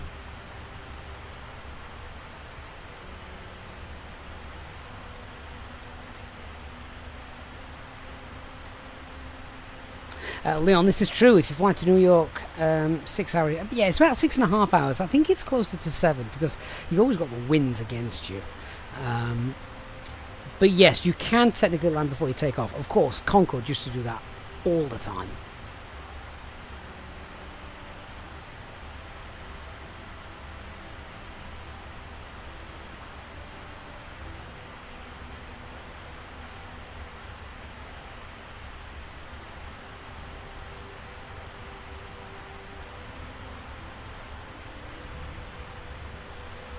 Rami asks, how many aircraft can you learn at the same time? Should you concentrate on a couple of different ones or a broad knowledge? Rami, it depends what you want to do. It depends what you want to get out of it. That's probably a question that everyone will answer differently. For me, I know how to fly the A320 family. I love flying the A320 family. I know it inside out. And but then that makes it difficult for me, because when I go into something like this, I'm confused very easily. I know what I want to do, but I'm not really sure how to do it. So, yeah, that's personal preference. It depends what you want. Do you want short flights? Do you want long flights? Do you want little island hopping flights? Pick the aircraft you want to fly. Personally, I do like the idea of one aircraft, knowing it well, because that is what's done in the real world. It's rare that you'd fly both Airbus and Boeing. It does happen. It does happen. There are several people around that are certified to fly both 73s and A320s, for example. So yeah, but like most will be certified to fly a particular family. So like I think if you're certified on the Dreamliner, you're also certified on the 777 as well. I don't know how close they are to each other, but yeah. Nick, I totally forgot about that. I have got my little present. I've left it in the kitchen actually. It wouldn't be right to wear it today whilst captaining this flight, would it? But yes, Old Novice did hand it to me. Yes.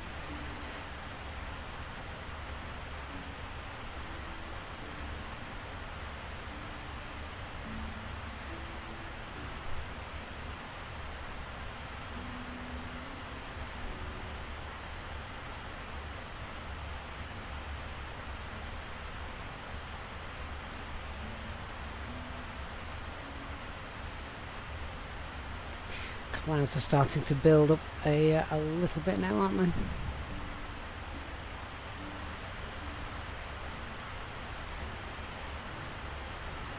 I do like the live weather over the ocean. In the past, we never used to have that. In the past, you never had anything like that. You had usually just clear skies. It was rubbish.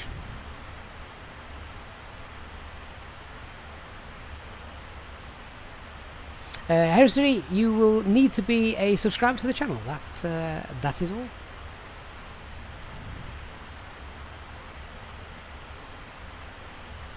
Right, I'm just having a look at the poll. We've had 128 people vote on that poll so far. There is definitely a clear winner. Lido charts or Jepson charts? Pick your favourite.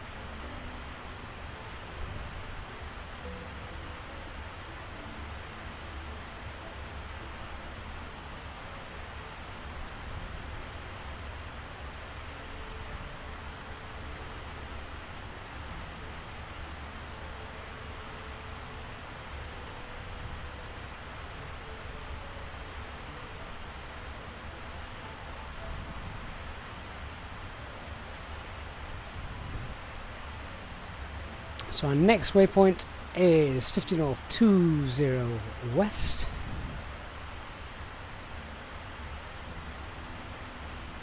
Now we can do a fuel check as we cross that.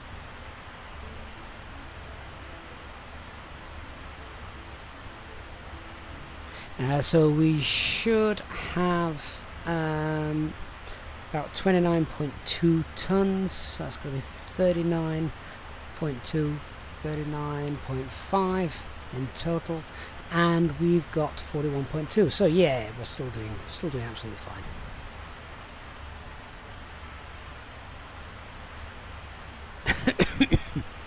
Fruit Bat says after the world update, he's just had a quick fly through London. Not perfect, but 1000% better.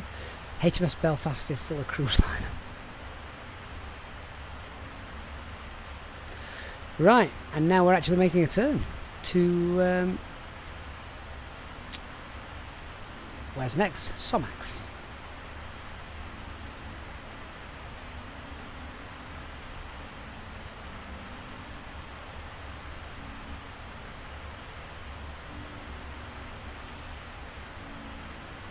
And at that point we actually exit the ETOPS part of our flight as well.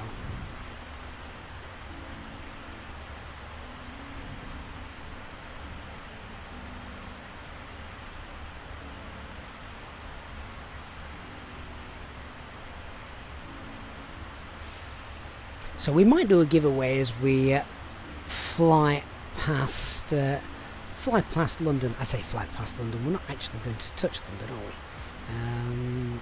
Let's have a little look. Here's our flight route.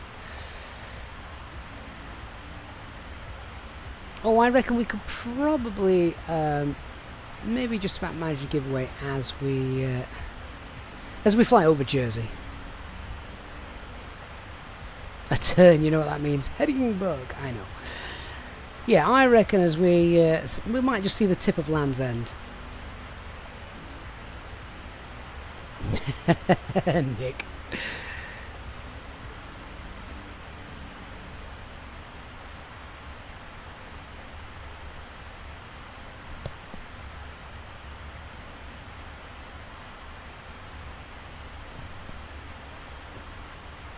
Right. Tell what I need you guys to do. We're going to give away another Innobuilds airport, our channel partners, but it has to be a UK one. So what we're going to do is let's just have a look at the result of that poll to begin with. So what are the preferred charts? Jefferson by 71%. Wow, do you reckon that is just because more people are used to them? Maybe it is. Yeah. So, guys, what I need you to do in the chat for me. Can you list me any Innobuilds UK airports? They have to be Innobuilds airports. So we've got Stansted, we've got Heathrow. Where else have we got?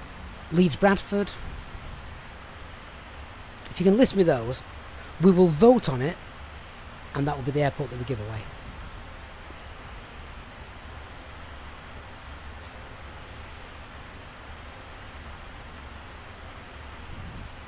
Yeah, so we've got Heathrow, we've got Leeds Bradford, we've got Luton. They've done Southampton as well, haven't they? Stansted, of course, although that has just been updated as part of the world update, hasn't it?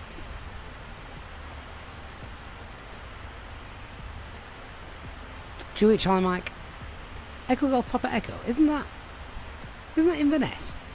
Have they done Inverness? They've not done Inverness, have they?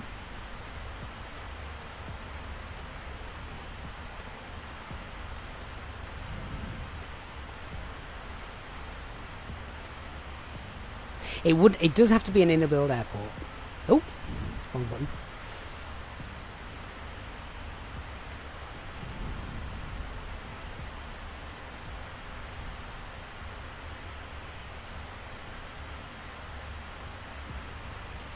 So I'm just having a quick look through their website now.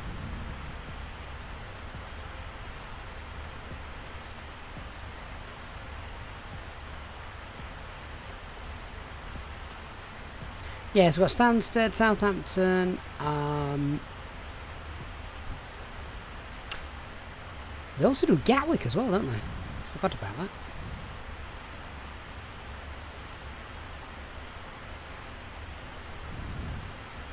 I forgot they brought out their own London Gatwick. We had the original one from Agami Studios, but they've also got Gatwick available as well. Inverness isn't Innobuilds, it's Boundless Simulations. But sold on the Innobuilds platform.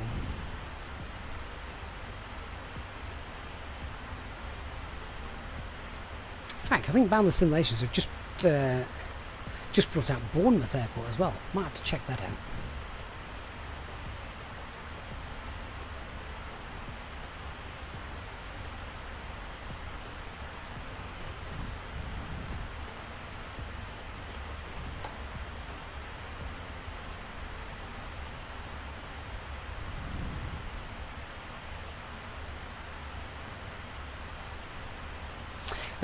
Because I can't pronounce your name. Is there a way in the 777 or the 73 to show the altitude in meters? I actually don't know.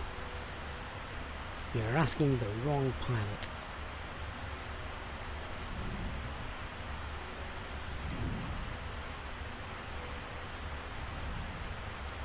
Oh, Lulu says just above the navigation range knob is the meters button.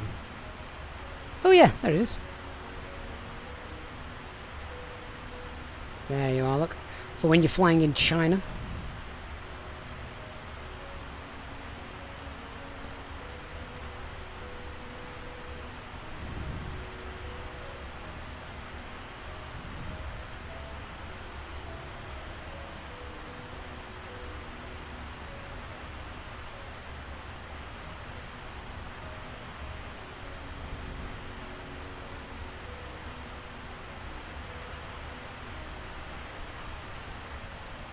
I do think those clouds are looking rather good. Mr. Goodman, that is Nairobi. That is not within the UK, so it wouldn't count.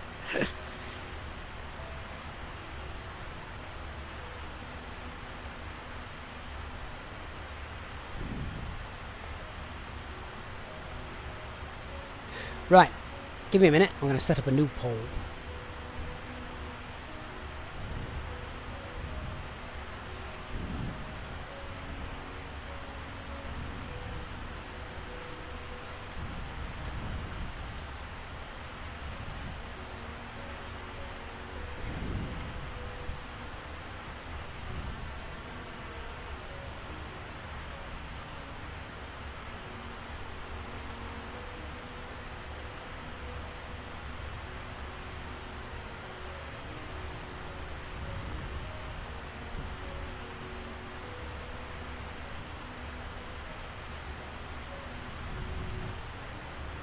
Right, I can only actually give 4 options for this. So what I might do is, we might have to have a little competition. We've still got plenty of time. Right, I'm going to start the poll. The winner of this will take through to the next round, and we'll also offer Shoreham, Stansted and Gatwick in the next one. So vote on there. Which UK airport should we give away next?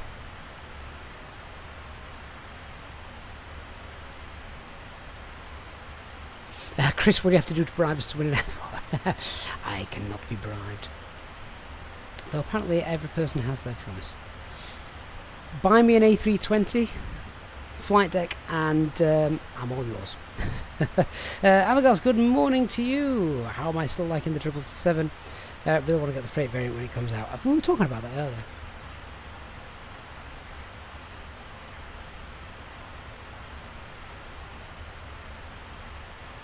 Leonardo, when you disengage the autopilot, it should make a noise. I think there is an option in the PMDG sim setting options in the flight computer to turn it on or off, so just check it is turned on. Chris, you can buy me an A320 model from Smiths? Seriously? Smiths sell A320 models? Shut up. You need to send me a link to that. My lad'll be all over it.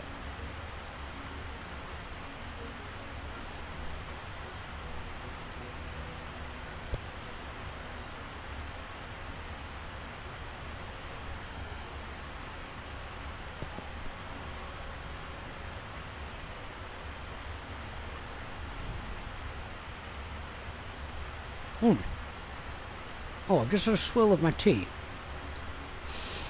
And washed bits of crispy bacon that must have been stuck.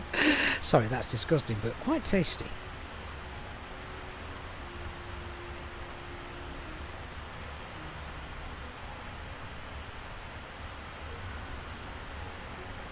Jay, what can you do with your points? You can do all sorts with them. You can buy things, you can earn things.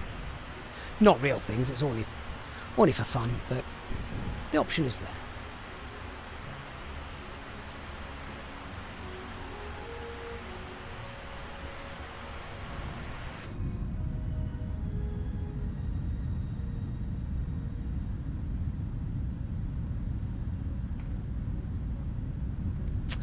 Looks great, doesn't it?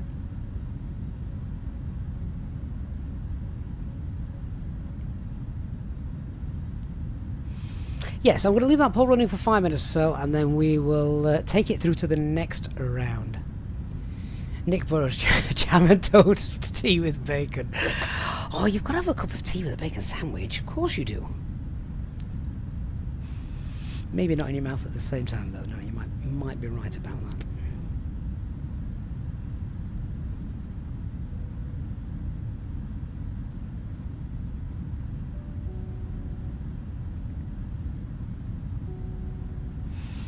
that. Jay, do the clouds look like that in real life? Yeah, can do. Can do. I mean, anyone that's been on an aircraft will be familiar with those views, particularly on a day with convectional activity. So you get the fluffy cumulus clouds that, as my lad says, looks like you could just stand on them and sleep on them, and they look comfier than my mattress.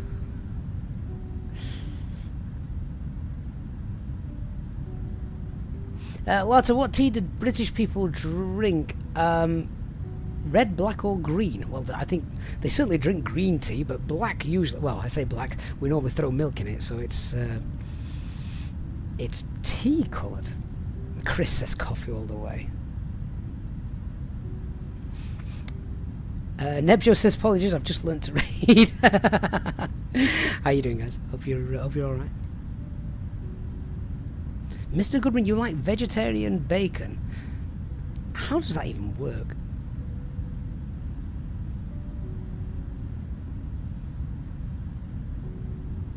Mad says apparently an A220 has just been released. Has it? I don't know how to fly one of those. Even though it's an Airbus. Technically, it's not an Airbus. Chris, tea is just hot brown water. Well, mine's lukewarm brown water at the moment. Hey, Spike Flights. Flight's going beautifully. Chatting with you guys is the best way to spend a day. Flying over the Atlantic on a nice long-haul cruise from New York to Dubrovnik.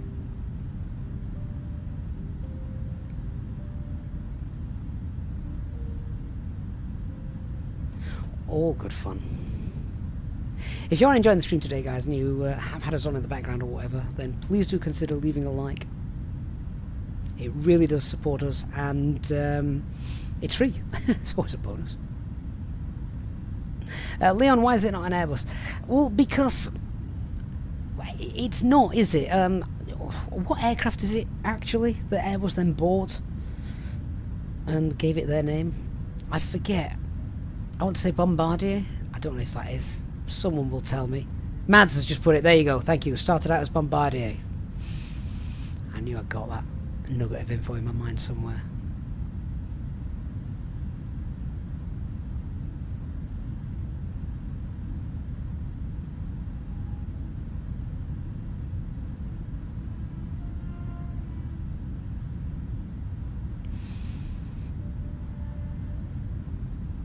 The C series, Bombardier C series. Yeah, were they... I don't know if this is true or not. This is just because I've not actually looked into it, but I'm assuming Bombardier were developing this aircraft, but probably running out of money, and Airbus decided to buy them. The nose is definitely Bombardier shape. Yes, small and pointy. Air France fly them into Manchester, don't they? I see Lulu usually drinks black coffee. I love the smell of coffee. Can't stand the taste of it, though. That's the problem.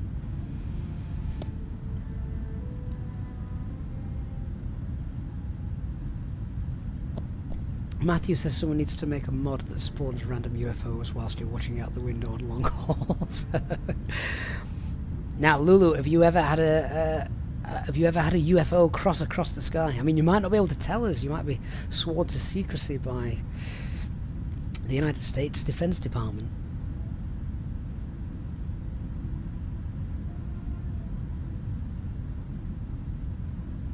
It's aliens. That was HD's favourite phrase. Whenever anything strange happens, yeah, it's aliens.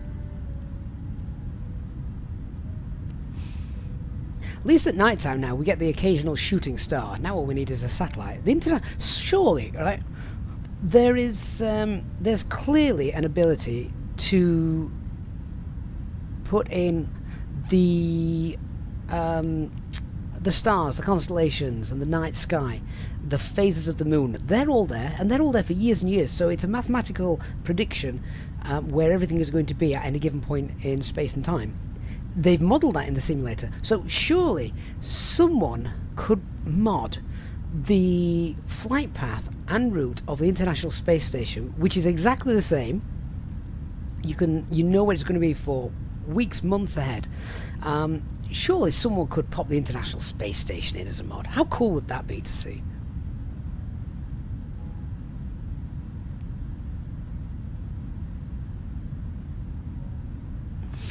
Chris, bit of general knowledge for you. Did you know that the first flight of the A320 prototype was 87? Yeah, then they didn't go into service in 89 after an absolute disaster of a launch flight, which crashed at an air show.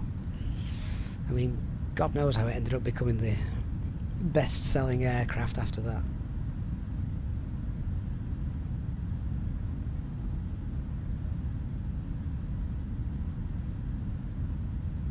Christian says there's a funny Easter egg on either the Aerosoft North Sea add-on or the Gaze, and it's a transporter ship carrying a UFO. That's awesome. We'll have to go and find that one day.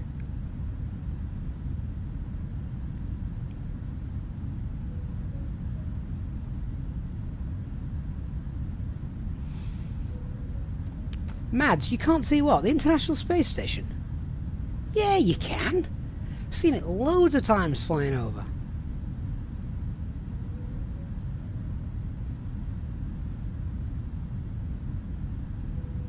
Unless you weren't talking about the space station. Lots of games, the International Space Station's going bye-bye in 2030. Are they replacing it, or is it just too expensive to keep up there now? Lulu's seen lights way up, moving around, very unpredictable, and physics bending things. Ooh.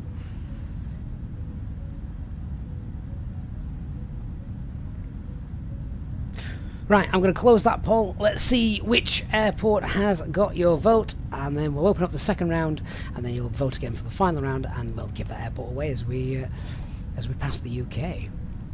So, we have got... Oh, hang on, the votes are just shooting up now as I've said that. I might just leave that another 30 seconds. 30 seconds, get your votes in. I can tell you now the winner, as it stands, but it might change, is Heathrow that's going through to the next round. That would make sense if most people want Heathrow, given the recent UK update.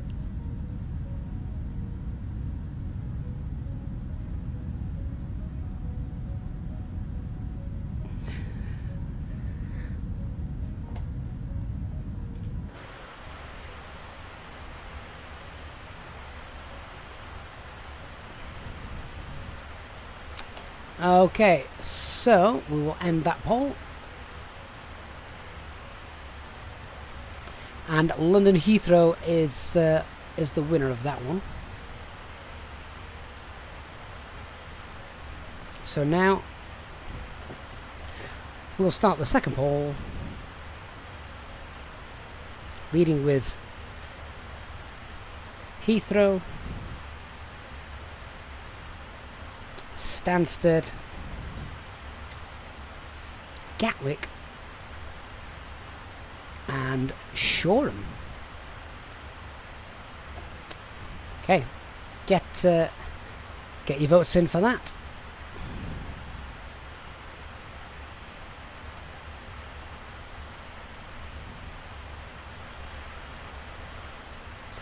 We're riding those clouds at the moment, aren't we?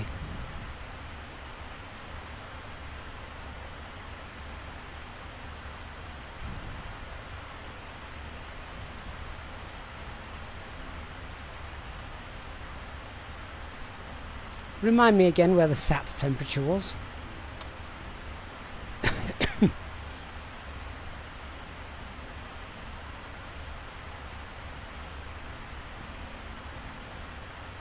Just loading the winds for our descent. We're way off from that just yet.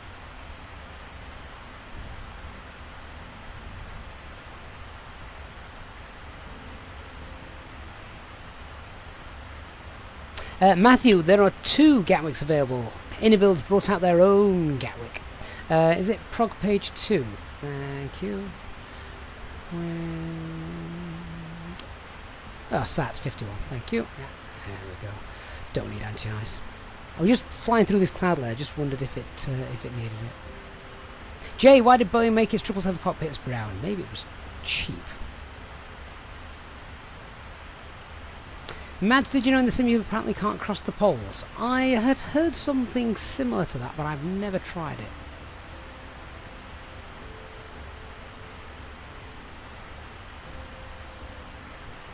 I am going to double check this now about Innibills and Gatwick, just because I'm looking on here,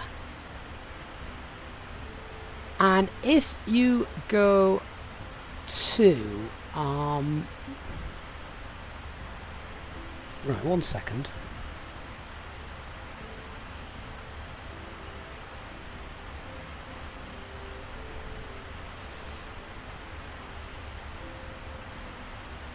Give me a minute. Try and pop a link in.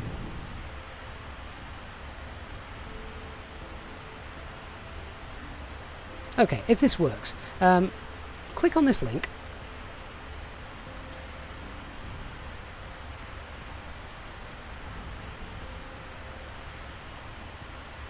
And if you type in the search box just EG, literally Echo Golf, because then it will take you to just airports that are starting with EG, which are obviously UK airports. And I've done that. And from left to right, you've got Heathrow, Southampton, Stansted, London Gatwick, then by Innibills. And if you actually carry on, in fact, you could even just type in Gatwick, I guess. If you type in Gatwick, Echo Golf, Kilo, Kilo, there's two. One from Innibills, one from Argami.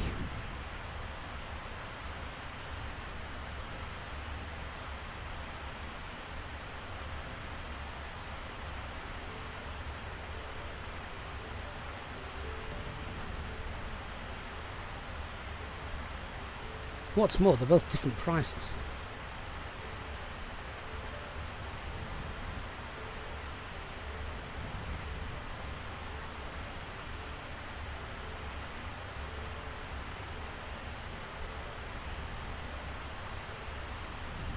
Although, funnily enough, yeah, the screenshots do stay Origami. Why is there two on there?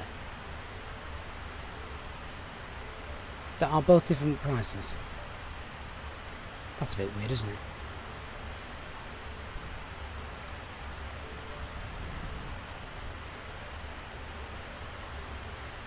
Oh, that's confusing.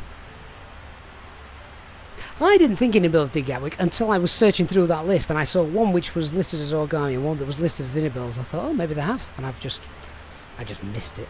There's that many different things about now. It's easy to miss.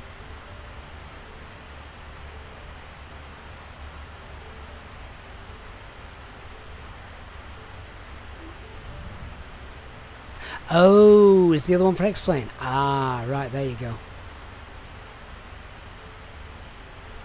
Christian, I think the last time you flew out of Gatwick, I'm sure you were flying with us, and you had a pressurization problem and ended up going back and diverting. At least I've got some memory of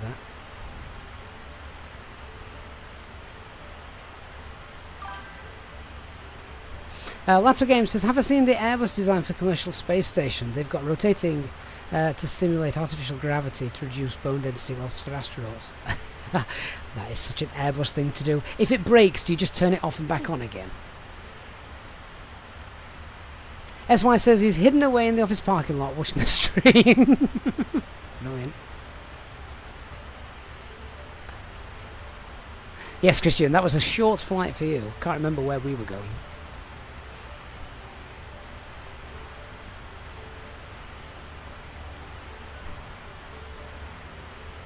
What is SC?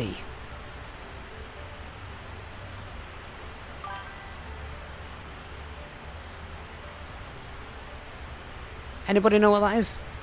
I don't know what that stands for. That's not on an Airbus navigation display.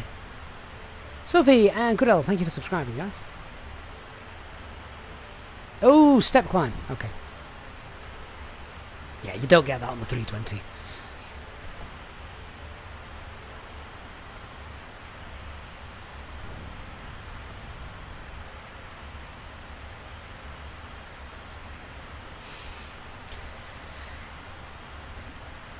So, as we will be leaving Oceanic, in fact we are out of Oceanic now, aren't we? We now need to go to our normal odd altitude. as we get to flight level 370.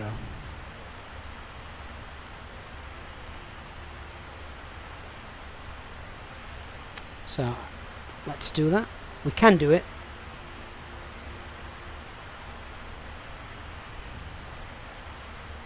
Thrust rate feed off speed 370, and that's updated here.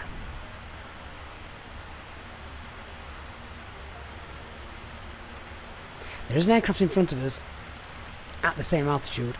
He's 10 miles ahead of us, so we might just need to keep an eye on him. And look at that, this is the SimFX contrail.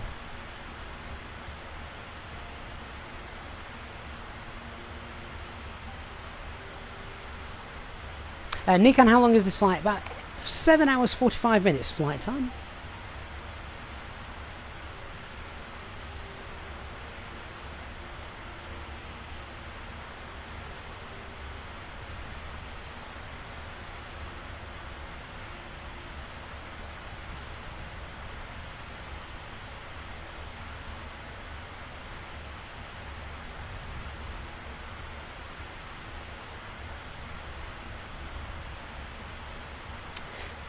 Is SimFX actually worth it? There are some things that really make it worth it. I love the way that the aircraft interacts with the clouds. Obviously, if you're not sat looking at the wings, then you're not going to see all the effects. You see them on replays though, which is quite nice. You've also got other things like meteors, so shooting stars, northern lights, they're included. St. Elmo's fire as well. Conditions have to be just right as well for stuff like that. Contrails look much better across the entire sky. Yeah, the northern lights from SimFX are really nice. Mike is still downloading the update. It's taking forever. That's what happens. Yeah.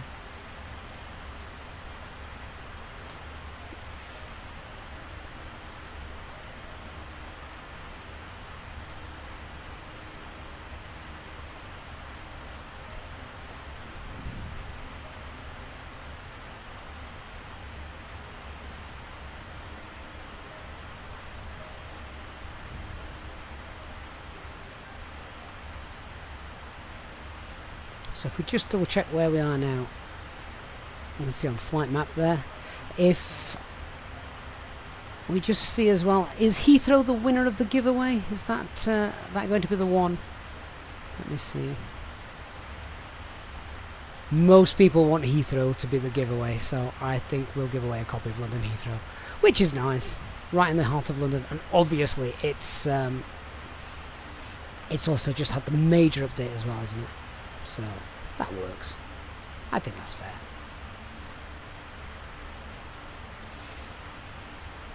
So we have still got, what is it, 5, 6, we're still about 3 hours to go. I don't know if it's going to start getting busy ATC wise in a little bit, so I just want to start having a little look. Our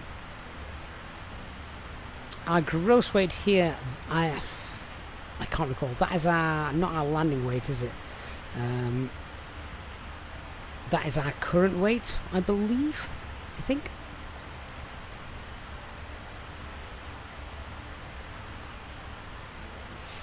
Because our landing weight is going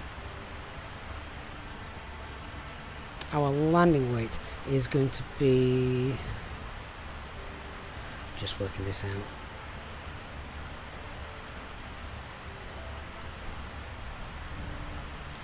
Yeah, our landing weight is probably going to be about 230 tons. So if I can edit this, I have rounded that up as well to be conservative. So that's going to give us, we're going to do flaps 30, that's going to give us a VREF speed of 143. So we're going to add 5 to that, and our VAP speed then is going to be 148.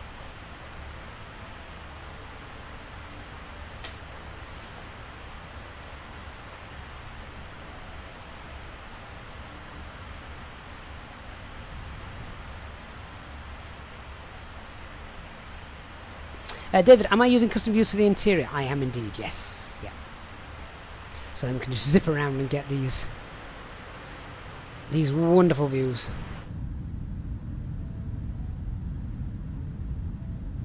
Oh, it's so quiet back here. It's lovely. Miss Hetty Wolf, good afternoon. Northern says hello, you're flying Tokyo to Hong Kong, the 777. Almost there. First flight as well in the 777. Particle flights this weird flight. What's weird? David, no, I just created the custom views myself.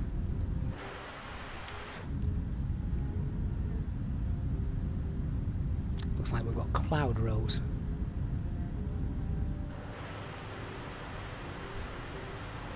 Definitely louder ahead of the engines than it is behind the engines.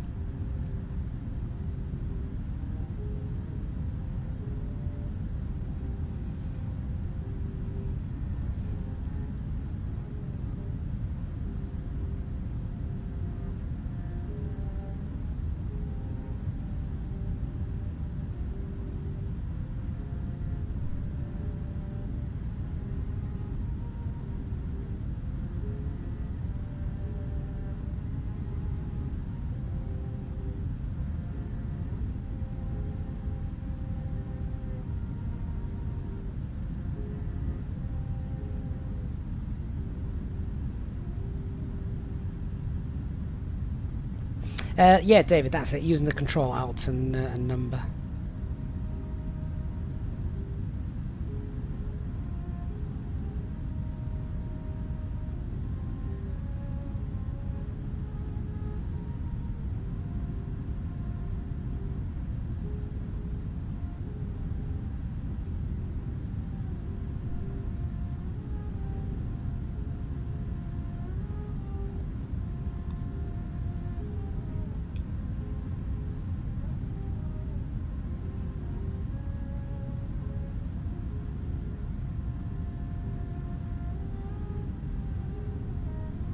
Has anybody who uses any of the sort of global ship add-ons or anything like that ever seen ships crossing the Atlantic? I've never seen one.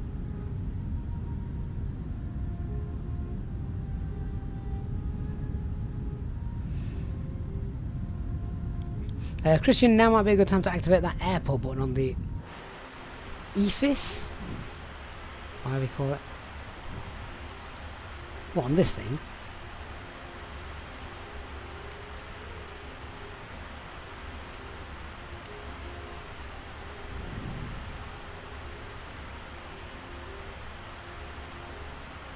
Chris, you've seen icebergs.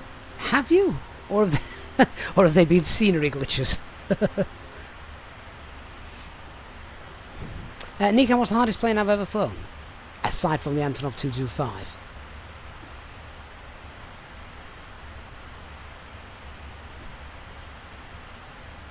Probably the Boeing 73. The Boeing 737 is... my mind can't be doing with that. When you've gone from the cleanliness and ergonomics of an Airbus. Oh, Nick, the CRJ. I forgot about that. I do try to forget about that.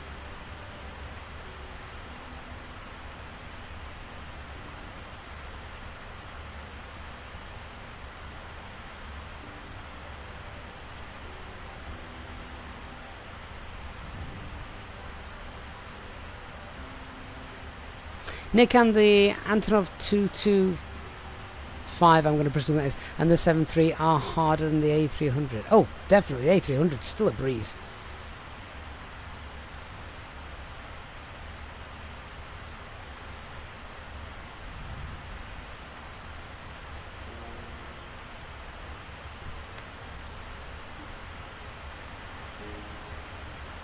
I think that's that aircraft now that's on TCAS, so he's not actually anywhere near us anymore. No, he is drifting south of us.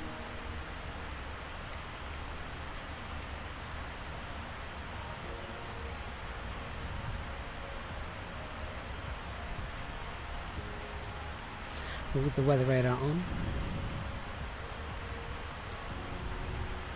Don't need VOR state. Why do they call it stations, not VORs? We don't need waypoints on. I like having the data on there. We've got times on there. We don't need the train radar on at the moment. We probably will have that on for our arrival, however. So I'm just going to go through how we actually do an RNAV approach.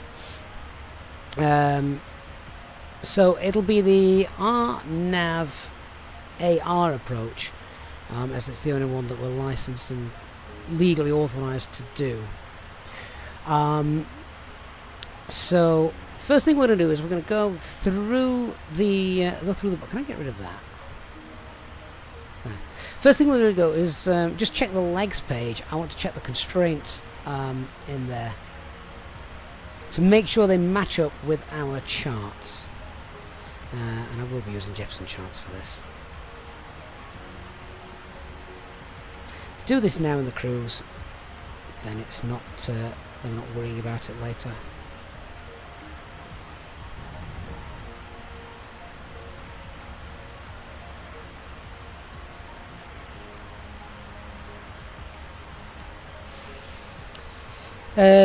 Right, so the arrival is the Nero 1 Yankee arrival.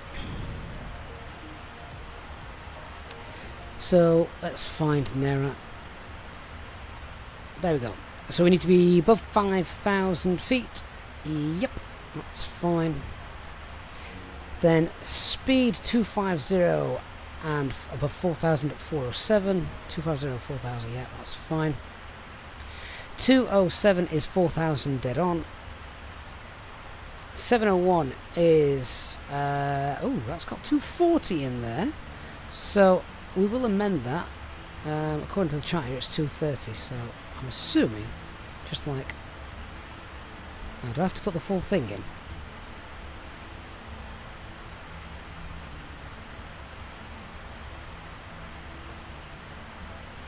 That's a 701. Yeah, 230 and 4,000. Then we've got a Legu. That's 230, and that's actually not above 4,000. According to this should be a hard constraint. 4,000 at a Legu. So I'm just going to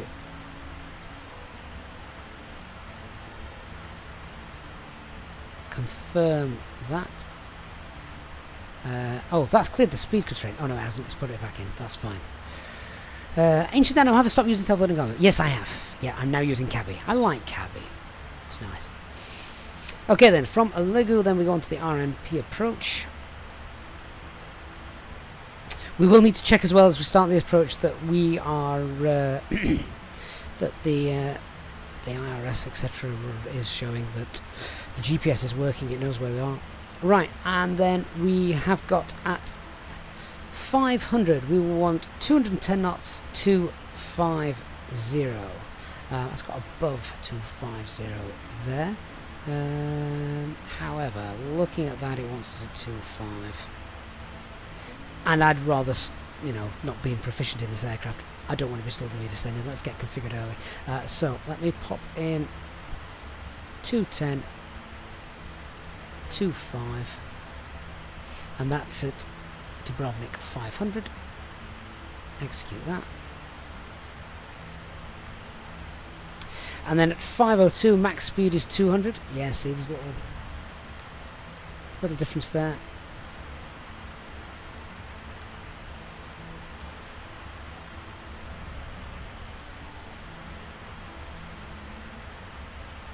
Then at 504 should be 185, 250. And that then is the start of the 3.1 degree glide path. And that makes sense. Yeah, then we're on our way down.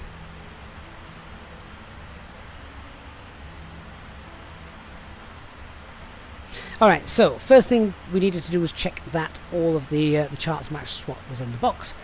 That has been done. So we've amended those. Now, this whole approach, we're going to fly straight down to the touchdown. We're going to fly in VNAV and LNAV. And what we'll do is in the altitude window, just get rid of the tablet, don't need that anymore. And this is where it's a bit weird for me. In the altitude window, we're actually going to set that down to the minimum descent altitude, and that is for us minimum descent altitude is 930 feet, which seems very low, doesn't it? Yeah, category D, 930 feet. So we're going to wind that down. That's low, isn't it? That just feels so wrong, winding it down all that way. So whilst we're talking about that, we might as well set it.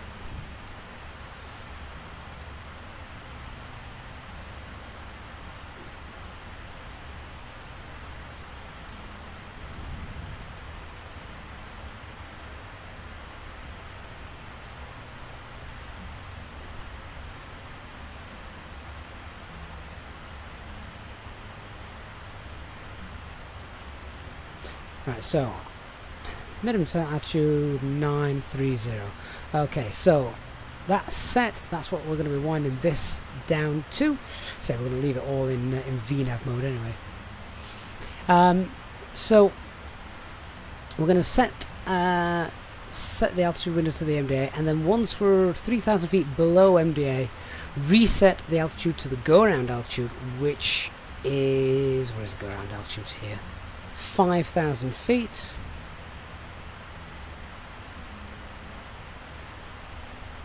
Just making a quick note of that.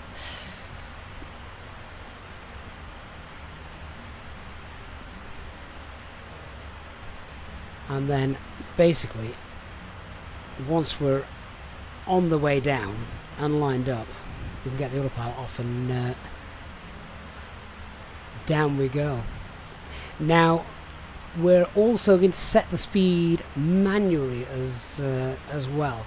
So those speeds that we've just put into the box, we're going to manually select all of those as we go down.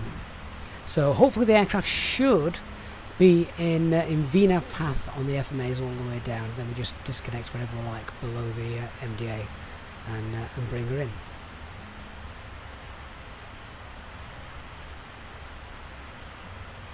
That's the plan.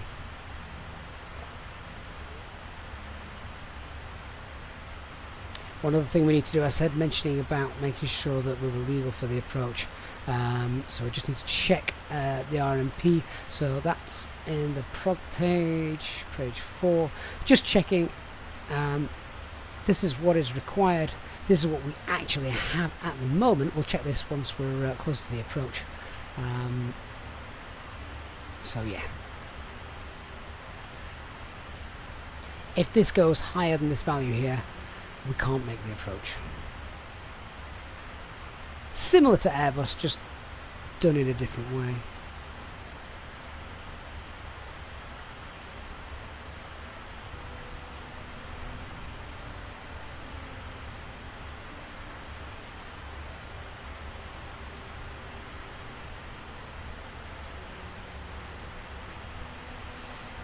Can I see London yet?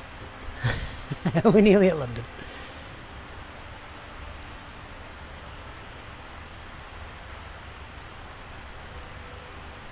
We'll be there soon enough. Yeah, so our next giveaway, I think, did Heathrow win that poll? Let me just shut that down. Oh yeah. Alright, we'll give away a London Heathrow. Because why not?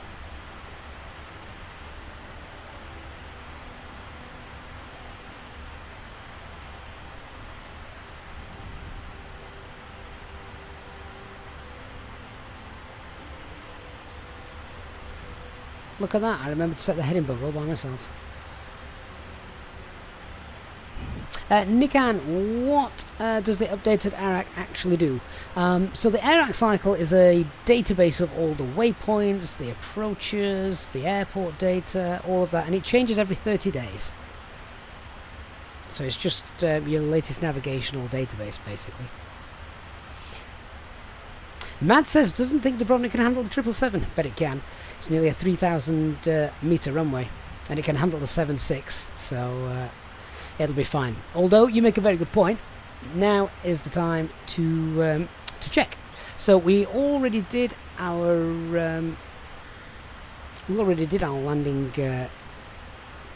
our planned landing weight check, didn't we? We'll just have a look at that. Was well, basically our landing weight, we're going to work on 230 tons.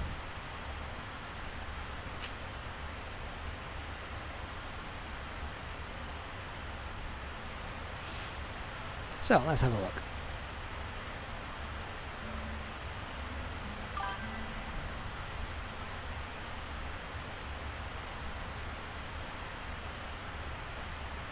Is that the name of Dubrovnik Airport? Kilipi? Never heard it called that. It is dry at the moment. Aircraft weight 230000. Config 30. Packs will be on. Anti-ice will be off. I'm reckoning auto brake 4. That's going to stop us swiftly. No credit for the reverse. Add in 5 to our VREF. No non-normal conditions. Import the weather and calculate. Yeah, easy. To be fair, might even get away with auto brake 3. Yeah, no problem. We've got all this extra space available. What were you worried about, Mads? In terms of gates, there's a remote stand.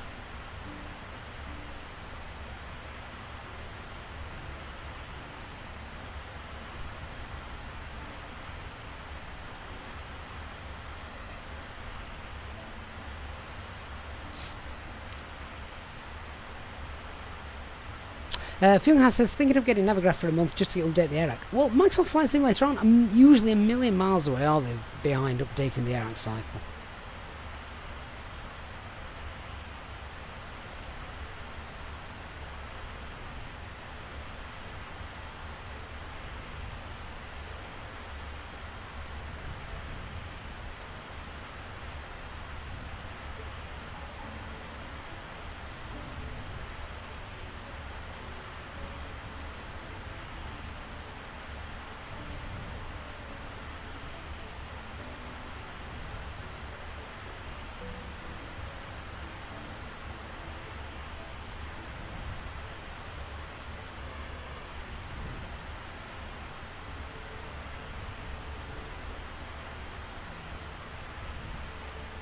Oh, for SimBrief. Yes, okay, fair enough, that makes sense.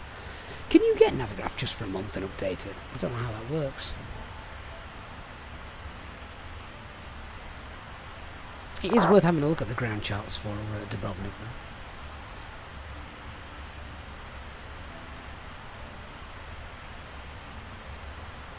See where we're going to park our big bird.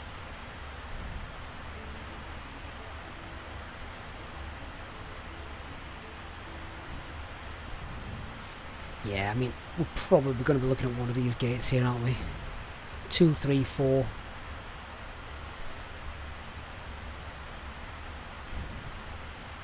Don't think any of the smaller remote stands over there will handle us. What's the wingspan of the 777?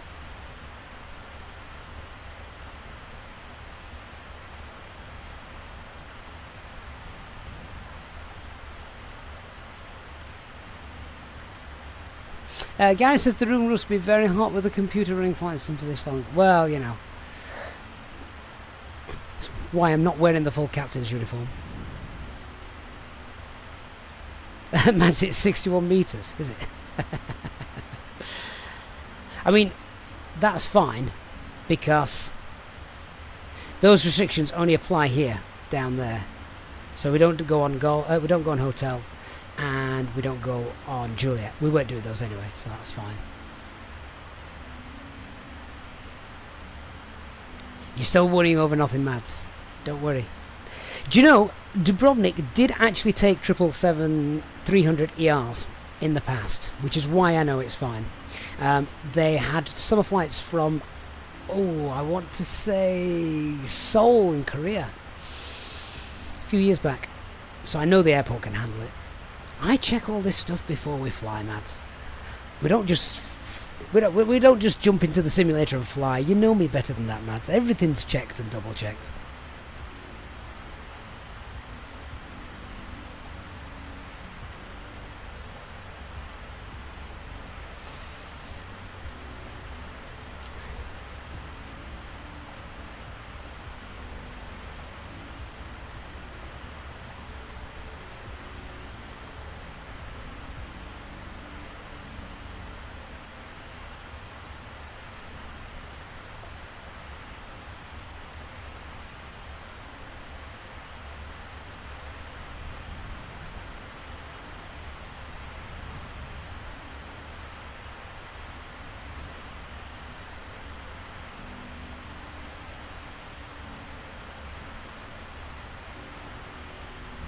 Feel like I can never get the right amount of zoom that I want for this. I feel like I want like halfway between there and there. Oh, actually, I suppose that's not bad. Right, can anybody see any pirates?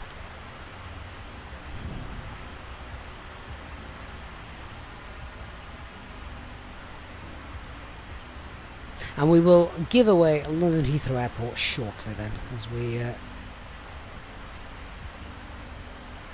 enter European airspace.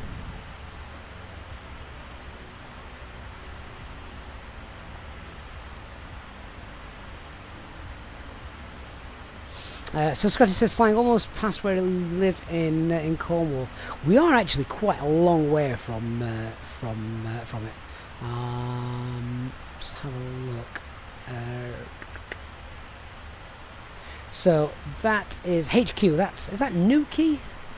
No, might be. Yeah, I think that's Newquay Airport. I'm not getting this aircraft in there. Land's End VOR is 80 miles away. So you would probably be able to see that actually. Have the pillars in the way. It's over there somewhere.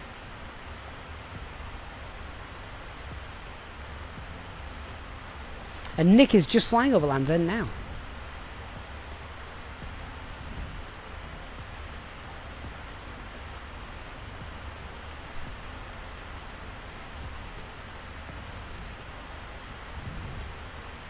Slazinger 42, yes, I am indeed. How did you guess?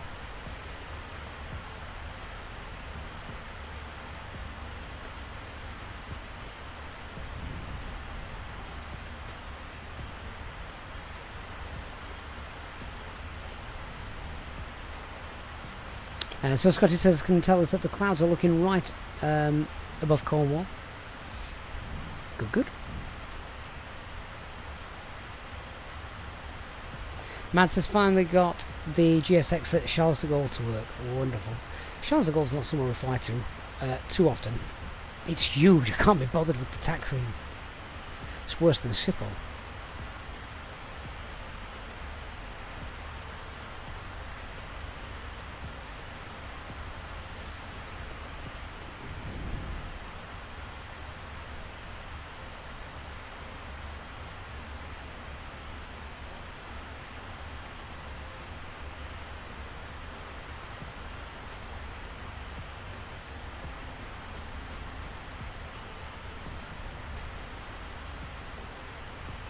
Quick look at ATC and we can see some airports have now got air traffic control opening up. Heathrow has, Gatwick has. There's no centre controls. That might change though as we go a bit further and the evening gets a bit later. What's everyone got planned for their food tonight? After today's long flight I didn't feel like cooking, so it's going to be a microwave pizza. No, it isn't. A microwave pizza. It's not going to be a microwave pizza at all. It's an oven-ready pizza. It's a Brexit pizza.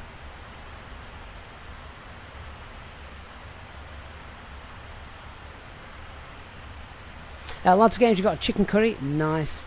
So Scotty, leftover fajitas. Can you have that? How do you do that? I always make too much fajitas and end up throwing it away. Do you just re-microwave that? David, the birthday boy wanted McDonald's. Lovely. Old novice, beans on toast. Tell that woman of yours to do some proper cooking. No, please don't. Hey, J-Hug's back. Says, I've just been to the almost fish, chips, mushy peas, and they hadn't had gammon. Lovely gammon. Lulu says, back from dinner, we're nearly there yet? No. We've still got a couple of hours to go.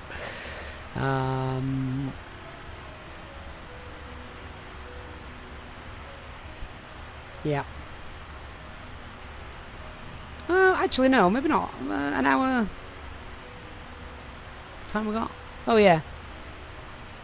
What is it now? 1:45. This is local time, so it's 16:45 now, isn't it? So about 2.5 hours, something like that. Caesar says doesn't know what he's having, but has got sausages in the fridge.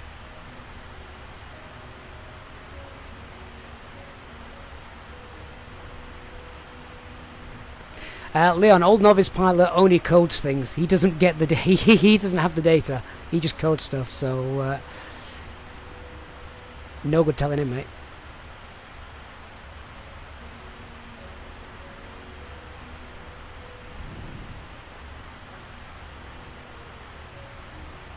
Mike, is this where everyone starts asking, are we there? No, everyone at this point, Mike, starts asking, are we nearly at London? For those of you who watch the channel regularly, you'll know why. And there is our first spot of land for the last, 4 hours maybe? And it is Land's End. Land's End just there. And we've got Jersey and Guernsey and the Channel Islands somewhere ahead of us down here. We've got France coming up ahead of us. But yeah. Right, I think this might be the closest we get to the UK. So shall we give away London Heathrow?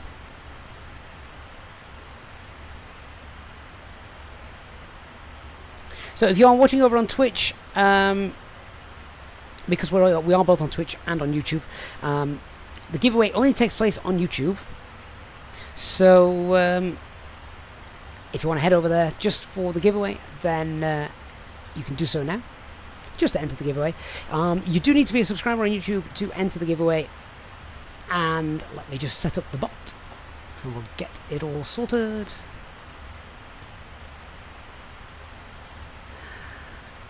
Alright, so we'll keep this open for the next 2 or 3 minutes or so.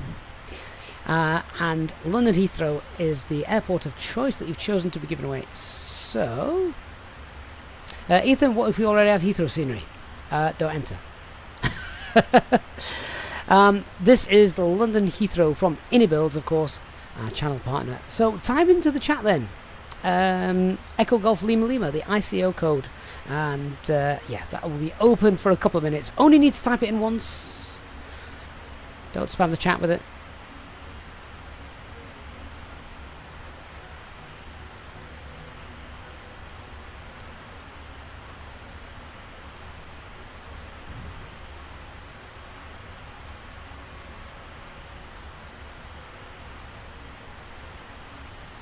Christian, have you not got Heathrow? You're kidding.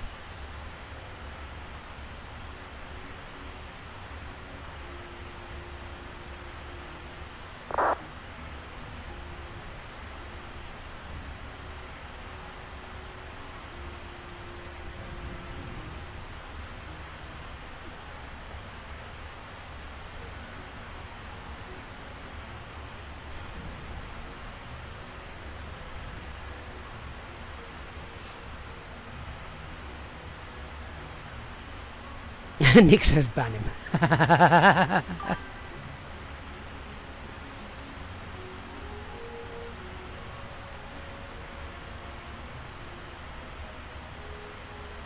Mike, is Vatsim pinging me? No. No, there's no one to ping me. Chris says J-Hog's just come in now, so he'll win. I know, he does that.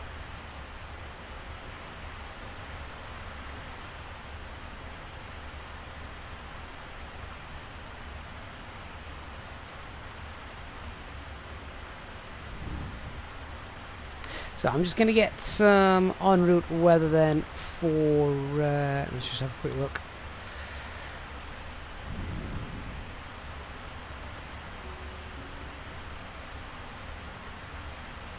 We actually will get an en route weather for Heathrow. This is just for, you know, planning in case anything goes wrong. That's fine.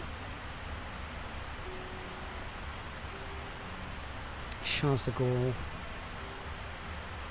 That's fine as well.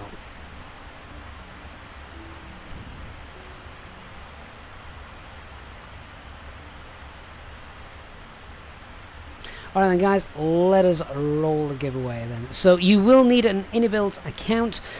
Get in touch with me in the next 24 hours if you win, either via email or on Discord. And yeah, we'll just need your Innibuilt account username so we can get that added to your account. So drum roll then please everybody.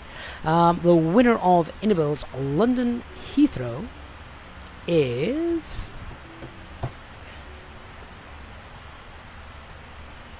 Chris Sanchez. Chris, congratulations. You've won a copy of London Heathrow, courtesy of Innibuilt. Will look wonderful with the recent UK update today.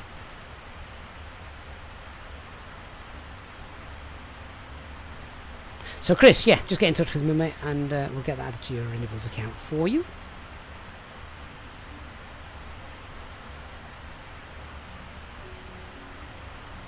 Our next giveaway then will be the big one. That will be the 777. Courtesy of our channel member Lulu, ex-777 pilot Lulu. So yeah, big thanks once again for her giving us a copy of that to give away.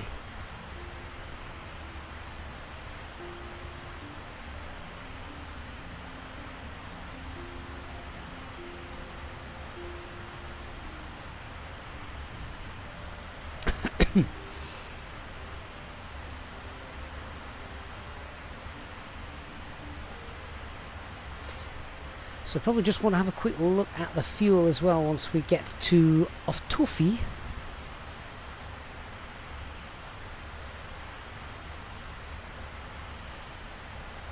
Adam, if you win the 777, can it be? No, it's this one that we've got now. No. So it's the one that is currently out. We can't give away something that's not out yet.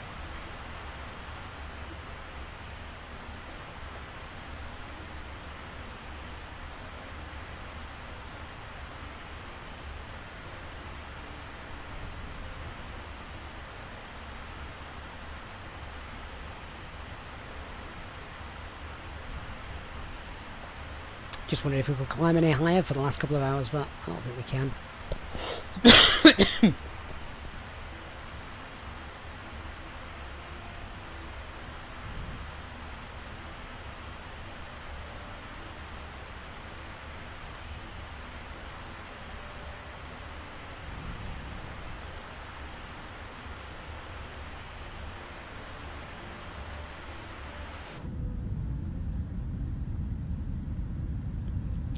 Time to sit back in the cabin. It's nice and quiet back here.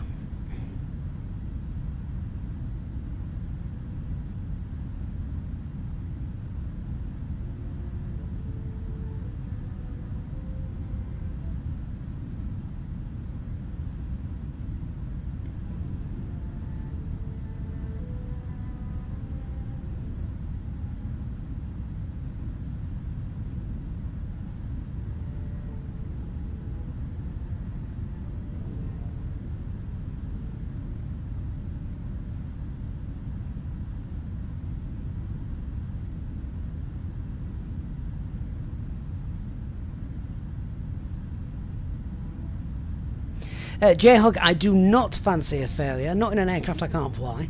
Give me, give me a failure in a 320 or any Airbus. No, the 320. 'Cause I know how to handle that. Just see the coast of France, just here.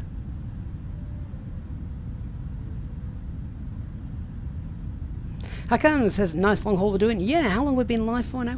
Nearly 6.5 hours. I'm wondering if this will be the longest long haul, well, the longest stream we have ever done.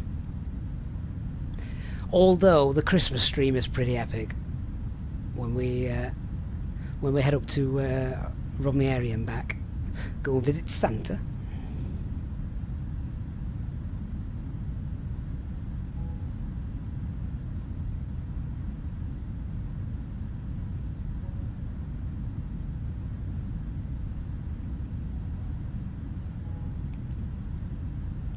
Andy, that is something which we are looking into.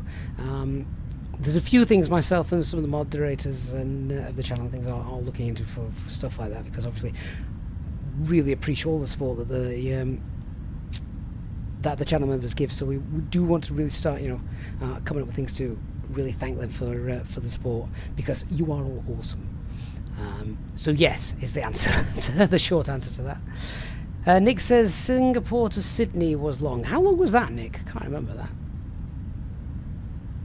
Christian says we should fly to the actual North Pole this year. Someone said earlier we couldn't do that. You can't do that in the sim. I don't know what happens. I don't know if anybody has tried it. Chris is currently flying over Zurich. Nice.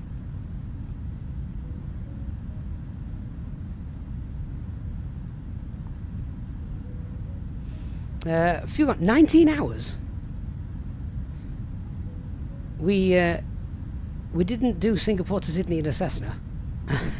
That would be a long flight.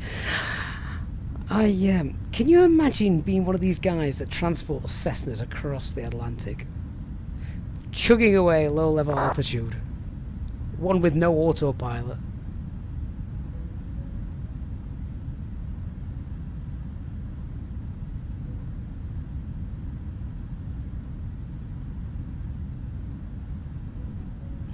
Lulu, if you want an in real life ultra long haul, LAX to Sydney is one we did pretty regularly. Oh, Pacific Ocean Ops. That is a long flight, and there is nothing, is there? That really is a vast array of water. Mind you, I suppose there's a few islands, isn't there, dotted around in the Pacific. Not quite sure how many of those you can actually dart into if you needed.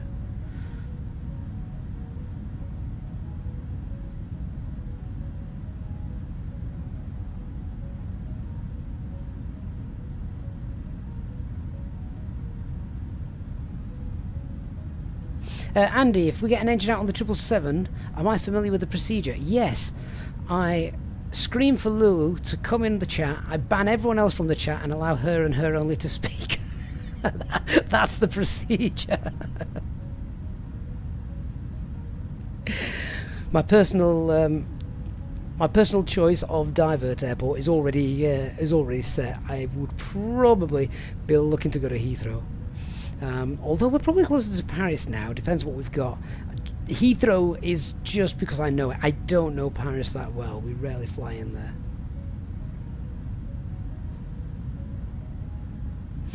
there. Chris says, would love to recreate Manchester to Perth, Australia, but it would mean 23 hours of spare time. That's not a direct flight though, is it, Chris? Is that a stopover in Singapore or somewhere?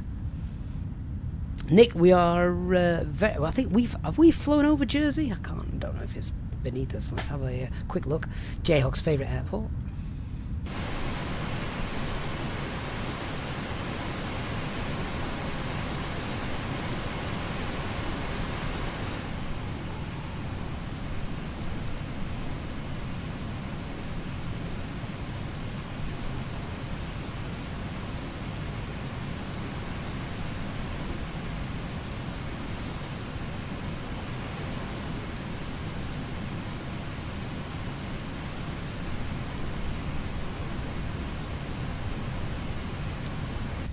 So Jersey is just ahead of us.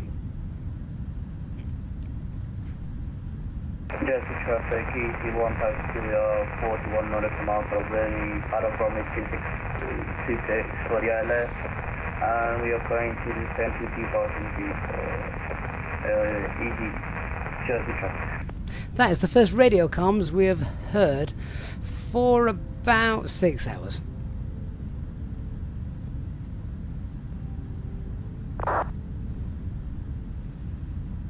Christian's just said the same thing. There's civilization on the radio. Renly also a voice. I know.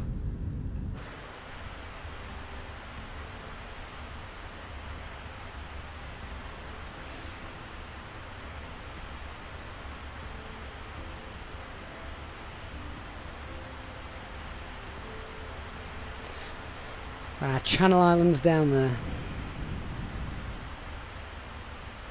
The frame rates looked pretty poor outside then, didn't they? Oh, it's a bit better now. It does that occasionally. Your frame rates will go right down and then they'll come back up again. Right, I am just going to nip into the galley and grab another cup of tea, and then we will be back. Ready for flying over land, and hopefully a bit of ATC will pop up as well.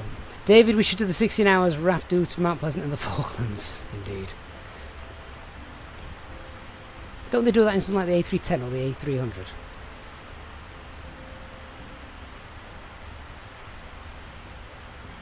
Nick says he's going to go and grab a cuppa as well because there's no chance the French air traffic control come on. No, Nick, because they're on strike. See, even Flight Simulator does it realistically. If you have enjoyed our flight so far, guys, our nice long-haul efforts today, please do leave us a like. And remember, if you fancy doing some airport shopping, links in the video description below. Discount code as well for the Contrail store. Save yourself some money as well. Oh yeah, David, they do it in the A330 as well. Oh, I can do the A330. That's fine. That's fine. Okay, guys, I won't be gone for quite as long as last time. I'll be back in about 5 or 10 minutes. Thanks for watching, and yeah, well over halfway now. Only another couple of hours to go. What a great day. Speak to you all in 5 or 10 minutes.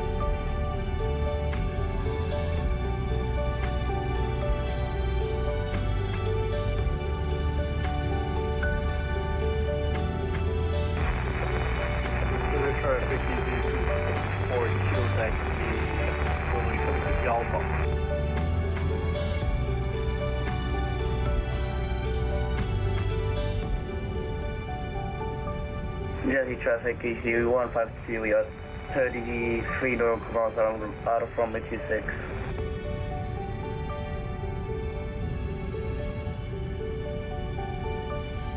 Jersey traffic 74 November, Pushback, down 3.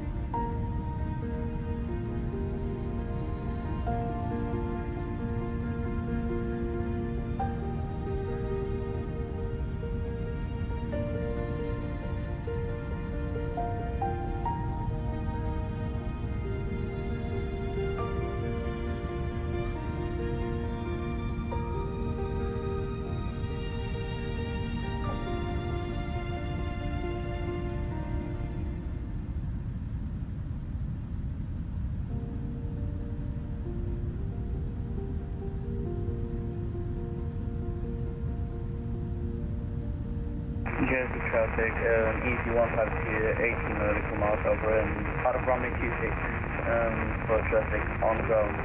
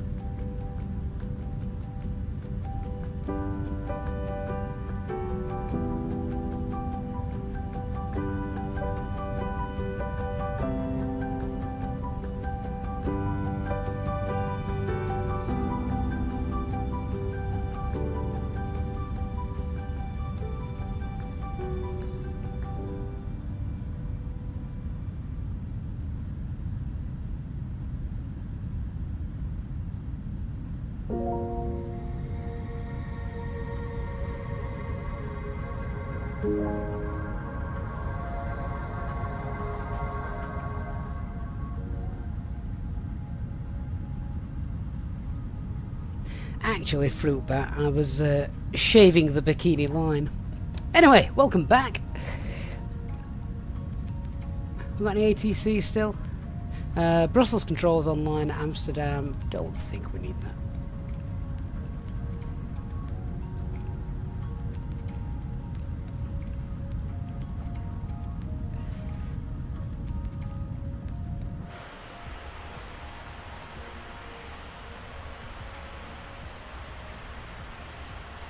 Right, let's do another fuel check then. Make sure we're not going to run out at the final furlong. Ditto! Let's have a look.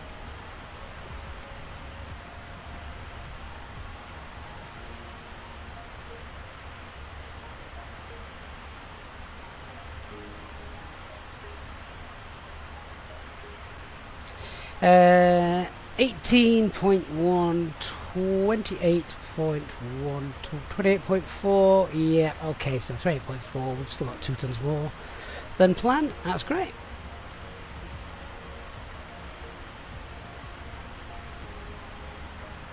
Estimated time of arrival is planned 1900 Zulu, excellent.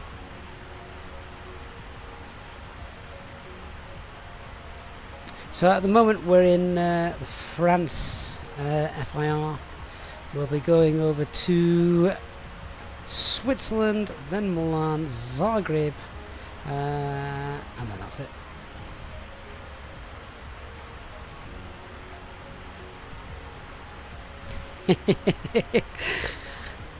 Loving the chat, Christian. That was Fruitbat's fault.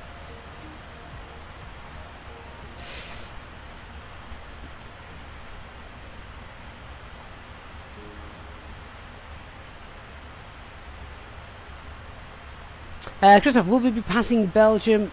No. I'll show you on here, it's easier, isn't it? So, we will be passing it, but nowhere near it, I'm afraid.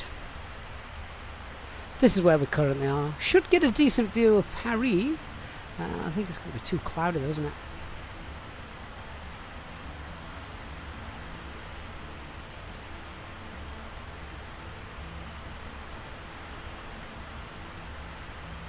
So, stick your head out the window and have a quick look.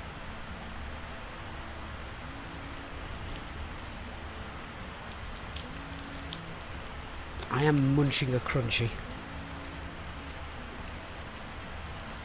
Fjorn, you can move the tablet, you just need to... where's the button? Just there. No, it isn't.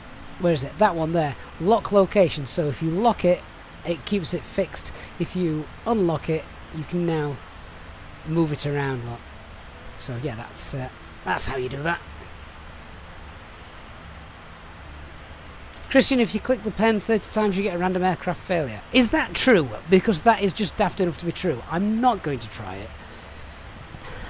it. And I'd probably lose count. I can't count that high.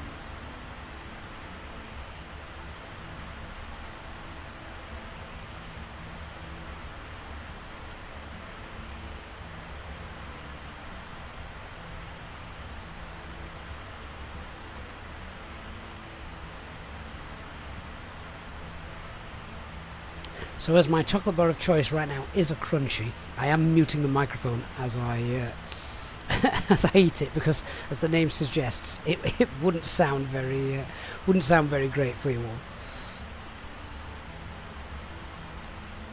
all. Will, can you join? You can. We're on the VATSIM network, Will, so that's it.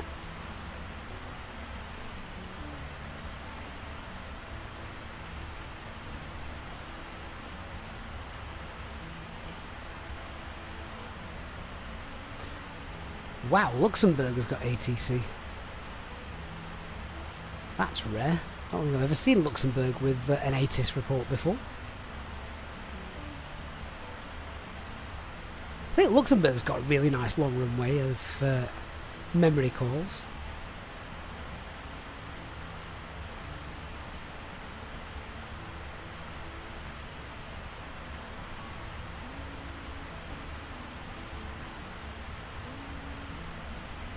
So has anybody in the chat been here since, well, nearly 7 hours ago when we started? Has anyone been here since Newark, as we were setting up and pushing back? And has anyone been here all the way through without leaving?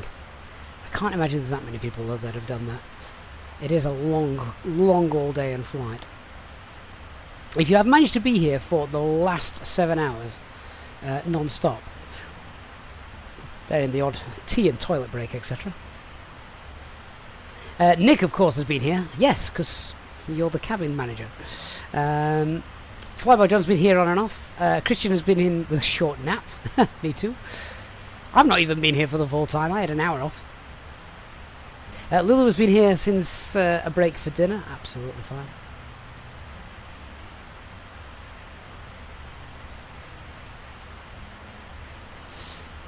J-Hog just feels like you've been here forever.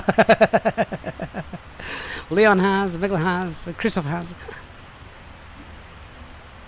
Andy has been here since and not left. That is amazing. Is there anybody who is watching the stream for the very first time? Anyone who has never seen this channel before? Love meeting newcomers to the channel. Oh, look, another turn. Oh, look, another fiddle with the heading bug. Renly says he's got 1 hour battery life left. Oh dear.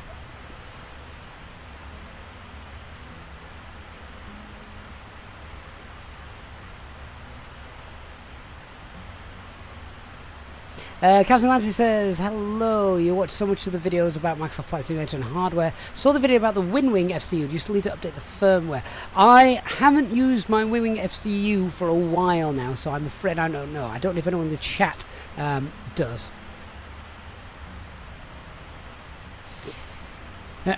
Christian, first time watching the stream. Yeah. Won't be the first time falling asleep to the stream. Megalon says, I've been flying myself and watching. Awesome. The cabin crew's even brought you dinner. Is that because he went to McDonald's? Fjorling says he's watching this whilst in a meeting. How are you doing that? Is the meeting not important? Do you work for the NHS?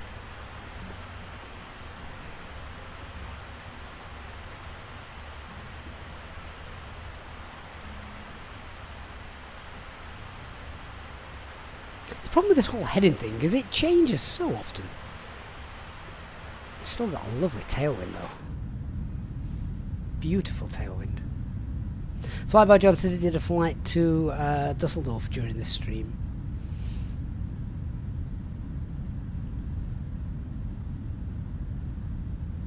J-Hawk says you only need 3 letters to make Christian disappear, and that is B, B and Q. You do attend a lot of barbecues, Christian. Captain Lanty, the flight is going very well. Yeah. It's been a great old day. Who'd have thought we'd been here 7 hours?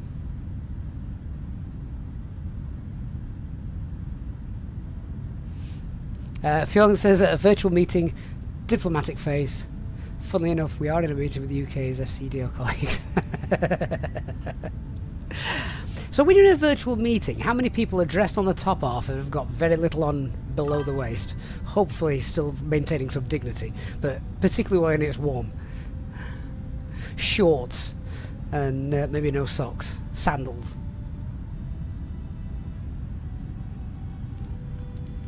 Ella Frisco, thank you for the follow. Hope you're doing well. Megalome says flying Oslo to Gatwick and back. That's, yeah, well, I mean, what's that? 2 hours each way?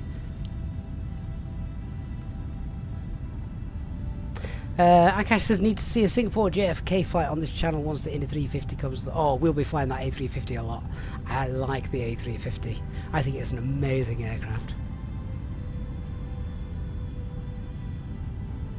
Fyong says he's got a permanent dress shirt on his desk to keep swapping in and out.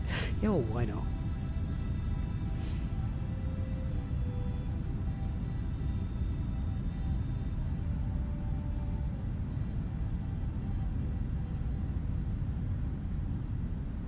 That was the only good thing COVID did for us.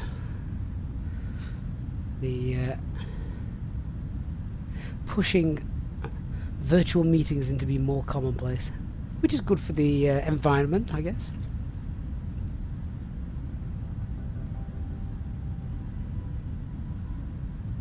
Uncle's supposed to be working all day whilst watching the stream and is now doing Manchester to Ibiza. Wonderful. Hasby, how do the clouds look so nice? I don't know. I've not done anything to them. This is, I mean, they are on the ultra setting, but this is standard, you know. I've not done anything to it. I mean, there's something a little bit weird down there. I don't know if you can see that. That's gone now. Of course it has. Looked like a matrix or something.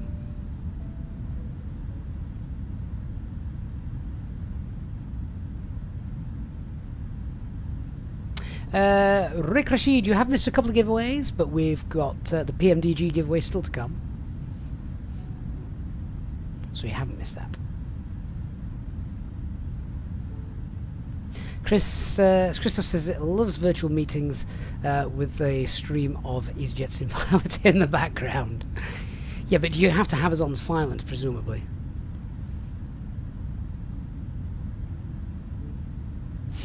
Ancient Dino says touchdown in Dalaman with the offset RMP, something else. I love that. That's runway 19, is it, if memory serves? Runway 19, the offset RMP approach. Get that autopilot off and fly it like a Cessna.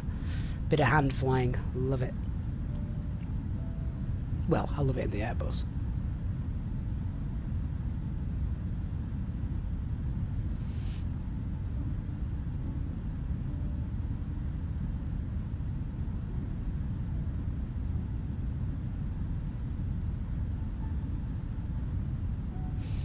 Right, time to bite another crunchy. Hang on a second.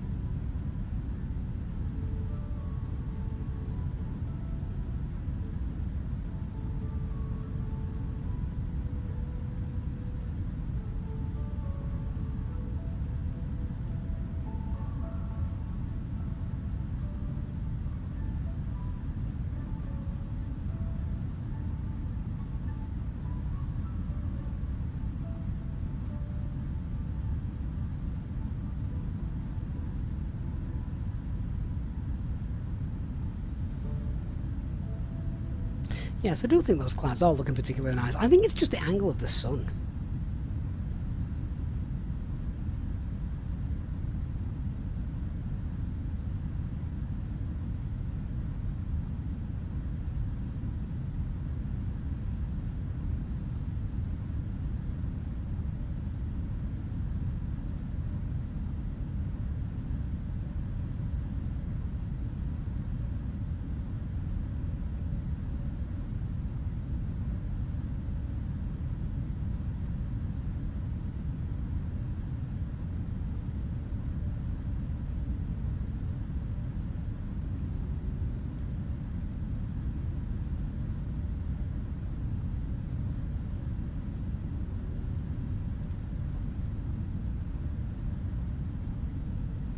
AVS is flying over Normandy now. Can't catch my 777. Yeah, the Boeings do seem to fly faster, don't they, than Airbus? Probably why they can't hold on to their doors.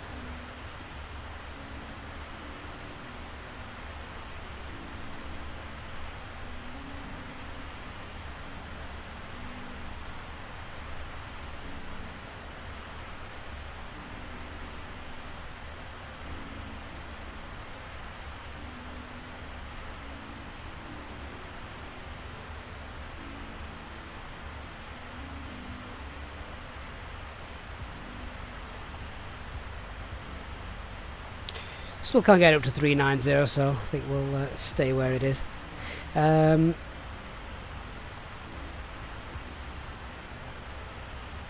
have a look at that route.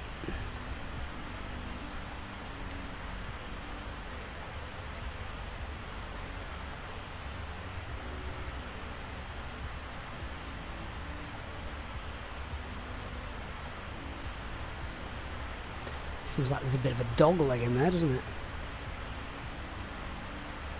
Not much. Ah, Basel Moorhouse. Yeah, it's the EasyJet base. We've got Zurich down here, so we'll check that out because that's a good place to dive into if something breaks.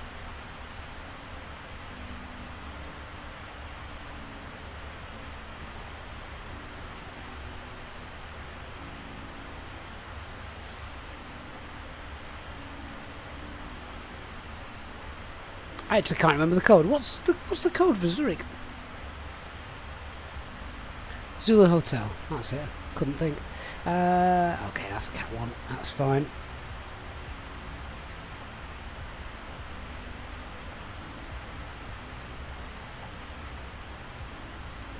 Oh my god, that's a lot of airports. There is a way, isn't there? Wait, now, how do we find this?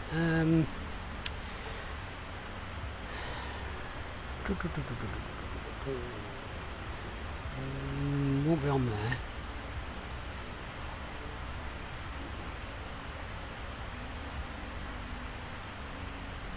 Isn't there a way to filter out the airports on the display?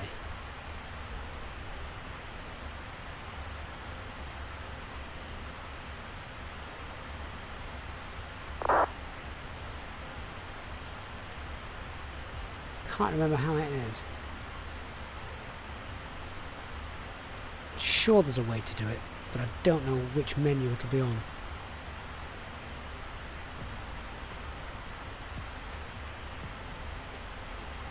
Oh, that's it. Is it up on the autopilot? Really?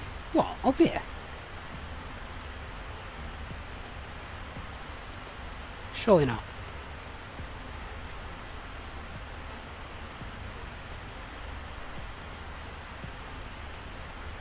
Displays. Probably on the displays page. That would make sense. Single attack, landing, show landing perhaps. Track up, TCAS, VLR, grid. Minimum runway length. There we are. 7,000 feet. Okay. So if I can change that to what's Dubrovnik's runway? I don't work in feet. I work in meters.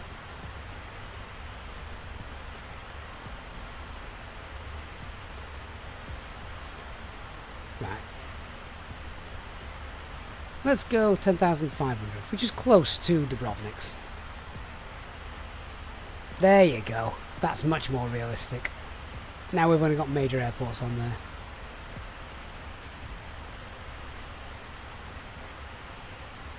Yeah, Christian, that's what I wanted to do.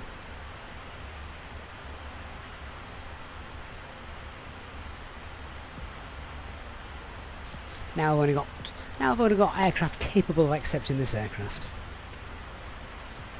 And let's face it, if you've got a failure or something like a hydraulics failure, something that's going to affect maybe the aircraft stopping distance, you want a longer runway anyway.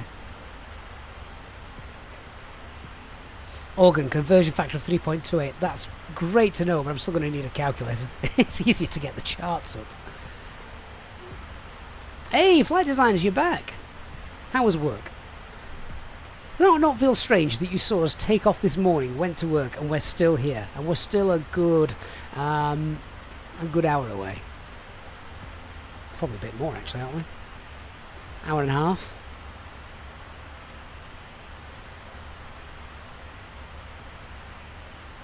Chris, why do you have to keep adjusting the heading? Yes! Yes, Chris. Why do I have to keep adjusting the heading? Because Boeing is not as good as Airbus. Airbus, if the autopilot fails, just continues to fly in a straight line. Whereas, if the autopilot fails, or the LNAV fails on the Boeing, it will then revert into heading mode and fly off at whatever this is set to. Airbus doesn't do that. Flight Designs, did you miss anything? Yeah, 2 giveaways.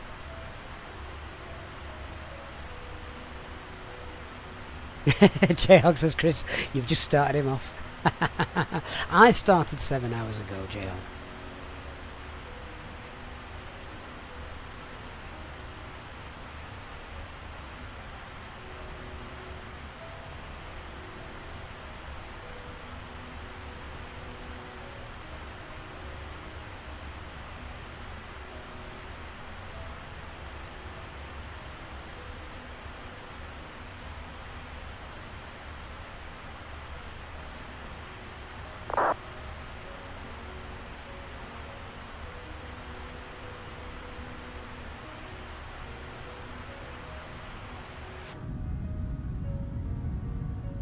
Right, sorry, muted again while I was enjoying some more crunchy. Nick, I set it to 10,500 metres, which is just over 3 kilometres on the runway. Jayhawk, are we doing the turnaround? No. One of these is good enough. We're not going to do the turnaround. We're going to fly to China, just so I can use the meters button.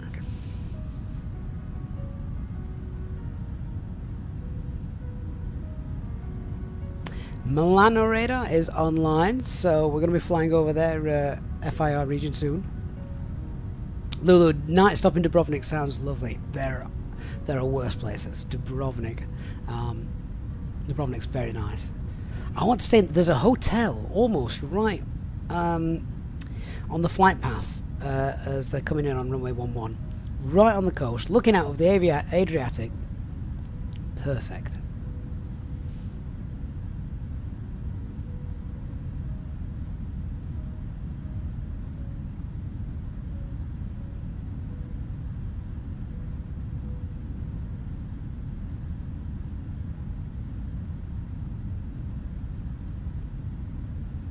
Sun is starting to drop though in the sky now, isn't it? You can see from the shadows of the clouds. If we just nip outside, have a quick look. Something you can't do in real life.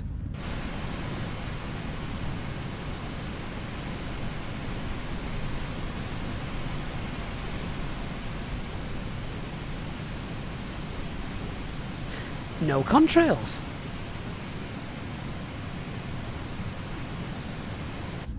Must be a no contrail day. I believe that will actually be realistic. Let me just have a look at what we've got sim effects set to.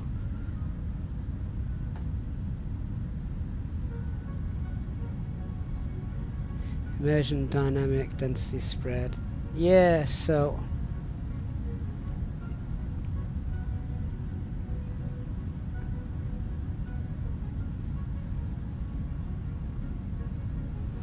Not actually sure. What is the difference between immersion and dynamic?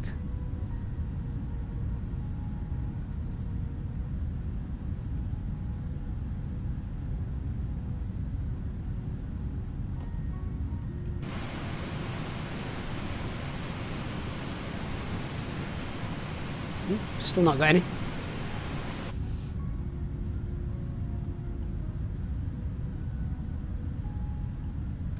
High altitude, high humidity, cold temperature. I mean, I think that ticks all the boxes.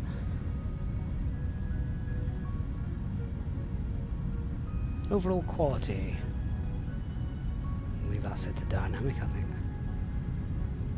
Interesting that they're not there. Oh well.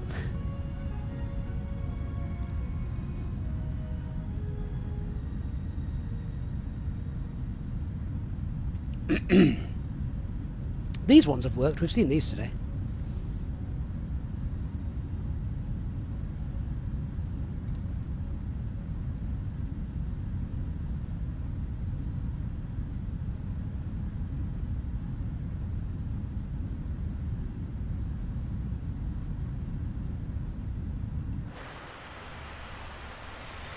Right, let's see if there's anything else we need to do for our landing prep. So we know we're going to be flaps 30. Our approach speed is going to be 148. Landing weight we're planning 230.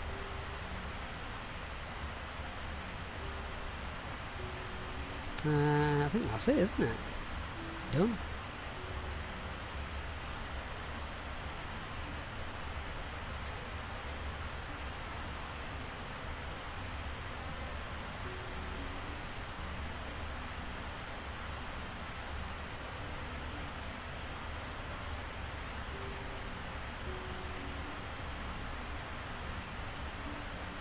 Can we pop in? Oh, we don't need that anymore.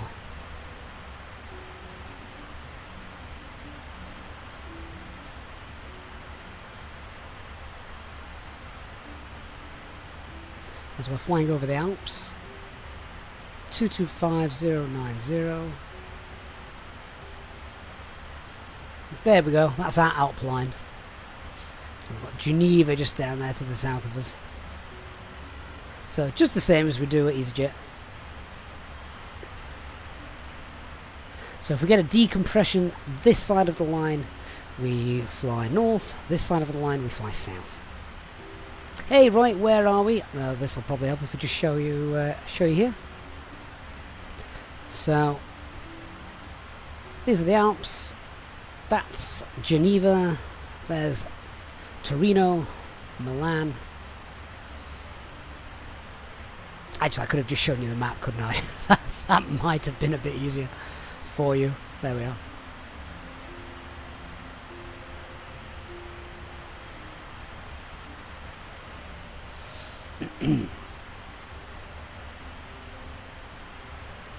Still feels weird. We don't need to add anything in to the. We don't need to add anything into the page for our arrival, do we? It's weird. I feel like we should need to put everything into the box, you know, like you fill out the approach page in the Airbus. But apparently not.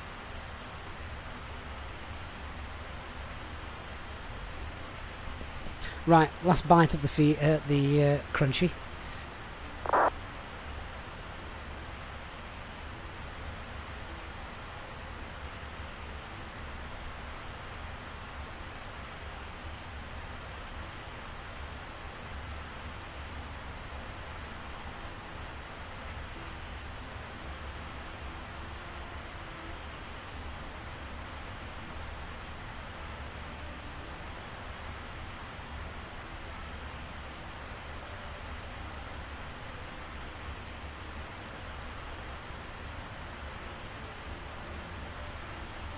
Roy, your normal route is Gatwick to Zurich or Geneva. Oh, yes, you know exactly where we are then. Ancient Dino, can you preload a QNH? Oh, yes, you can preload it. Oh, now how do you do it? Because I can't remember. In the Airbus, you just set it there, then set standard, and then when you pull it, it's there. It's ready for you to go. Go on, talk me through that step, because I can't remember how to do that. Chris, starting your descent into Naples. Nice. Which runway are you on?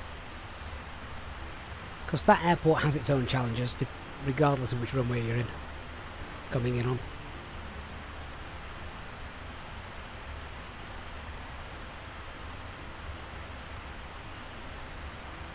Oh, you just twist the QR. Oh, okay. Well, that's not difficult then, is it? And then it's down here, isn't it? I don't actually know what the weather is. I'll check that out.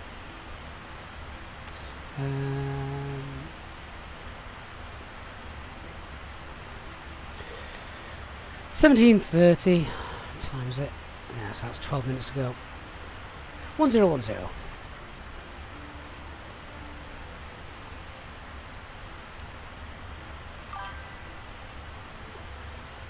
Oops, not quite. There we are. Alright, fair enough, so that's all preset and done. 290 cav OK. That is a perfect headwind for our arrival. Excellent.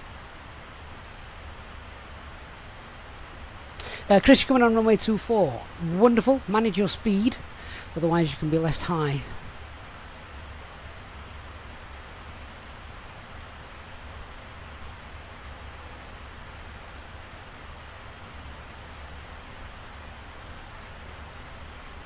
My personal way of doing that is making sure that your flaps 2 and speed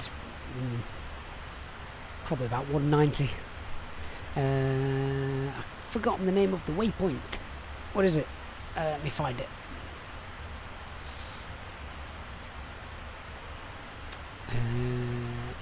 Nipples. What was that? L-I-R-M, is it?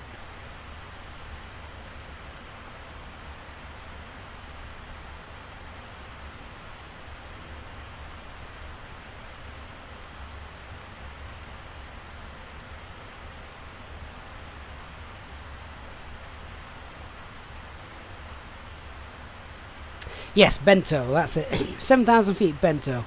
Then you've got to get down pretty steep, which if you're not careful, because it says be above 7,000 feet there. Well, that's rubbish. Don't be above 7,000 feet there. Be at 7,000 feet there is easier, as long as ATC are allowing you to. And then from there, flaps 1, flaps 2 soon after, speed 180. Otherwise, you're not going to get down and slow down. Aircraft don't like going down and slowing down at the same time. So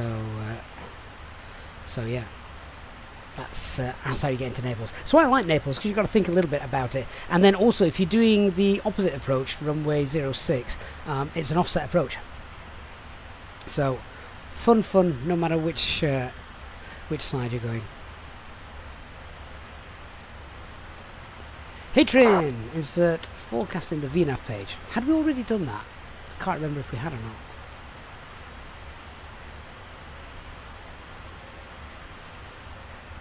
I thought we had done it.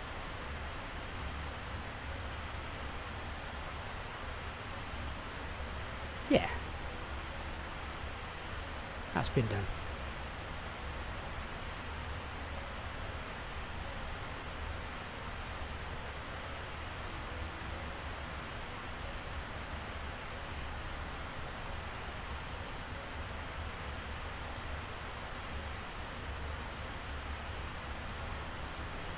Dean says you always are taught to slow down before you go down. That's okay as long as there's nothing behind you and ATC aren't going to scream at you for upsetting their traffic flow.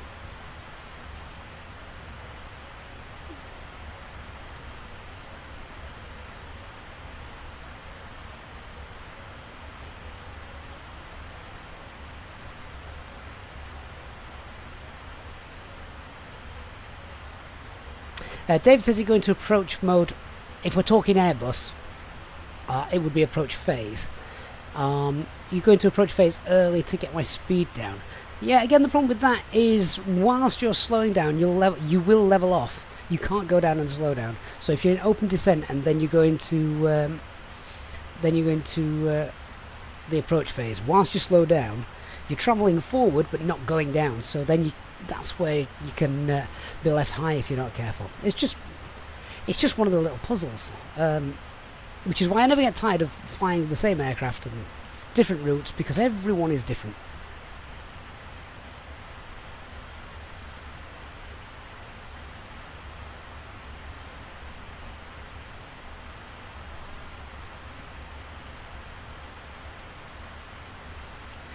Another turn, another heading change.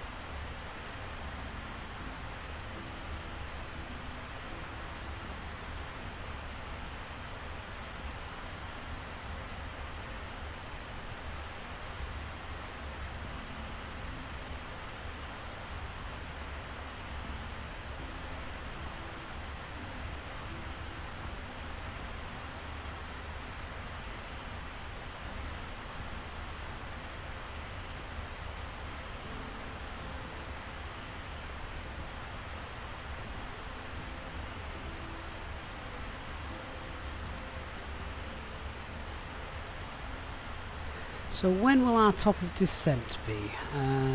Is that given to us in the legs page or on the VNAV page anywhere?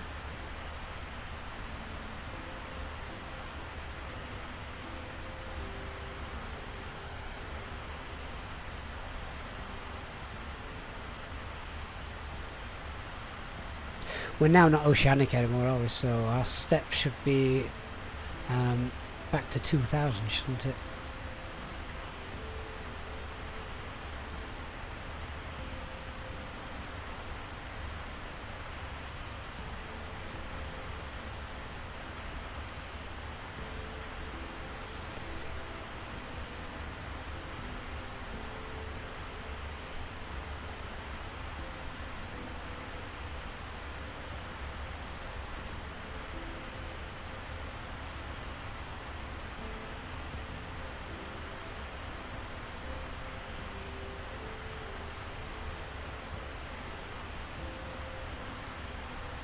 Alright, where's top of descent? I thought it would have been on VNAV.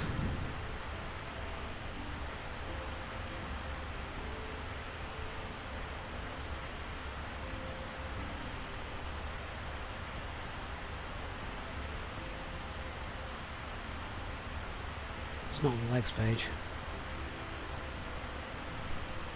Somewhere between Peval and Sipal, we can work that much out.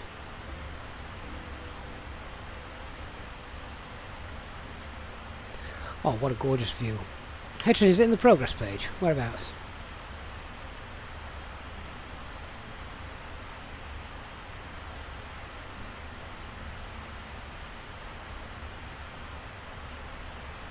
Which page of the progress page? Leon says his house is in the new London photogrammetry. It looks the same. Is your car on the drive? That's what we want to know.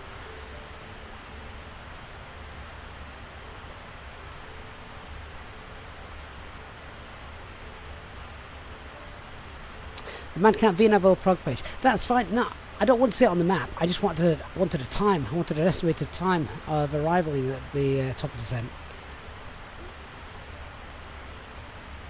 I don't know where it is. Anyway, I want to go and look at the Alps because they will look stunning. Leon says it's a white car, which is also correct. But how long have you had the white car? How up to date is it? Is it realistic? Is it dirty? All white cars are dirty. Apart from the 30 seconds after they've just been washed.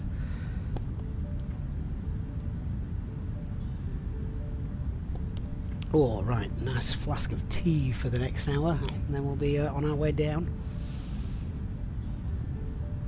This was one of the views when I was planning this flight. This is one of the views that I was really looking forward to. The view of the Alps as we have the sun getting lower in the sky.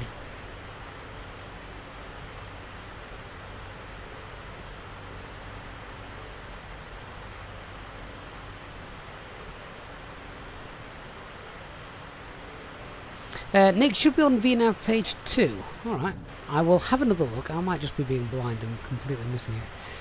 VNAV page 2.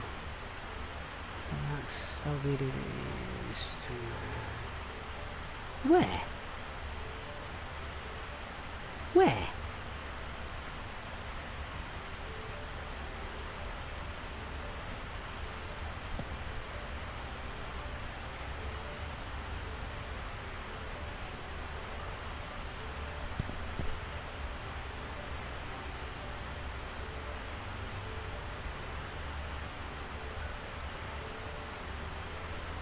Lemon Wolf also asking. Nick says it's on his. Whereabouts, Nick? Which line side key is it on yours for?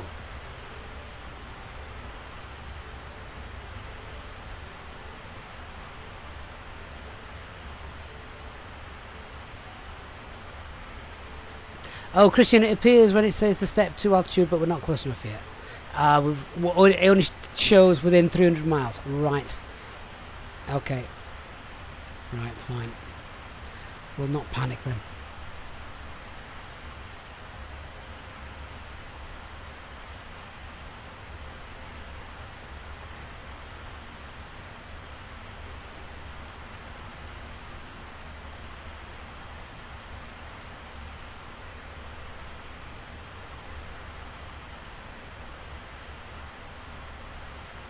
What a view.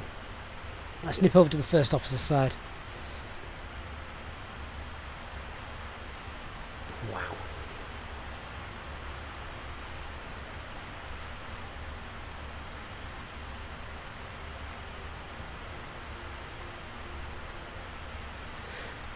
Now there's a view. That's the office window so many people crave. With a cup of tea in hand, all is calm and all is well. It's awesome.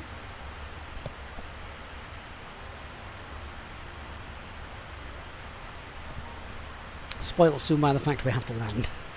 I have to work out how to do it. We've already briefed what we're doing.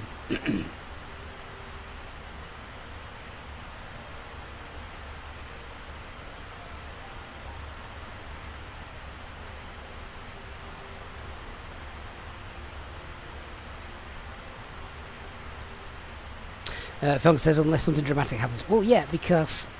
But if we have a decompression, that's what we've got this. That's what we've got that line for. Now, where is it? Ugh, I can't see it here. Get back over to my side. Yeah. So at the moment, if we have a decompression, then we're turning around. After this line, we'll carry on, and we've got Milan over there to the south. That just looks beautiful, doesn't it? I wonder what this will look like in Microsoft Flight Simulator 24. What will the differences be?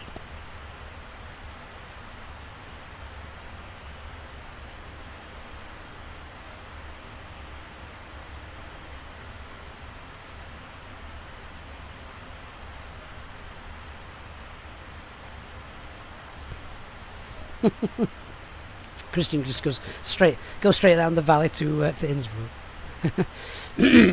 LB, how do you get the line there? So that is a waypoint called DGAD in the centre of those two lines. One radial is 090, the other one is 225, and that is the Alp line, if that makes sense. So the sort of the roughly along the highest point of the Alp mountain ranges. So in terms of a decompression, just use the fixers page. Pop in DGAD, Delta Echo Golf Alpha Delta, and then pop in the radials 225 and 090.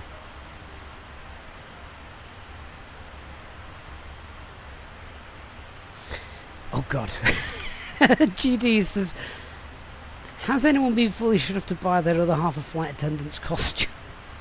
If you'd have said uniform, it might have sounded a little less seedy. You know, they might actually be a flight attendant, but costume?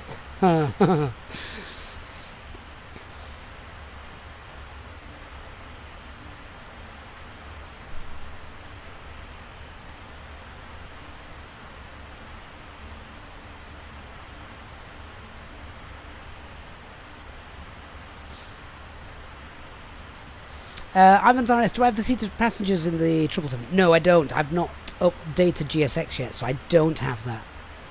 Maybe we'll do that next time.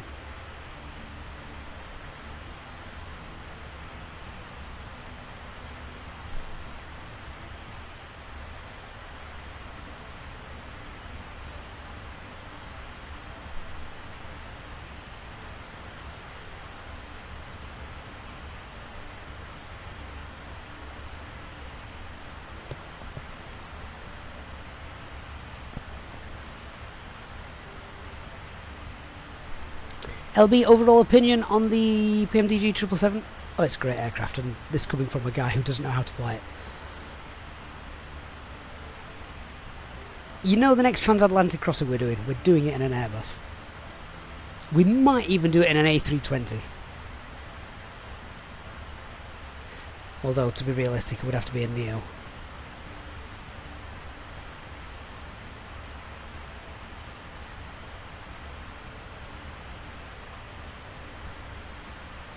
Christian says we should actually fly to Innsbruck soon. They finally managed to get rid of the unrealistic snow coverage in the 20 plus temperature. So they've added the global warming patch. It's now realistic and warm.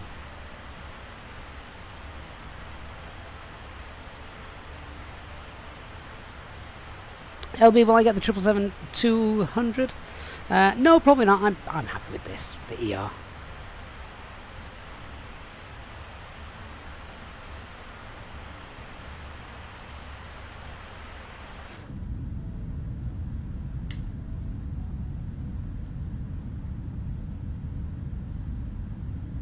It's the Greta feels unsafe update.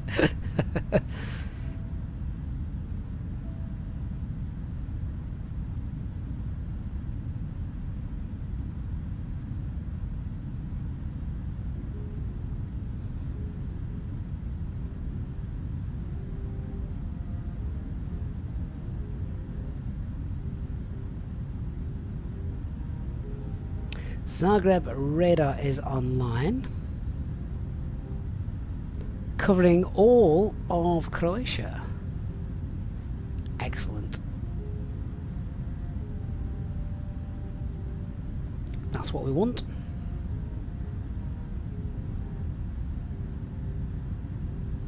Steve says apparently Flight Sim 24 has animated polar bears in the Alps. What? Why would the polar bears be in the Alps? Have they escaped from the local zoo?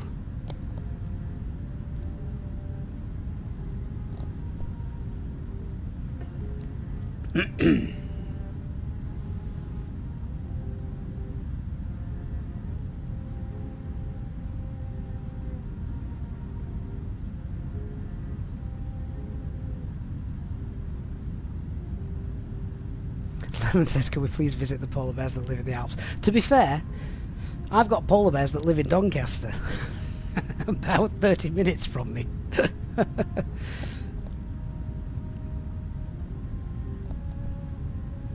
Anything's possible. It's probably been bearable for them as well this summer.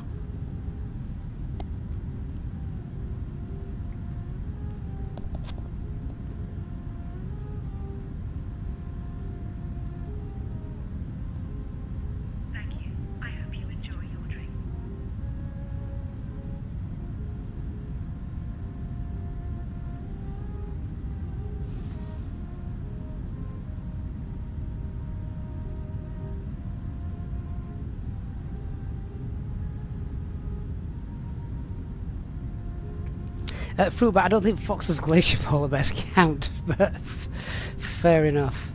Ooh, Milan Control's just come online. Are we still in their airspace? Might be. Where are we?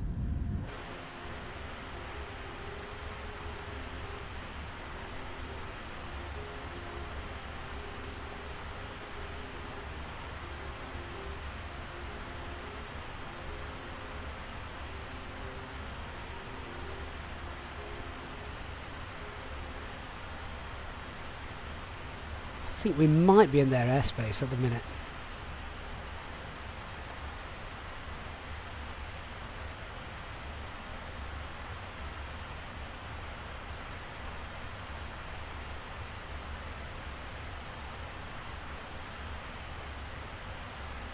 So I have tuned to them. We'll speak to them if they want to talk to us. But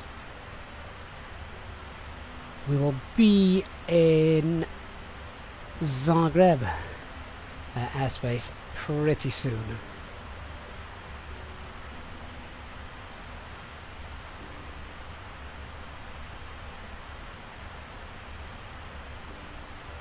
So we're about to pass that line right now, as you'd see. We'd just continue straight down if we had a depressurization.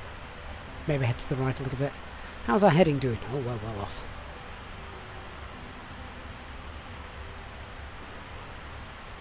There we are.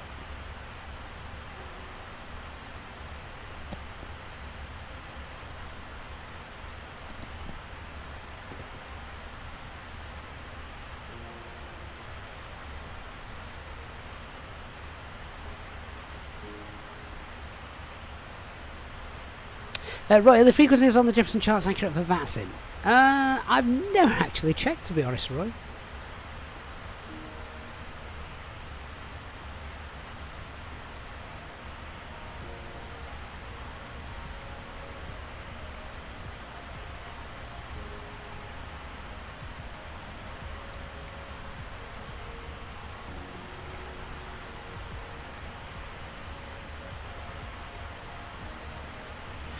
Auto brake 3 is selected. Let's just have a look. Milano Control, good evening. Ryanair 38 for uniform, level 370 inbound target. Good evening.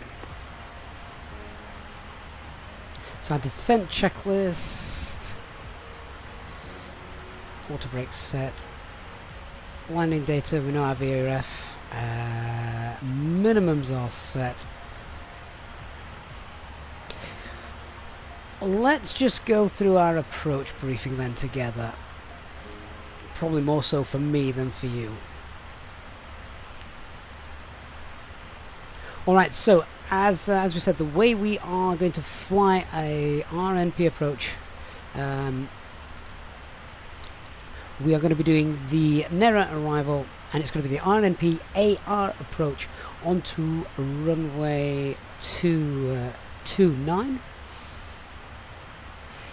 And obviously as we get down then, we've already set up the box, we've already got the speeds in. The speeds we will set manually on the autopilot, so 25, 23, 23, and as we are doing getting down to 4,000 feet, after we've left 4,000 feet, the plan will be then to leave Aligu, descending to 2,500. This will all be done in LNAV VNAV path, winding the altitude down to the minimum descent altitude, which is 930 feet, which feels very against everything Airbus in my body, but that's how you do it in the Boeing aircraft. And then we've obviously got the max speeds all shown just there. My plan will be as well the usual stuff for the 777. So at 15 miles out, this is track mileage of course, we will go flaps 1 followed swiftly by flaps 5, and 10 miles out we want flaps 15, and then because of the kind of approach it is and I need to concentrate on landing, we're going to get ready perhaps a little bit earlier than I would do if I was in my familiar Airbus. So as we're making the turn, getting past 205, we'll get landing gear down, spoilers armed, and then once we're happy, we'll be flaps 3 and set up to go. To be fair, I say flaps 3. Sorry, it's not flaps 3. It's flaps 30, isn't it? We will manually set the speed in the window as we're going down. That's how we do it in Boeing. And yeah, the final descent path begins at 504 when we'll be 2,500 feet, and as I say, it should, as we pass 504, start that 3.1 degree descent. If for some reason it doesn't, I'll take autopilot off and I will manually fly that in. It's nice weather, we've got visual, so it should be fine. Threats to be aware of: biggest threat is the pilot. The second biggest threat is of course the terrain as well. Now the go around, if we need it, go around altitude is 5,000 feet straight out and enter the hold at PLAP.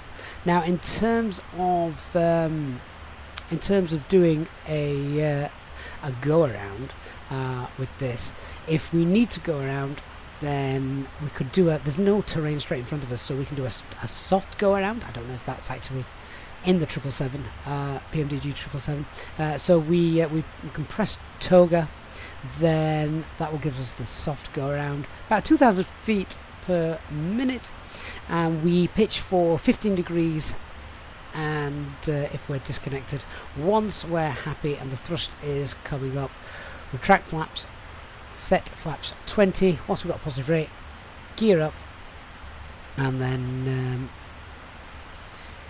yeah, the go around track is coded into the box, so I'll be getting that autopilot on and sweating profusely. Alright, so hopefully that's covered how we're going to fly the approach. Once we've landed, we will vacate, most likely at Delta. No, we won't, that's a lie. Not get off at Delta. Oh, Bravo. We can't do Bravo, can we? Because of the taxiing Bravo aircraft code, letter E, only alright, so we need a follow me card if we're taxiing via Bravo. GSX might do that for us. There is a GSX profile, I think, for this airport. So we could call it up if we really wanted to be realistic. So we can get off at Bravo, that's fine. And then we would probably look to park at one of the remote stands, something like 678. Something like that. Don't think we can get in front of the terminal because we're too big. Right. Done.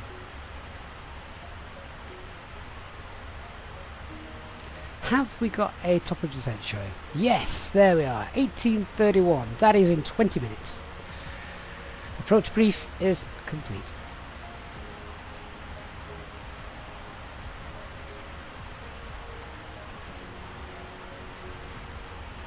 Nick's just said Bravo's not available for Cat D, isn't it?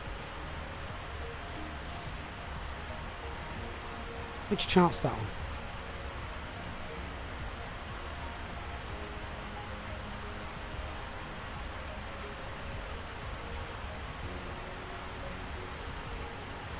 Well, I'm very confused now.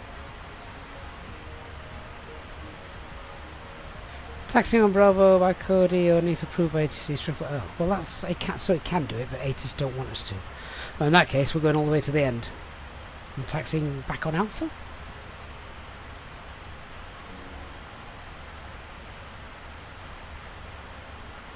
Are you close enough to pick up an ATIS, Nick? I'm not. Right, we've passed the Alps. Let's get rid of those in the fixes page. Erase fix. Erase that.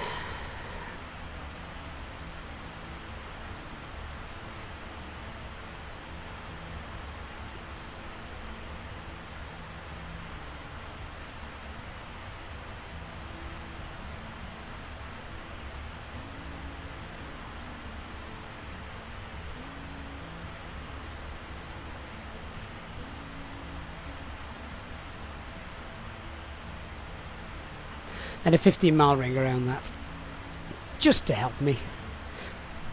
15, 10 and 6. Oh, hang on.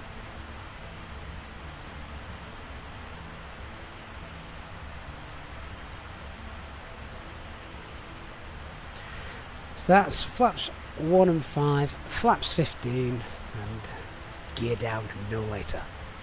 But preferably earlier. We will be doing early today.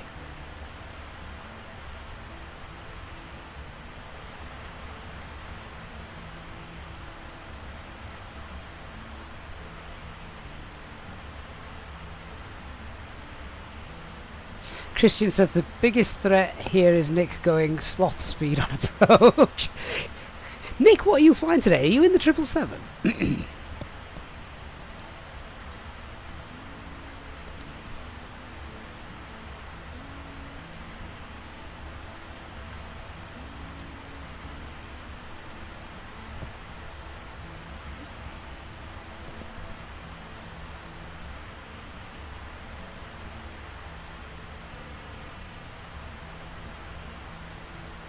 Organ, is this the longest flight ever on one of the streams? Maybe. I'm trying to think back to the good old days. Back when the channel was new and no one had anything else to do but fly. I honestly don't know. I don't know if it's possible to look at my past YouTube live streams and organise them by duration. I bet this one will be up there though.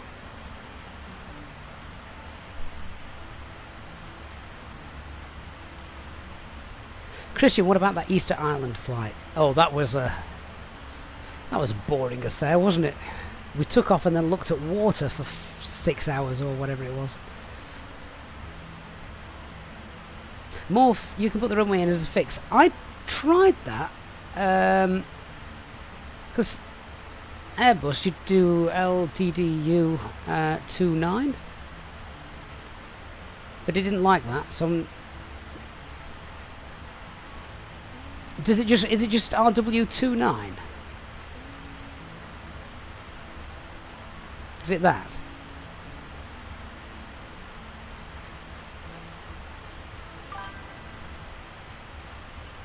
Ah, okay, there we go. Right, oh, in that case then. 15. Oh, that's 5. 15. 10, 6, and delete.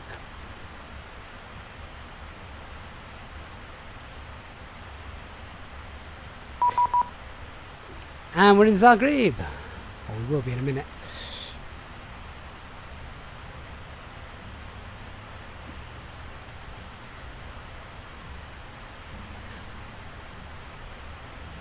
Zagreb radar. Good evening, United 385, flight level 370, and we're inbound PVAL. United 385, Zagreb radar, identified, hello. Bit of ATC now for our arrival, so things start to get a bit more realistic as we come in.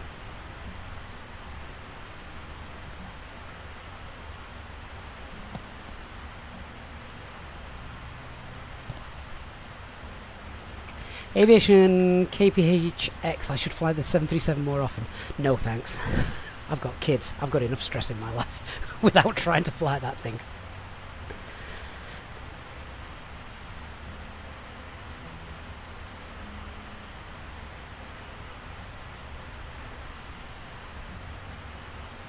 So I did say the sun would be setting as we arrived, and that is exactly what we're going to be getting. Awesome.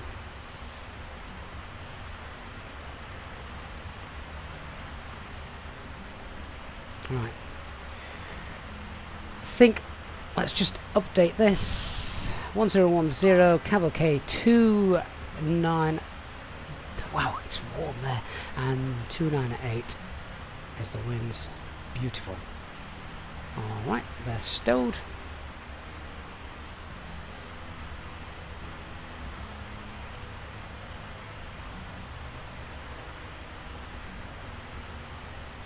Lufthansa 2 Hotel, expect ILS Yankee approach, runway 04. Expect ILS Yankee, runway 04, Lufthansa 2 Hotel.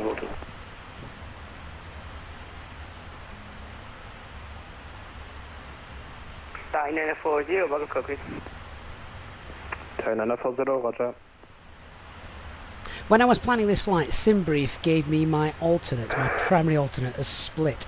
Now, split's great for an A320. One monitor Unicom, goodbye. Not sure it can take the 777. Thank you very much. Sure. Top of descent is there. Tucker, please confirm it's ILS Yankee instead of ILS Zulu for Lufthansa 2 Hotel. FM.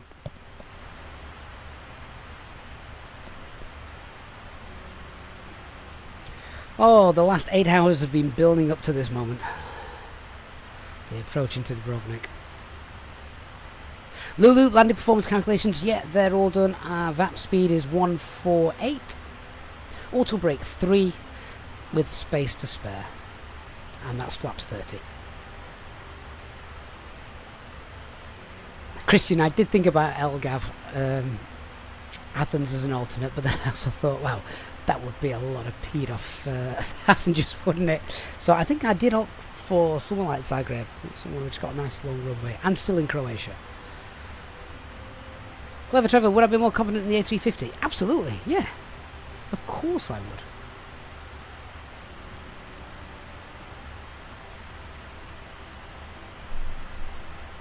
I've already told my wife there's a house move on the cards in the next couple of years, and now I've got the Wingflex FCU combo.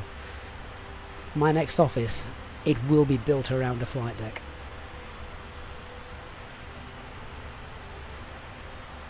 Yeah, Zagreb or even Zadar, both of those would accommodate us nicely. And this is it now, the beautiful view coming into Dubrovnik. We're over the Adriatic, we've got Croatia off to our left. Not sure if you can still see Italy on our right. Lufthansa 2 Hotel, I'm sorry, expect ILS Zulu, runway 04. Roger, ILS Zulu, runway 04, Lufthansa 2 Hotel. GD, do I have a beer in the fridge? No, do you know what? No, GD, I don't. I'm up very, very early to catch a train in the morning, so I thought I'd best not. So it'll be a teetotal night in Dubrovnik for me this evening. Roy just built a 1-on-1 scale A320 car. Yeah. Just keep buying parts. I'm not that clever on Sorry, over the EasyJet, mechanically minded 170, what was the American Airlines? to be able to build stuff like that. 85. So I have to buy plug and play units, which is fine. 1570, say again. What was call sign for 385?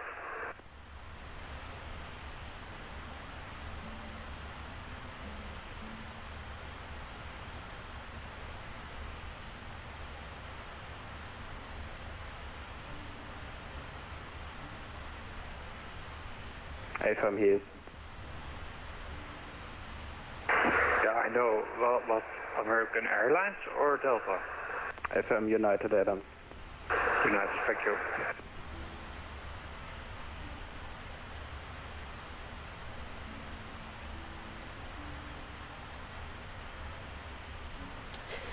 Organ, just buy the open cockpit A350 Yeah, if I had a spare 50 grand, I'd buy that and invite you all to come and fly it. Hotel, descend to altitude 4,500 feet. Descend 4,500, Lufthansa 200. Flight designs, yeah, we mentioned that, didn't we? I think it might have been Nick or Christian mentioned the Jakarta to Sydney flight that we did, and then we've got the 8-hour stream Rodney area and back. Roy, just tell EasyJet I need to borrow borrow one of the aircraft. Just need the front end. I don't need the I don't want passengers. Morph, you are correct there. Zagreb scenery is fantastic, as is Zadar and Split, all very, very good.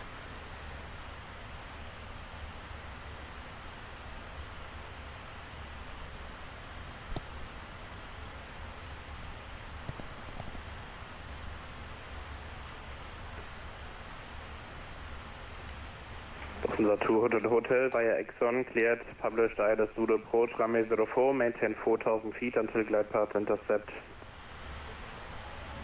Via Exxon, cleared ILS 04 Zulu approach and 4,000 feet until established on localizer Lufthansa 200.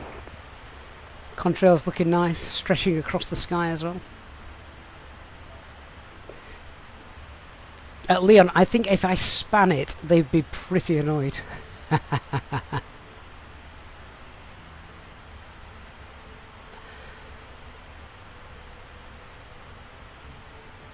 Rick, that is indeed correct. No time compression. We've been here for 7 hours 50 minutes. And Matt's ETA is in about 40 minutes. So this is the last. This is it. This is the home stretch. Top of descent is about 80 miles away. Oh, Lulu, you're going to have to dip out. Right, well, in that case then, Lulu, I just want everyone to give Lulu a massive shout-out. Lulu is ex-777 pilot. She has donated the PMDG 777 that we will be giving away shortly here live on stream as we fly into Dubrovnik. So, if you do have to go, Lulu, I'll be gutted if you have to go. But thank you so much. Not only donating that, but also gifting, I think it was 10 EasyJet Sim Pilot channel memberships as well earlier during our stream today. So, Lulu, incredible support. Legend of the channel. Or certainly my go-to. Anything I know about the 777 has come from Lulu. I basically told her a while ago, right, just give me the cliff notes. Everything I need. So yeah, if you do have to dip out then, Lulu, I would say massive thank you to you. And for those who want to enter the giveaway in a little bit, then you just need to be a subscriber to the channel over on YouTube for that. But plenty of time. We'll not be doing the giveaway as we approach because I will be indeed concentrating. Uniform, goodbye. Uniform, ciao, 570.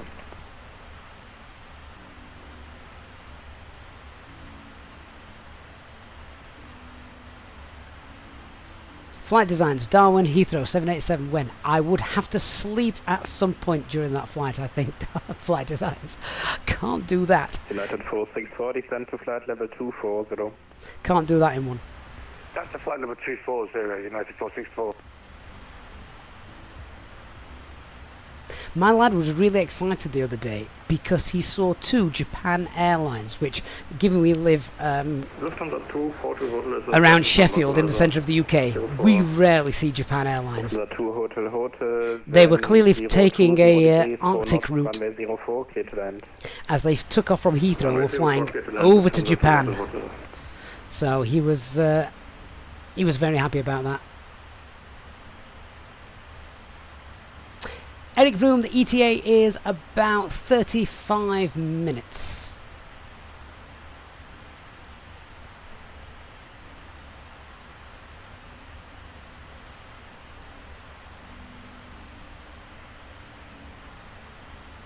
Just want to check the transition altitude actually for this airport. 10,000 feet.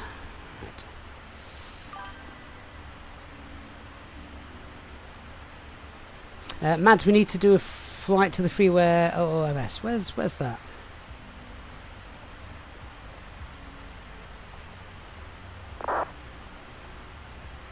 Lightspeed, yeah, you just need to be a subscriber. That is all. Nothing else to it. For now.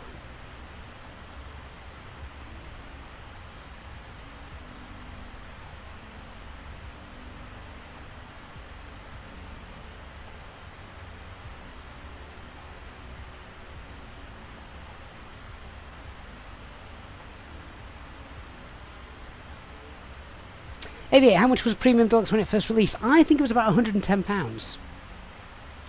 Madcat, is it Muscat? I've not seen that airport then. Don't think I've ever flown into Muscat.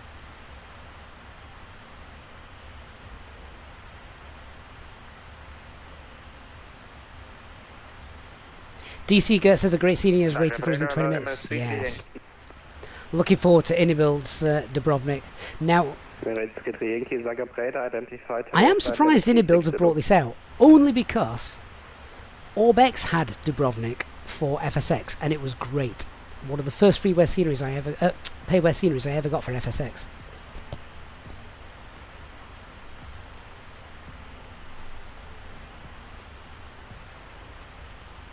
United 464 descend at 2,000 feet per minute or greater. 2,000 feet per minute or greater, United 464. Speed brakes. That'll get you down, Nick. Organ Aviator, imagine if all the Flight Sim 24 default airports are up to payware standards. They won't be, because that would just wipe out an entire market.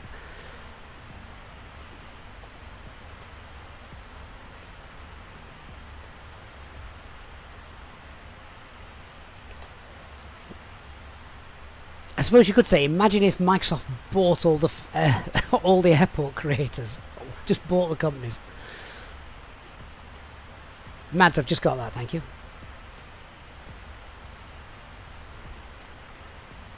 Sun is setting beautifully. Oh, look at that.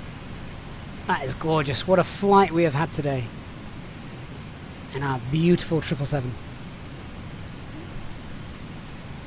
And as I keep saying, I know I'm an Airbus guy, but I do appreciate this aircraft and what PMDG have done with it.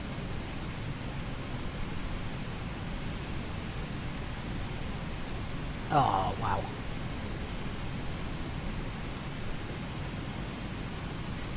This is the view you want, Lulu, isn't it, as you're coming in for your night stop in Dubrovnik?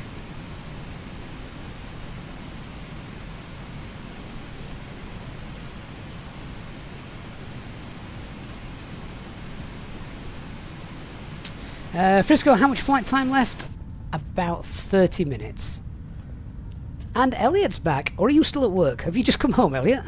How was the drive shift?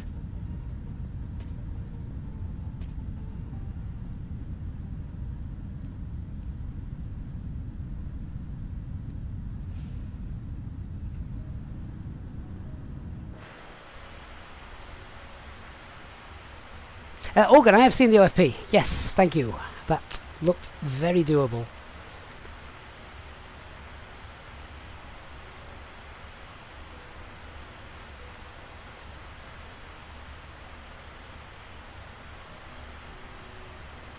Lulu says it beats the boring London, Paris or Frankfurt.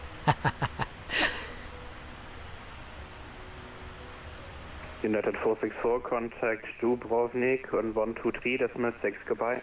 Sounds like there's Dubrovnik online. Excellent. 123.6, United 464. So, ATIS information, Mike is current in Dubrovnik.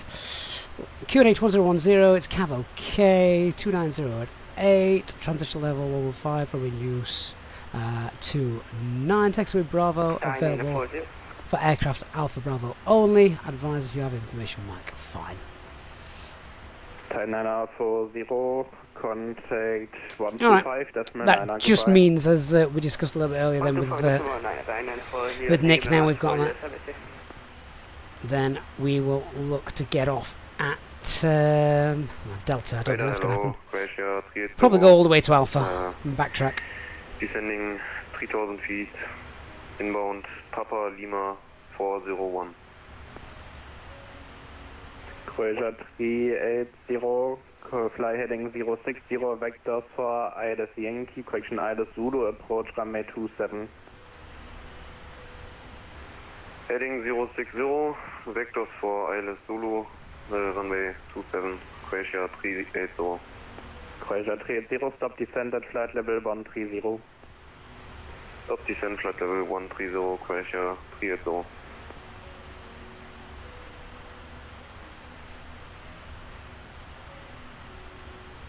So go control, Tomjet 1624 with you, flight level 370, direct Abuti. Tomjet 1624, Zagreb radar, identified, hello. Hello.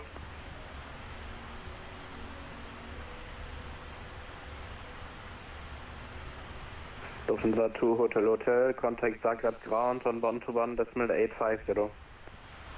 Contact ground 121.850. Reset MCP altitude. Well, ciao, dankeschön. I'm not going to do that yet until ATC have told us we can go. We can request descent maybe a couple of miles before it. United 385, descent to flight level 240. Descent flight level 240, United 385.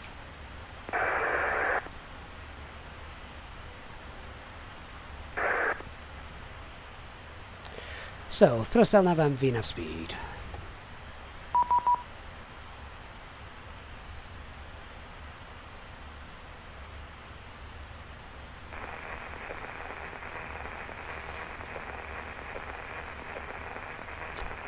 And flight change speed.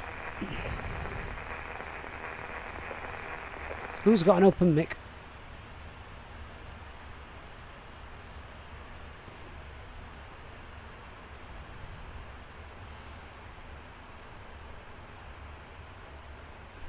So how does the 777 work if you're going down below and you pop it into VNAV? Does it level off and just wait, or does it continue to descend at say 1,000 feet till it intercepts, which is what Airbus does?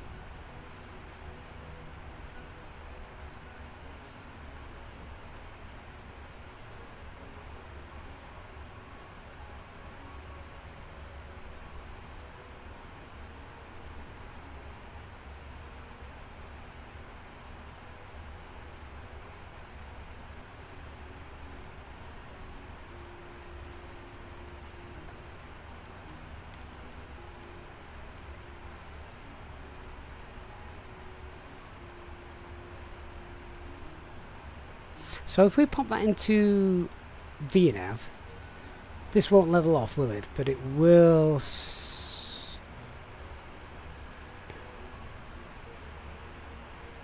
Actually, it's descending faster.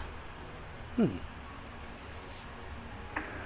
0609 to Zagreb. Good evening. We are inbound to Abuti, flight level 390. EV 0609, Zagreb radar, identified, hello. Yeah, so obviously in Airbus, if you pop it into managed descent prior to your planned top of descent profile, it'll just descend at 1,000 feet per minute until it reaches the desired profile, then it will continue to descend with it. Station coding Codson again. Maybe it is doing something similar now. Now that it's reached its target speed.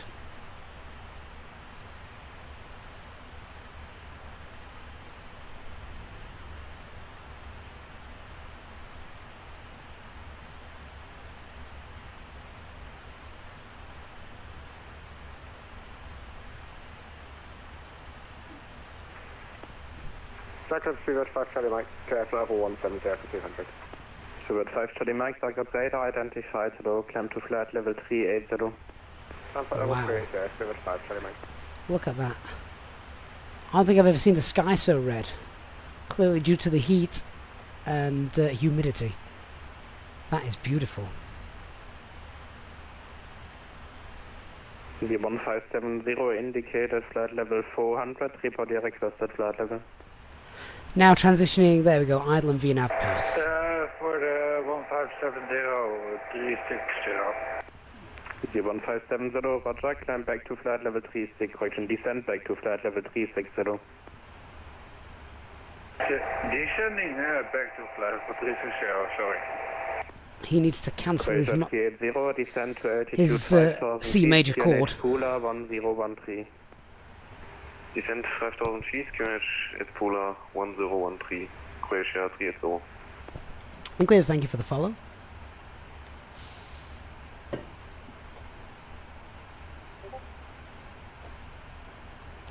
So, we want to obviously... 385, contact Dubrovnik radar on 123.6, goodbye. 1236 for United 385, thanks for the service, bye-bye. Ladies and gentlemen, we are starting our descent. Please follow the instructions of the cabin crew as we prepare for landing. That's 6000 QNH 1010, United 464. Dubrovnik approach, good evening United 385, passing flight level 300, flight level 240, 777 with information mic.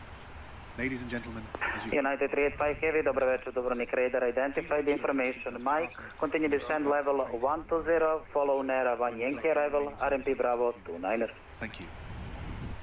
Continue to descend flight level 120, NERA 1 Yankee arrival for the RMPAR 29er, United 385.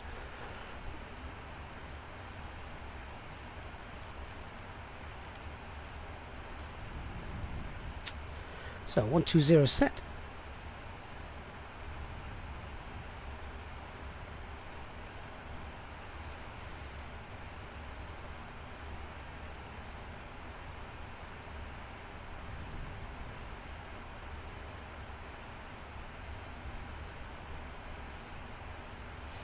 So let's just check out the... United 385, enable clear direct Olegu.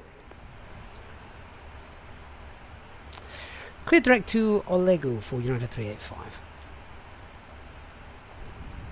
Just before I do that, in fact no, we'll do that first.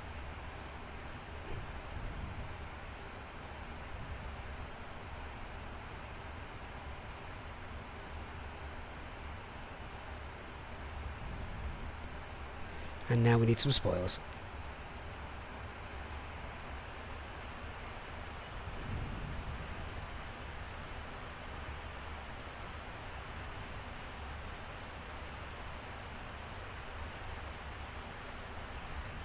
Radar, good evening. Nordic 1923, the Models 5 Delta departure. Nordic 1923, dobro večer, Dubrovnik radar, identified passing 3000 feet, climb flight level 200, unrestricted. Okay, so RMP is going to be fine for us. Flight level 200, 200. Level 200 unrestricted, Nordic 1923. Speed brake's still out.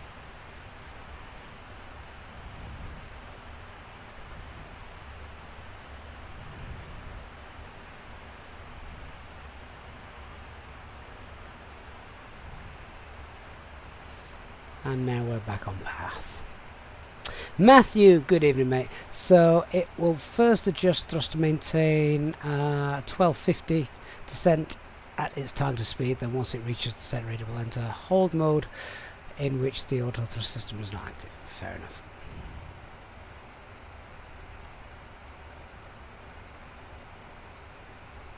Alright, speed brakes away.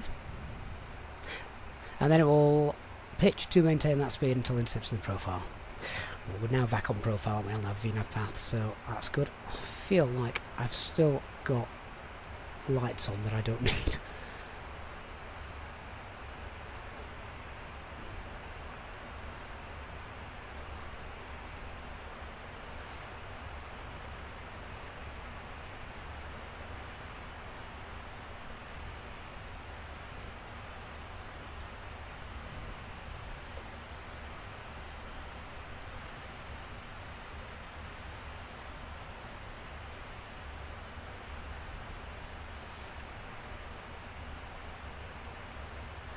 Right, so if we can maintain this profile, we should be fine. Remember, we've already pre-selected everything. We're going direct Olego. There, when we get to Olego, we want 4,000 feet and 230 knots. And for 230 knots, we want to be flaps 5. 66 miles to run. Until Olego, that is.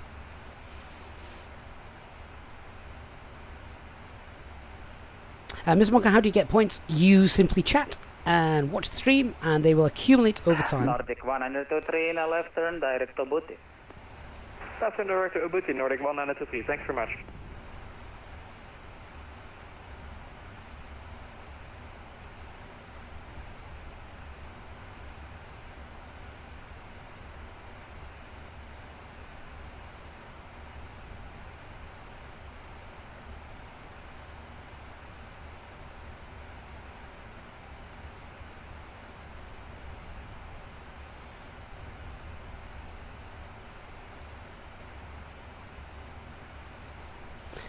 That sun has dropped very quickly, hasn't it? Oh, what a gorgeous dark view we're going to get coming in. We'll probably still have a bit of light. New 80s information, November, wind 290 degrees, 8 knots, temperature 280, dew point 19er. So I've got new information, November now available. Did he just say the QNH had changed as well?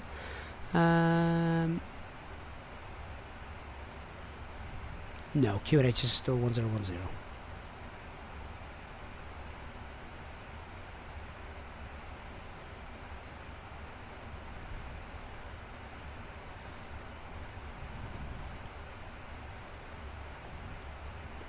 So remember, we are obviously giving away a copy of the PMDG 777 courtesy of our friend and channel member Lulu.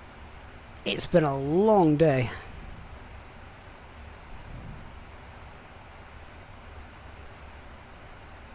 United 464,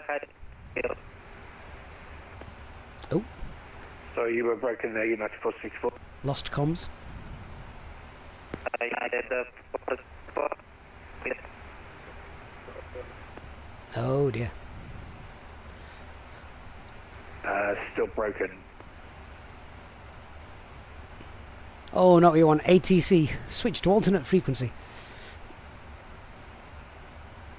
Matthew says it's slightly different because the Airbus will just maintain the VS and just power to maintain the speed until intercepting that profile, where Boeing will maintain United 464, power and change the descent rate to maintain the speed. High speed approved, United 464, and we can reach you 5. Amazing. United 385, start reducing speed 240 knots. Start reducing speed 240, United 385.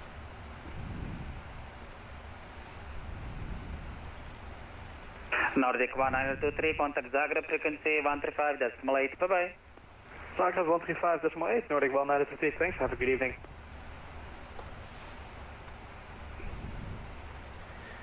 With a little bit of help from speed brake.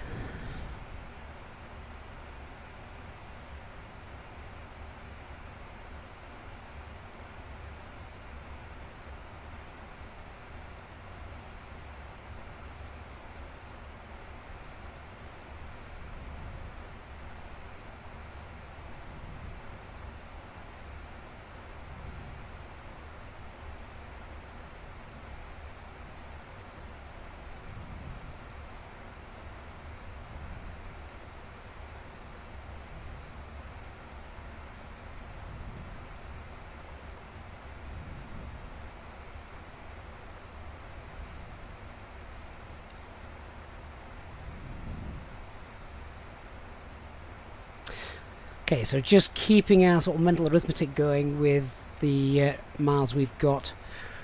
We want to be 4,000 feet, so that's 10,000 feet to lose, 40 miles to do it, and slow down. That should be okay. United 385, descend altitude 6,000 feet via QNH 1010. Altitude 6,000, QNH 1010 for United 385.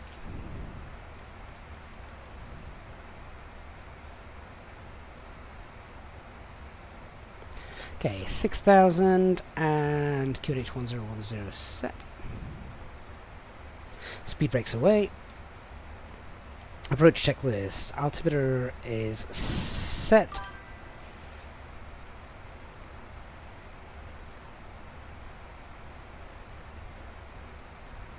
Now this approach checklist is not the same as is not the same as the Airbus checklist. Hello, Croatia Alpha, passenger 3400.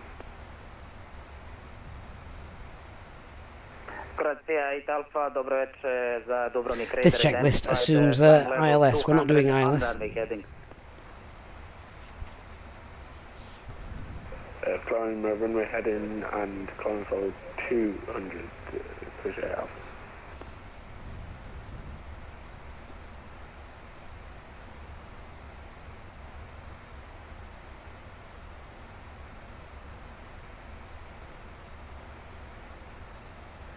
What a gorgeous night view.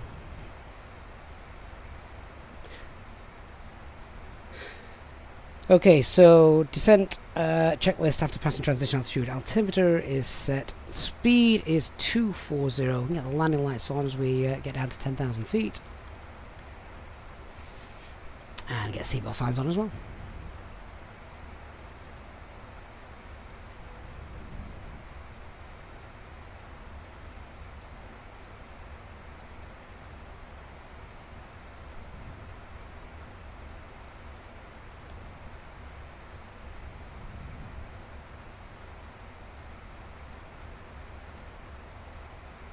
Matthew, so whenever we've got hold on the FMA, we have complete control of the thrust levers. Next time it goes to hold, we can try that out. Oh, that's interesting. 464, descend 4,000 feet via Lego, cleared RMP Bravo, approach runway 29er. That's 4,000 and clear to the RMP for runway. And it's the confusion of the hold mode of the auto thrust. That is what caused the Asiana crash. Oh, was that LAX? Direct Was that LAX? No, San Francisco, wasn't it? San Francisco. Correct, Uvodi, Croatian out. That's interesting. So, as it is at the moment, the auto thrust isn't actually on. We're controlling this then. That's basically what you're telling me, isn't it? That's great knowledge. Wouldn't have known that.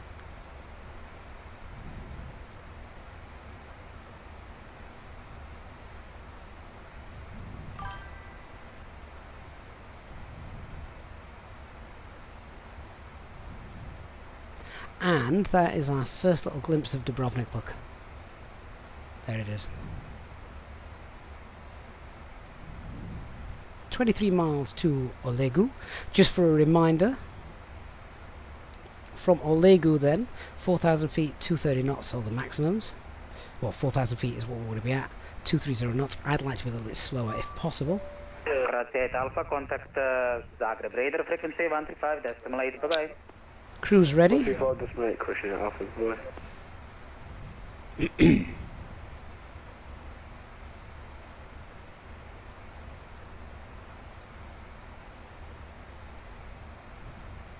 Robert, will we do replay in sunset? We might do. I might start the replay now, actually, just so I don't forget. United 385, descend altitude 4,000 feet via Olegu, cleared RMP Bravo, approach runway 29er. You can reduce speed if required. Descend altitude 4,000 feet, cleared for the RMP approach via Allegro, and free speed to slow down. United 385. So that's exactly what we're going to do. Speed 230, and we've got 4,000 on the altitude display.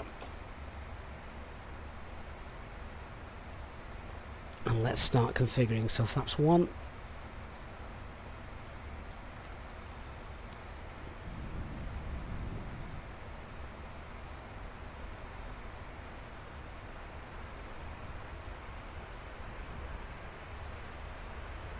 United 464, contact Dubrovnik Tower, frequency 129er, decimal 5, bye-bye. And Tower's online as well, wonderful. United 464.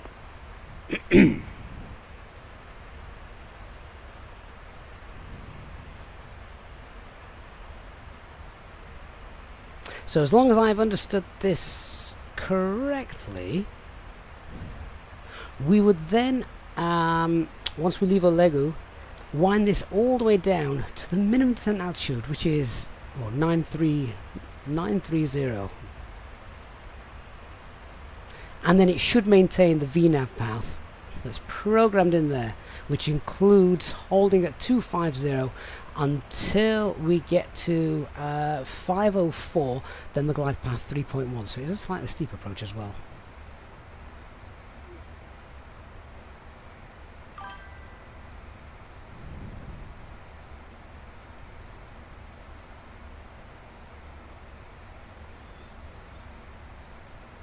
Dubrovnik radar, Turkish 440 is flight level 2000, climbing 8000. Turkish 440 identified, climb and restricted flight level 190. Robert says buckle up, here we go. Turkish 440. And Elk Chocolate says a suspiciously Yorkshire accent for this United flight. I can't do an American accent, so that's not happening.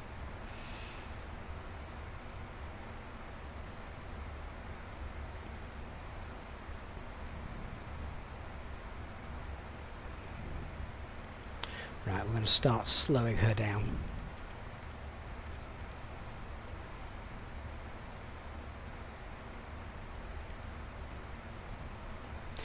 And we go flaps 5.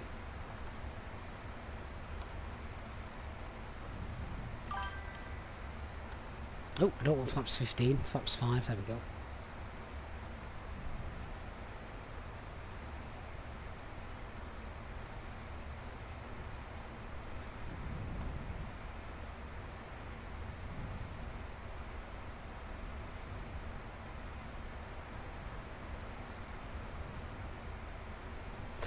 Oh, I wish I was in an Airbus right about now.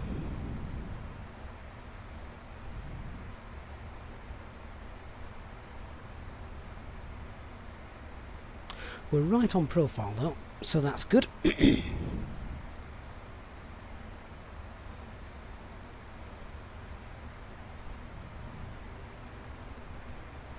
as we pass Olegu, that's where we can continue that descent all the way down.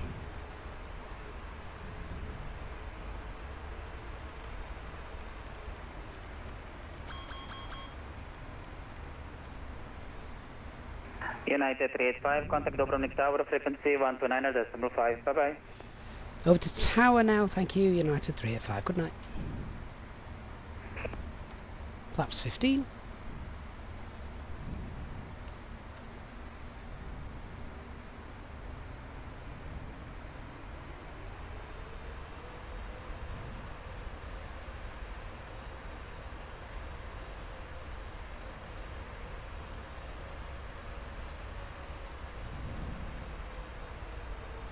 And wind that down to 1,000 feet. MDA is 930, so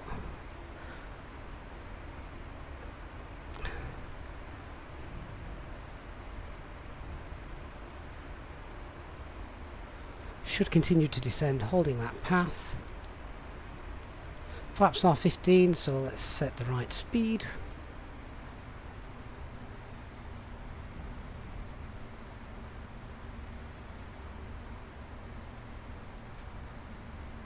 And contact tower.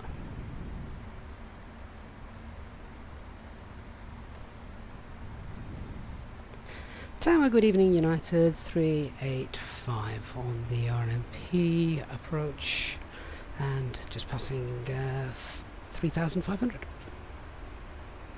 United 385 Dubrovnik Tower, hello, continue approach runway 29er number 2, report final track. Continue approach number 2, report final track, United 385.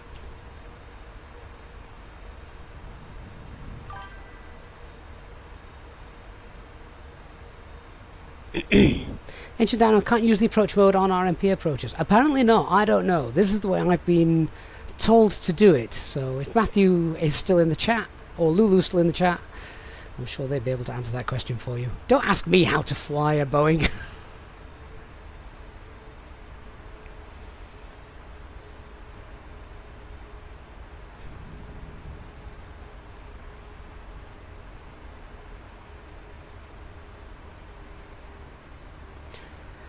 So I'm quite happy holding flaps 15, speed 160. We're on the profile. We've got LNAV, we've got VNAV path. That's what I want. Dan says 8 hours later we better land it smooth. That's not going to happen, Dan. I can't land this aircraft. I can't land this aircraft smooth. Stick around for the replay though, because during the replay we are going to be giving away a 777.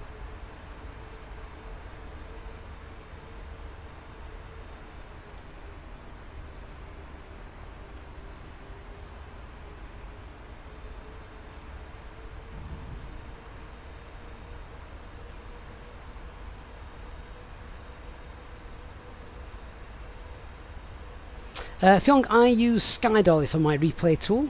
Seems to work very well.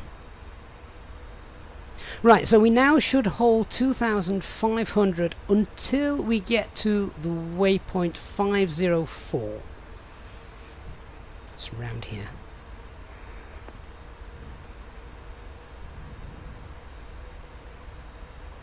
Dubrovnik Tower, Springbok 340, radio check. Springbok 340, Dubrovnik Tower, visibility 5. Oh, well, there you go. Matthew has answered that for us. Thank you, Matthew. Says, can't tell us for the 777 exactly, but on the 76, it's LNAV, VNAV for the RNAV approaches. Only plane you've ever flown where you use the approach mode for the RNAV is the Airbus. And Lulu also coming in, a ex-777 captain. Quirk of the 777, RMP can only be flown in VNAV. 737, though, will use approach. United 464, runway 29er, clear to land, wind 290 degrees, 8 knots. Clear to land, runway 29, United 464. God, it feels like we're low to the ground early, doesn't it? But we're bang on. Escalator, we doing an auto land? No. Can't auto land at this airport. Can't auto land at all at this airport because the ILS is broken. Matthew says, luckily, he's never had to fly the 73. Every pilot says that. No one likes the 737.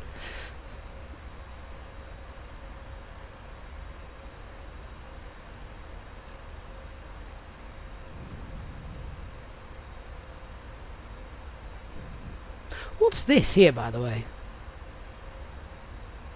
What's that for?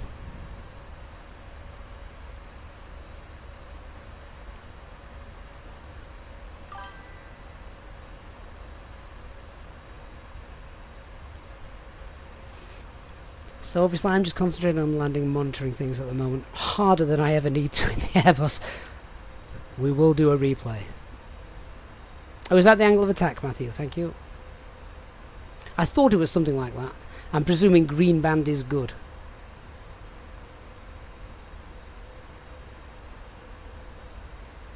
Ivans, yeah, in the A320, final approach mode is used.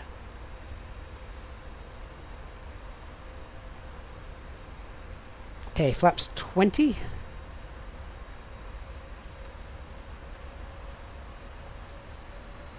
We're so close to the hills.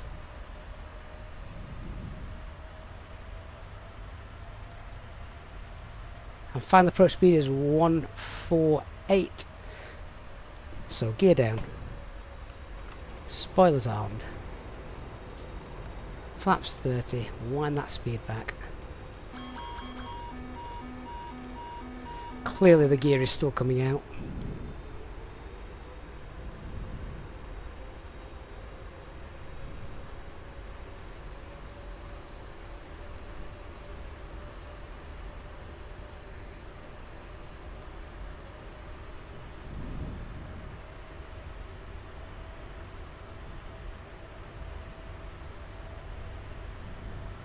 Right, aircraft is not going down, and it should be. So I'm going to disconnect.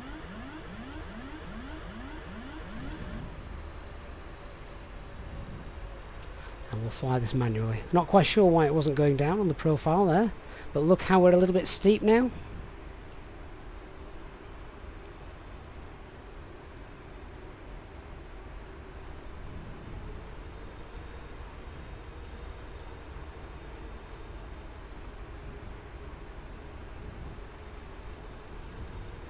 At least I think that should have been going down.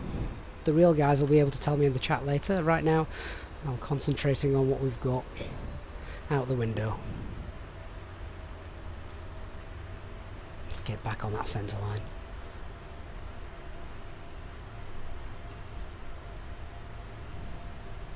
Cabin crew, take your seats for landing.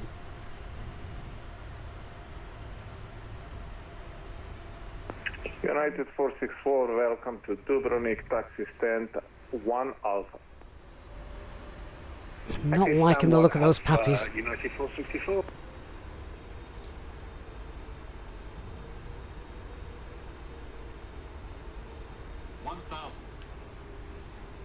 It's looking a bit better. United 385, are you on final track? Final track now, 2 miles, United 385. United 385, runway 29er, clear to land, winds 290 degrees, set now. Clear to land, 29, United 385.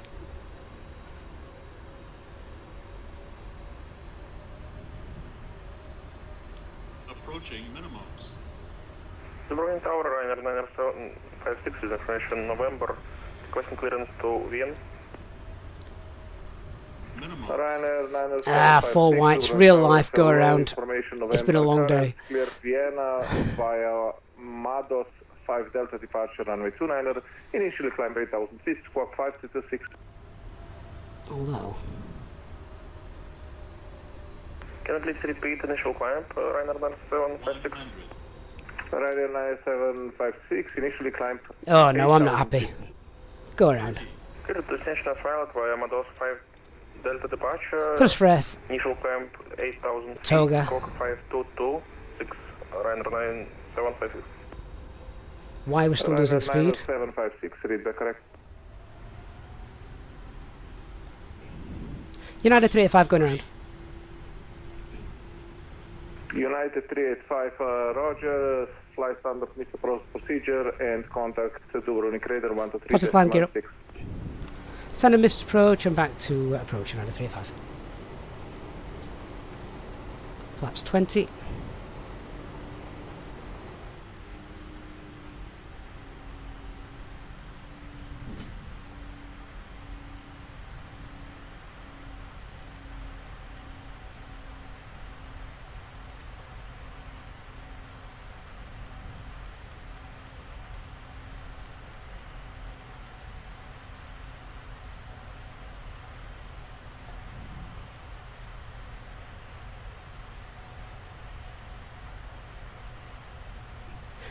Now, not saying I'm au fait with the go-around procedure of the 777, but we're safe and missed approach altitude is 5,000 feet and we should be going direct to Pilap, which we are.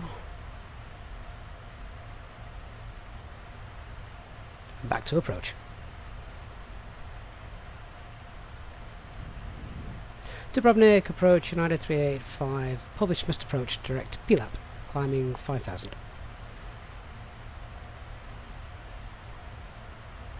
United 385, Roger, climb 4,000 feet, and would you like a visual approach or continue with the RMP approach, Bravo, runway 29?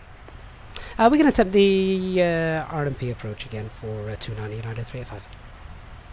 United 385, Roger, left turn direct to Lego, cleared RMP, Bravo, runway 29. Left turn, direct Lego, and clear for the RMP again for runway 29, United 385. Right, I hope the box hasn't mucked up here. What have we got in there? Has it just got rid of our entire flight plan?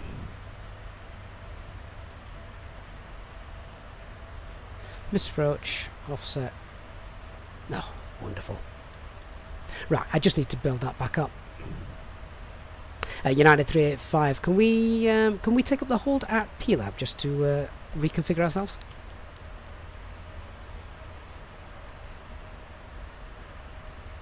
We have to go. United 385, it is possible, or would you like delay vectors to Lego?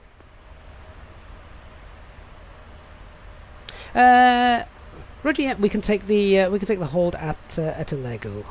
United 385. United 385, Roger, enter hold over Philip as published, advise ready. Enter hold as published, at Lego and advise. Ready, United 385. Right, so if we go back here, what is it we're doing? We're doing the RNAV, transition Olegu. If we execute that, go to the legs page, there's Olegu. Oh, we might be alright then. Execute that. LNAV, altitude 4000, speed. Don't mind holding the slow speed for the moment for flaps 20. Just check the fuel though, we've got 18.1 tons. That's okay, I think something like 7 was CNR. I'm happy to just increase that back, so let's go back flaps 5 and back speed 180. And we'll clean her up a little bit. So flaps 5.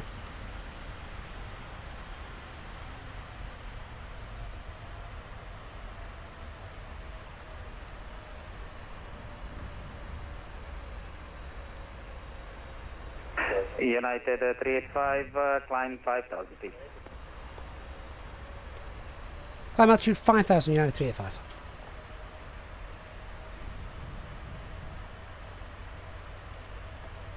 Thrust, flight change speed, and 5,000.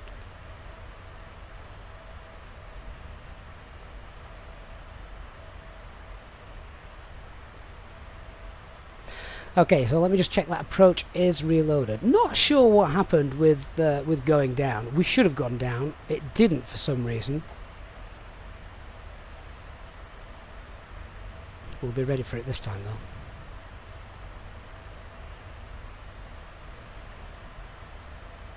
though. Yeah, there it is.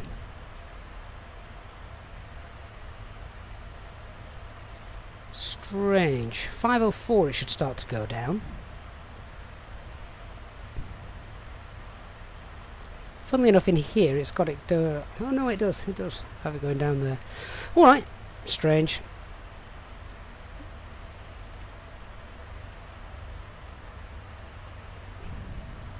Where are we going direct to? PLAB. We shouldn't be. We should be going direct to Olegu.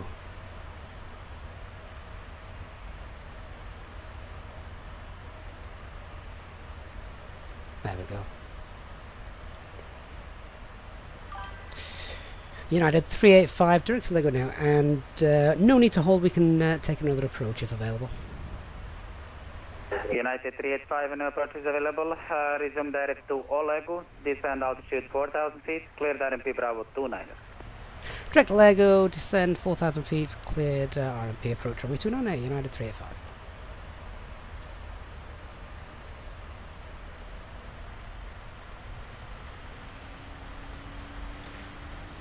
Slow down.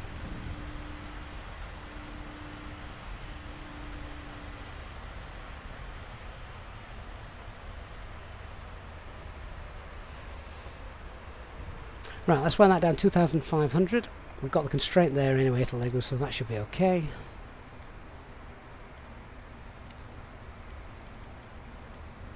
So we've got plenty for another go. Fuel, that is.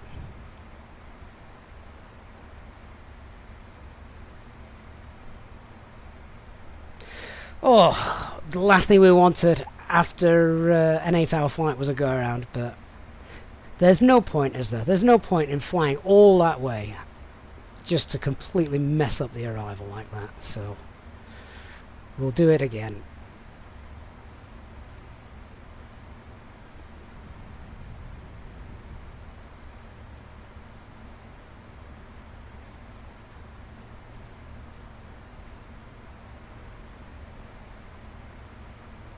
I hope Nick's got the beers in the airport bar.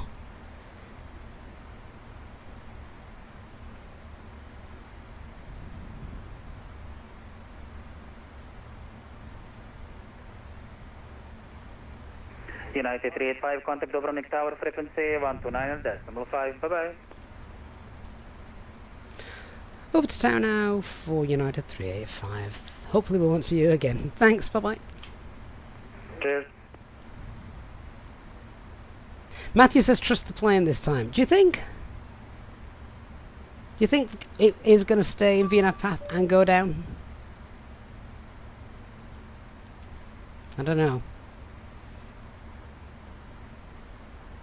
What's the fuel like? 17.3. All right, we've got enough for another go.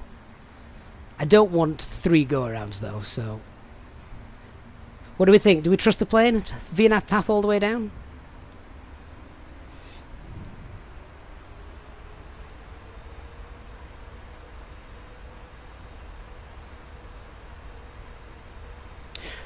Alright.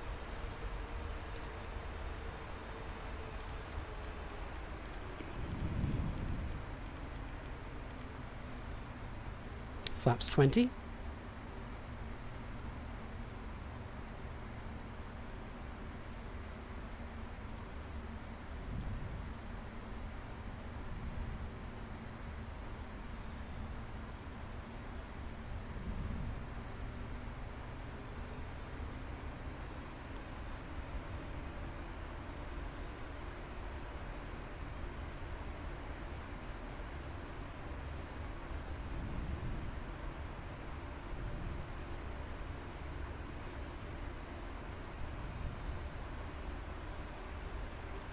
Gonzi says it's an entirely different kind of flying. Isn't that a quote from Airplane?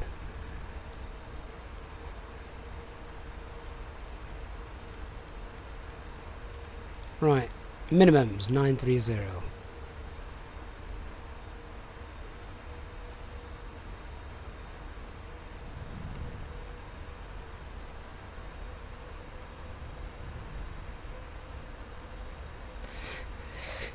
I mean, as Matthew does point out, the glide path 31 is there. It will fly the 31 degree path to the runway in VNAV. VNAV path. Let's hope so. All you people sticking around for the giveaway, thank you for still being here. Right, well, just in case it does decide to screw me over, we are going to get configured again nice and early.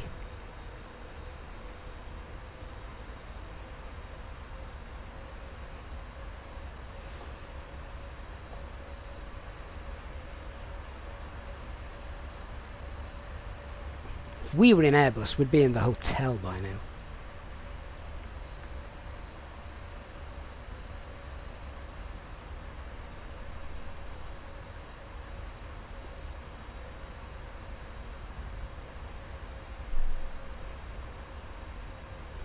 So, Jake the Avgeek, you point out what should happen. At 5:04, it should start going down. It didn't. You can see where it begins. Just here, look. 5:04 should start going down. If my aircraft isn't going down at 5:04, it's almost like it wanted it to go down at 5:06. Now, you've got 2180 there, and I have seen that. It's there. It's in the box. There. Let's see. Let's see. I've got enough. Right, I tell you what. We'll trust the. We will trust the the aircraft. 156. And if not, I'm manually bringing her in.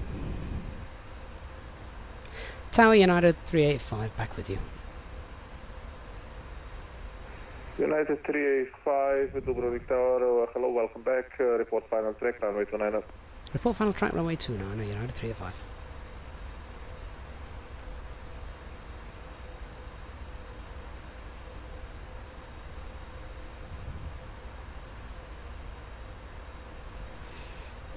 Gear down.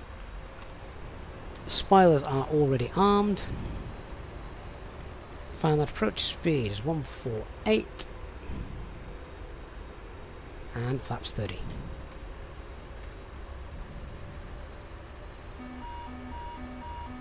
Shut up.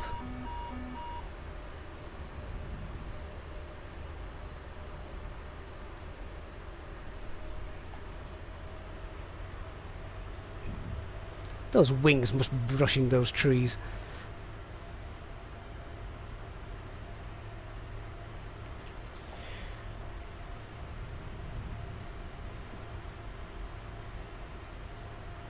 Two goes is brutal after 8 hours. I know, Mike, but what's more brutal is crashing when landing after 8 hours. So, we'll do it again. Jordan, you don't arm the approach in a Boeing. It's not an Airbus.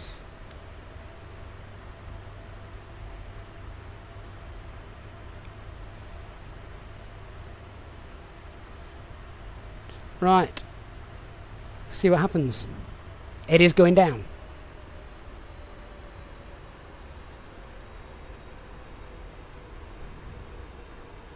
It is going down.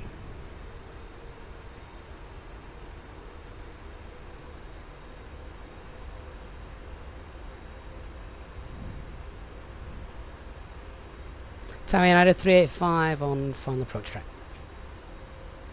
United 385, runway 29, clear to land, winds 290 degrees, 8 knots. Good land 29 United 385. Ryanair 90756, contact Dubrovnik radar 123.6, bye bye. Over to 123 decimal. Okay, so at what point do we wind up this to missed approach? Can we do that? Can we do that now? I would do on the Airbus. I don't want to screw it up.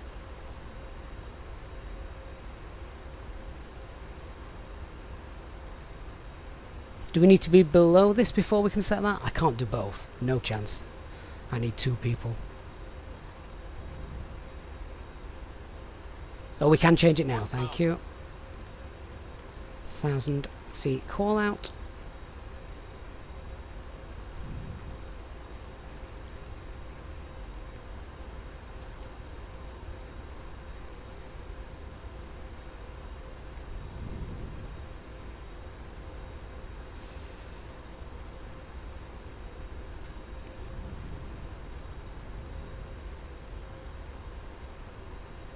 Triforce, there's no glide slope on this approach. Right. Approaching minimums. Let's look out the window. Minimums. Continue.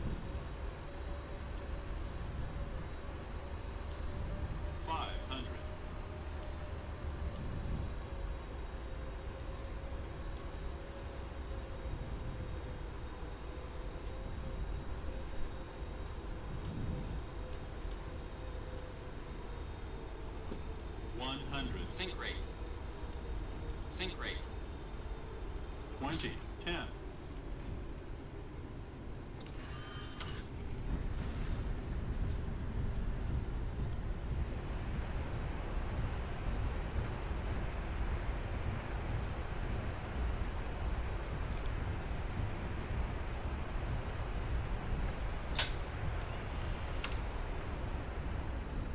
Manual brakes with reversers off.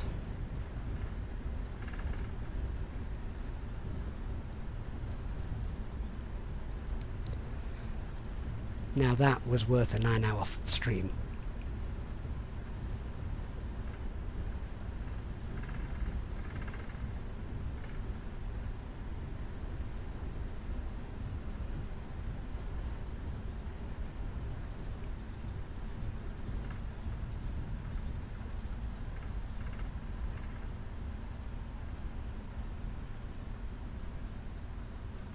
Wasn't in a rush to slow down because we have to take this taxiway.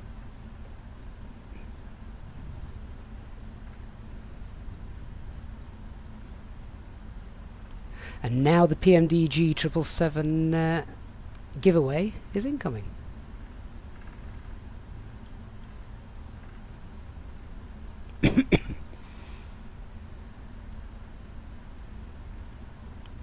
Oh, you United 385, welcome to Dubrovnik, taxi stand 4 Alpha.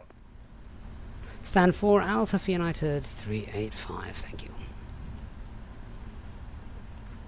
You guys can't see the relief on my face.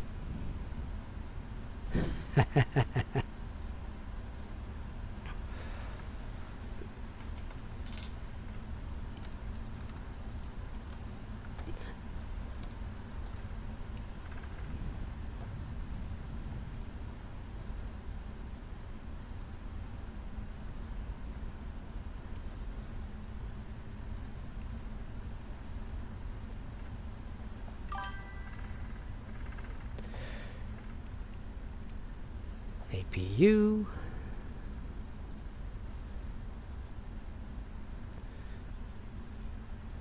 Can't even read those. Got our landing lights on, taxi lights off, they can come off. Right guys, so don't disappear. You've all been waiting for the PMDG giveaway today, so that's that is what is coming up.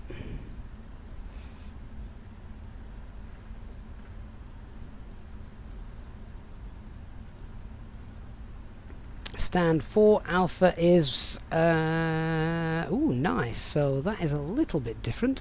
I'm not sure if the GSX profile is going to be configured for that one.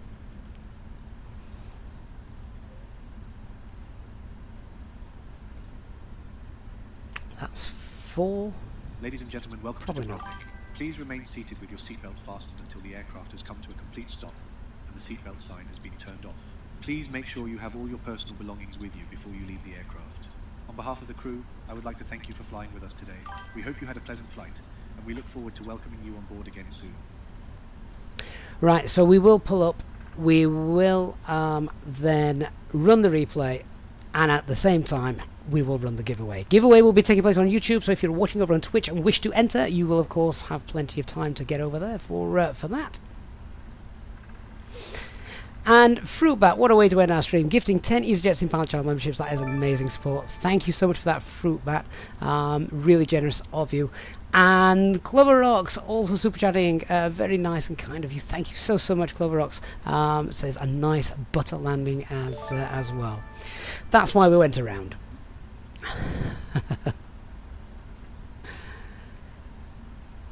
Was that South African? Cool. We also want to have a look at the scenery as well, of course. We'll have a quick look at that. This is new scenery released today from Anybuilds. Oh, I can't wait for my tea. I'm absolutely famished.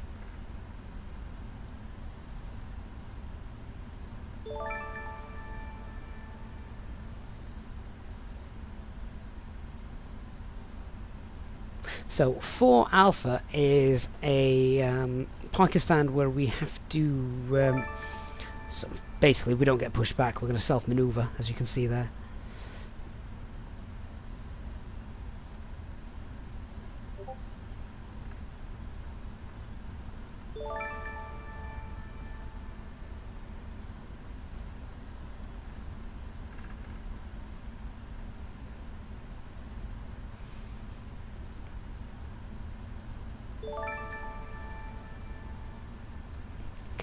Right, here is 4 Alpha.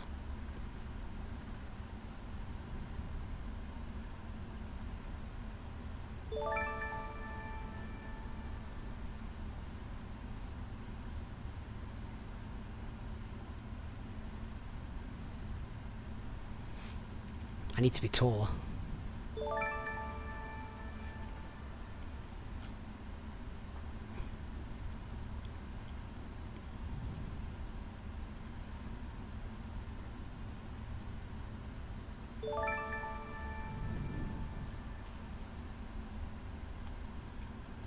It is really nice and easy to taxi this.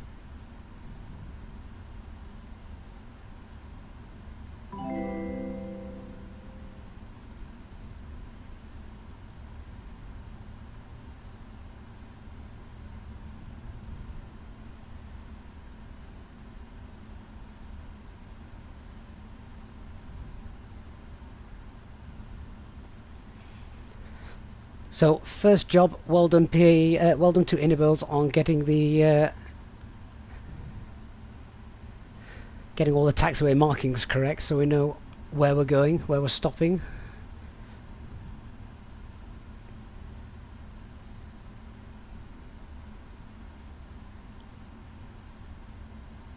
There we are. I've done worse taxis.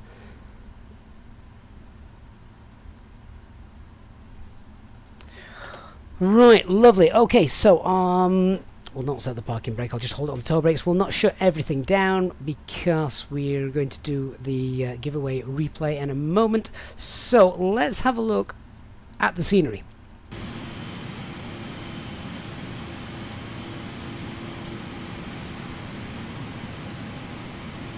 Now I will turn this to daytime as well. Just wanted you to check that out.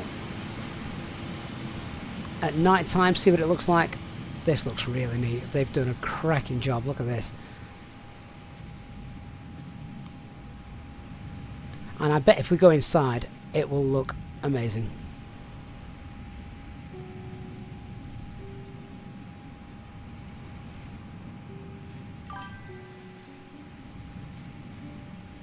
Can we go inside the tunnel as well? Oh, that's beautiful.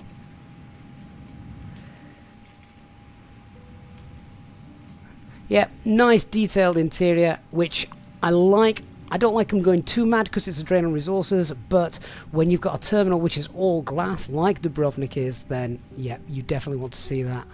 And that is what they've done. You're going to see that as well as you pull up to it down here. Oh yeah, look at that. That's what you want to see. Well, not the ambulance. You don't want to see that. But yeah, that looks beautiful. Night lighting as well.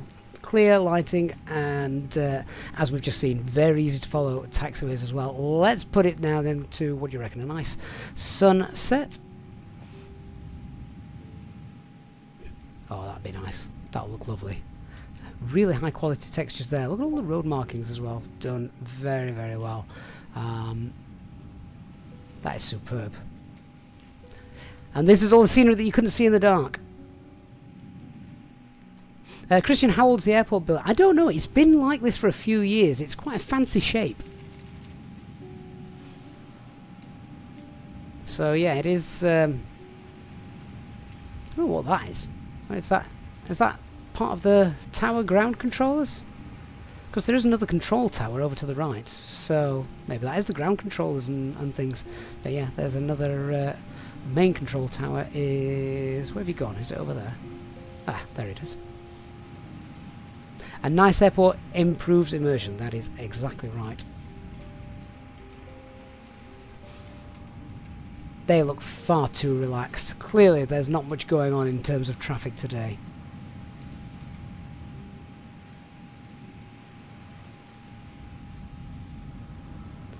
Beautiful. Yeah, another awesome scenery from Innerbuilds. This is now available as well. You can grab that in the video description down below. Doing it using that video description as well also supports the channel, so thank you everyone who's done that. Right, should we sort this giveaway out? Before we do that, I need to come off that sim. Nick, thank you for flying alongside us today, mate. Appreciate that. Let's have a look at this replay. Okay, so in order to be eligible to enter the giveaway, you must have an Innerbuilds account. Contact me within 24 hours of winning, either via Discord or email, and be a subscriber to the channel. If you are all of those things, then you are eligible to enter. So all I need you to do is type into the chat now 777. Yeah, just 3 sevens. Enter that into the chat, and we're good to go. We will roll the giveaway as the aircraft touches down on landing. So you've got probably 3 or 4 minutes to get that done. And then yeah, let's do it.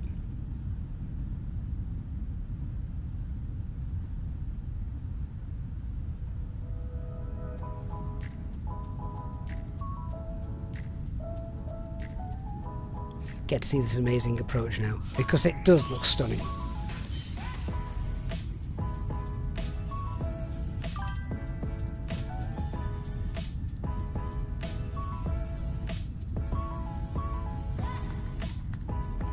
Does it double my chance if you type twice? No.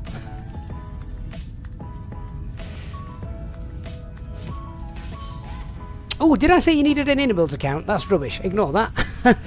You need a PMDG account. Good spot, Organ, thank you.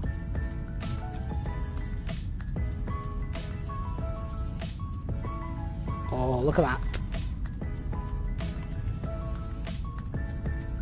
That is awesome. Right, was the South African 320U? Do they don't fly there, do they? I mean, they might do.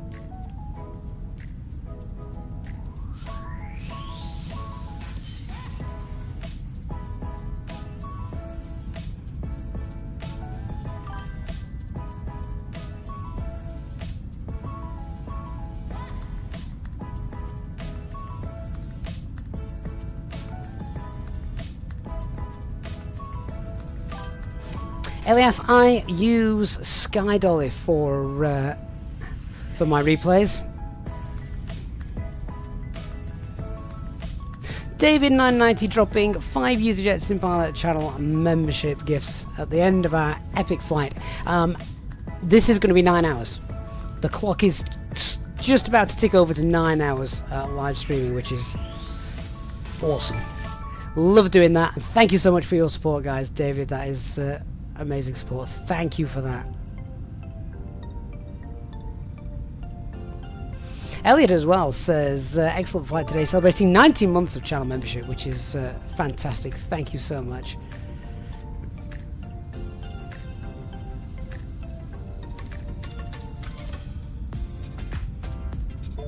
Oh, look at that sun. Look at those reflections.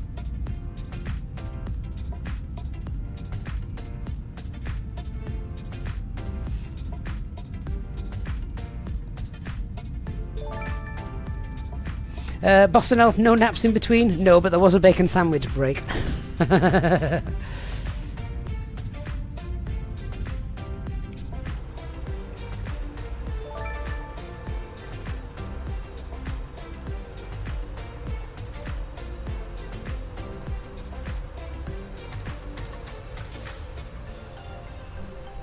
Fruitbat says, this probably edges it at the longest stream because of the go-around. It was the A330 to the Gold Coast before. Was it? I don't remember that. Cloverrock's Sky Dolly is the name of the replay tool that I use.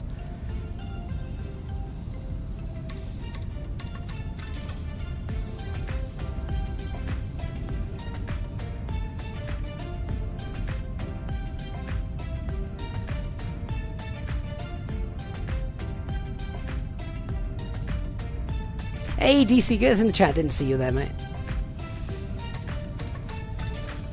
I am up early for a train in the morning, but I do think I'm going to be popping a beer in the freezer for half an hour. It's been a long day. Geraldine, this is a giveaway only for the 777-300ER. That is correct. Man, look at those flaps. They're huge.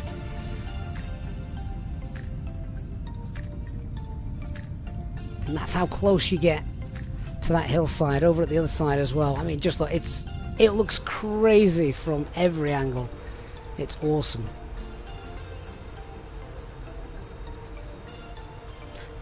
Stig, no, only the winner contacts me on Discord.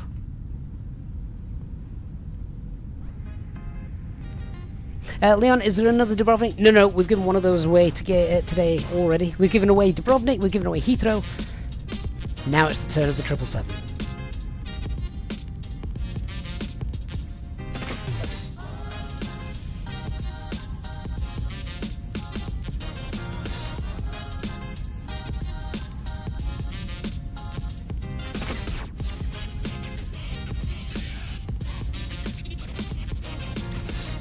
That's it, the clock has just ticked over 9 hours. What a stream. You're all amazing, guys. Particularly if you've been here for the duration.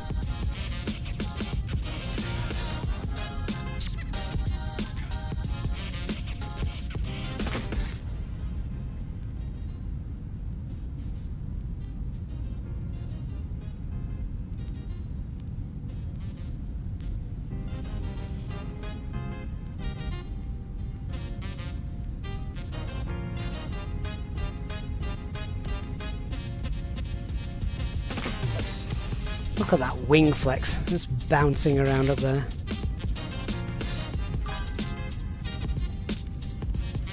Matthews says he's been watching since he got up.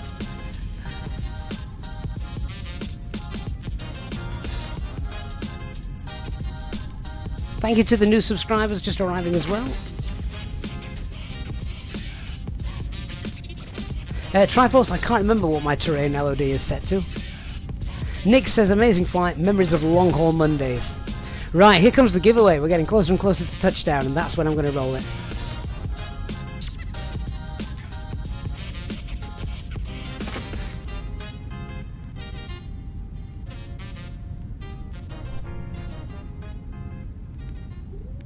Congratulations then to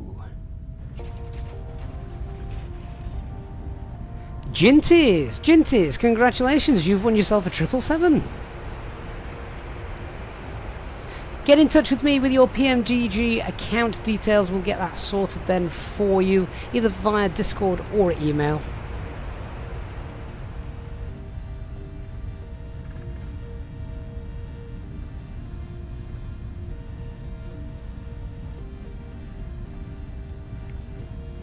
Glenn Jones says, wow, that's a long flight. It has been.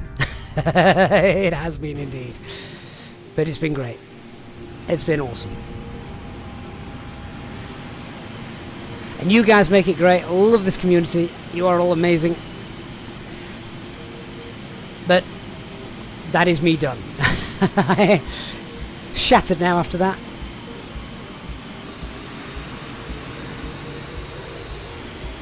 So we will get all the giveaways to our winners as soon as we can. I'm off for food and I'll lie down. Thanks so much for watching, everyone. Thanks so much for all of your support today. It's been immense. Thank you so much. I'm now away for a few days, but I will be back. And of course, I will still be around on Discord. Have a great evening, everyone, and I will see you all again very, very soon. Good night.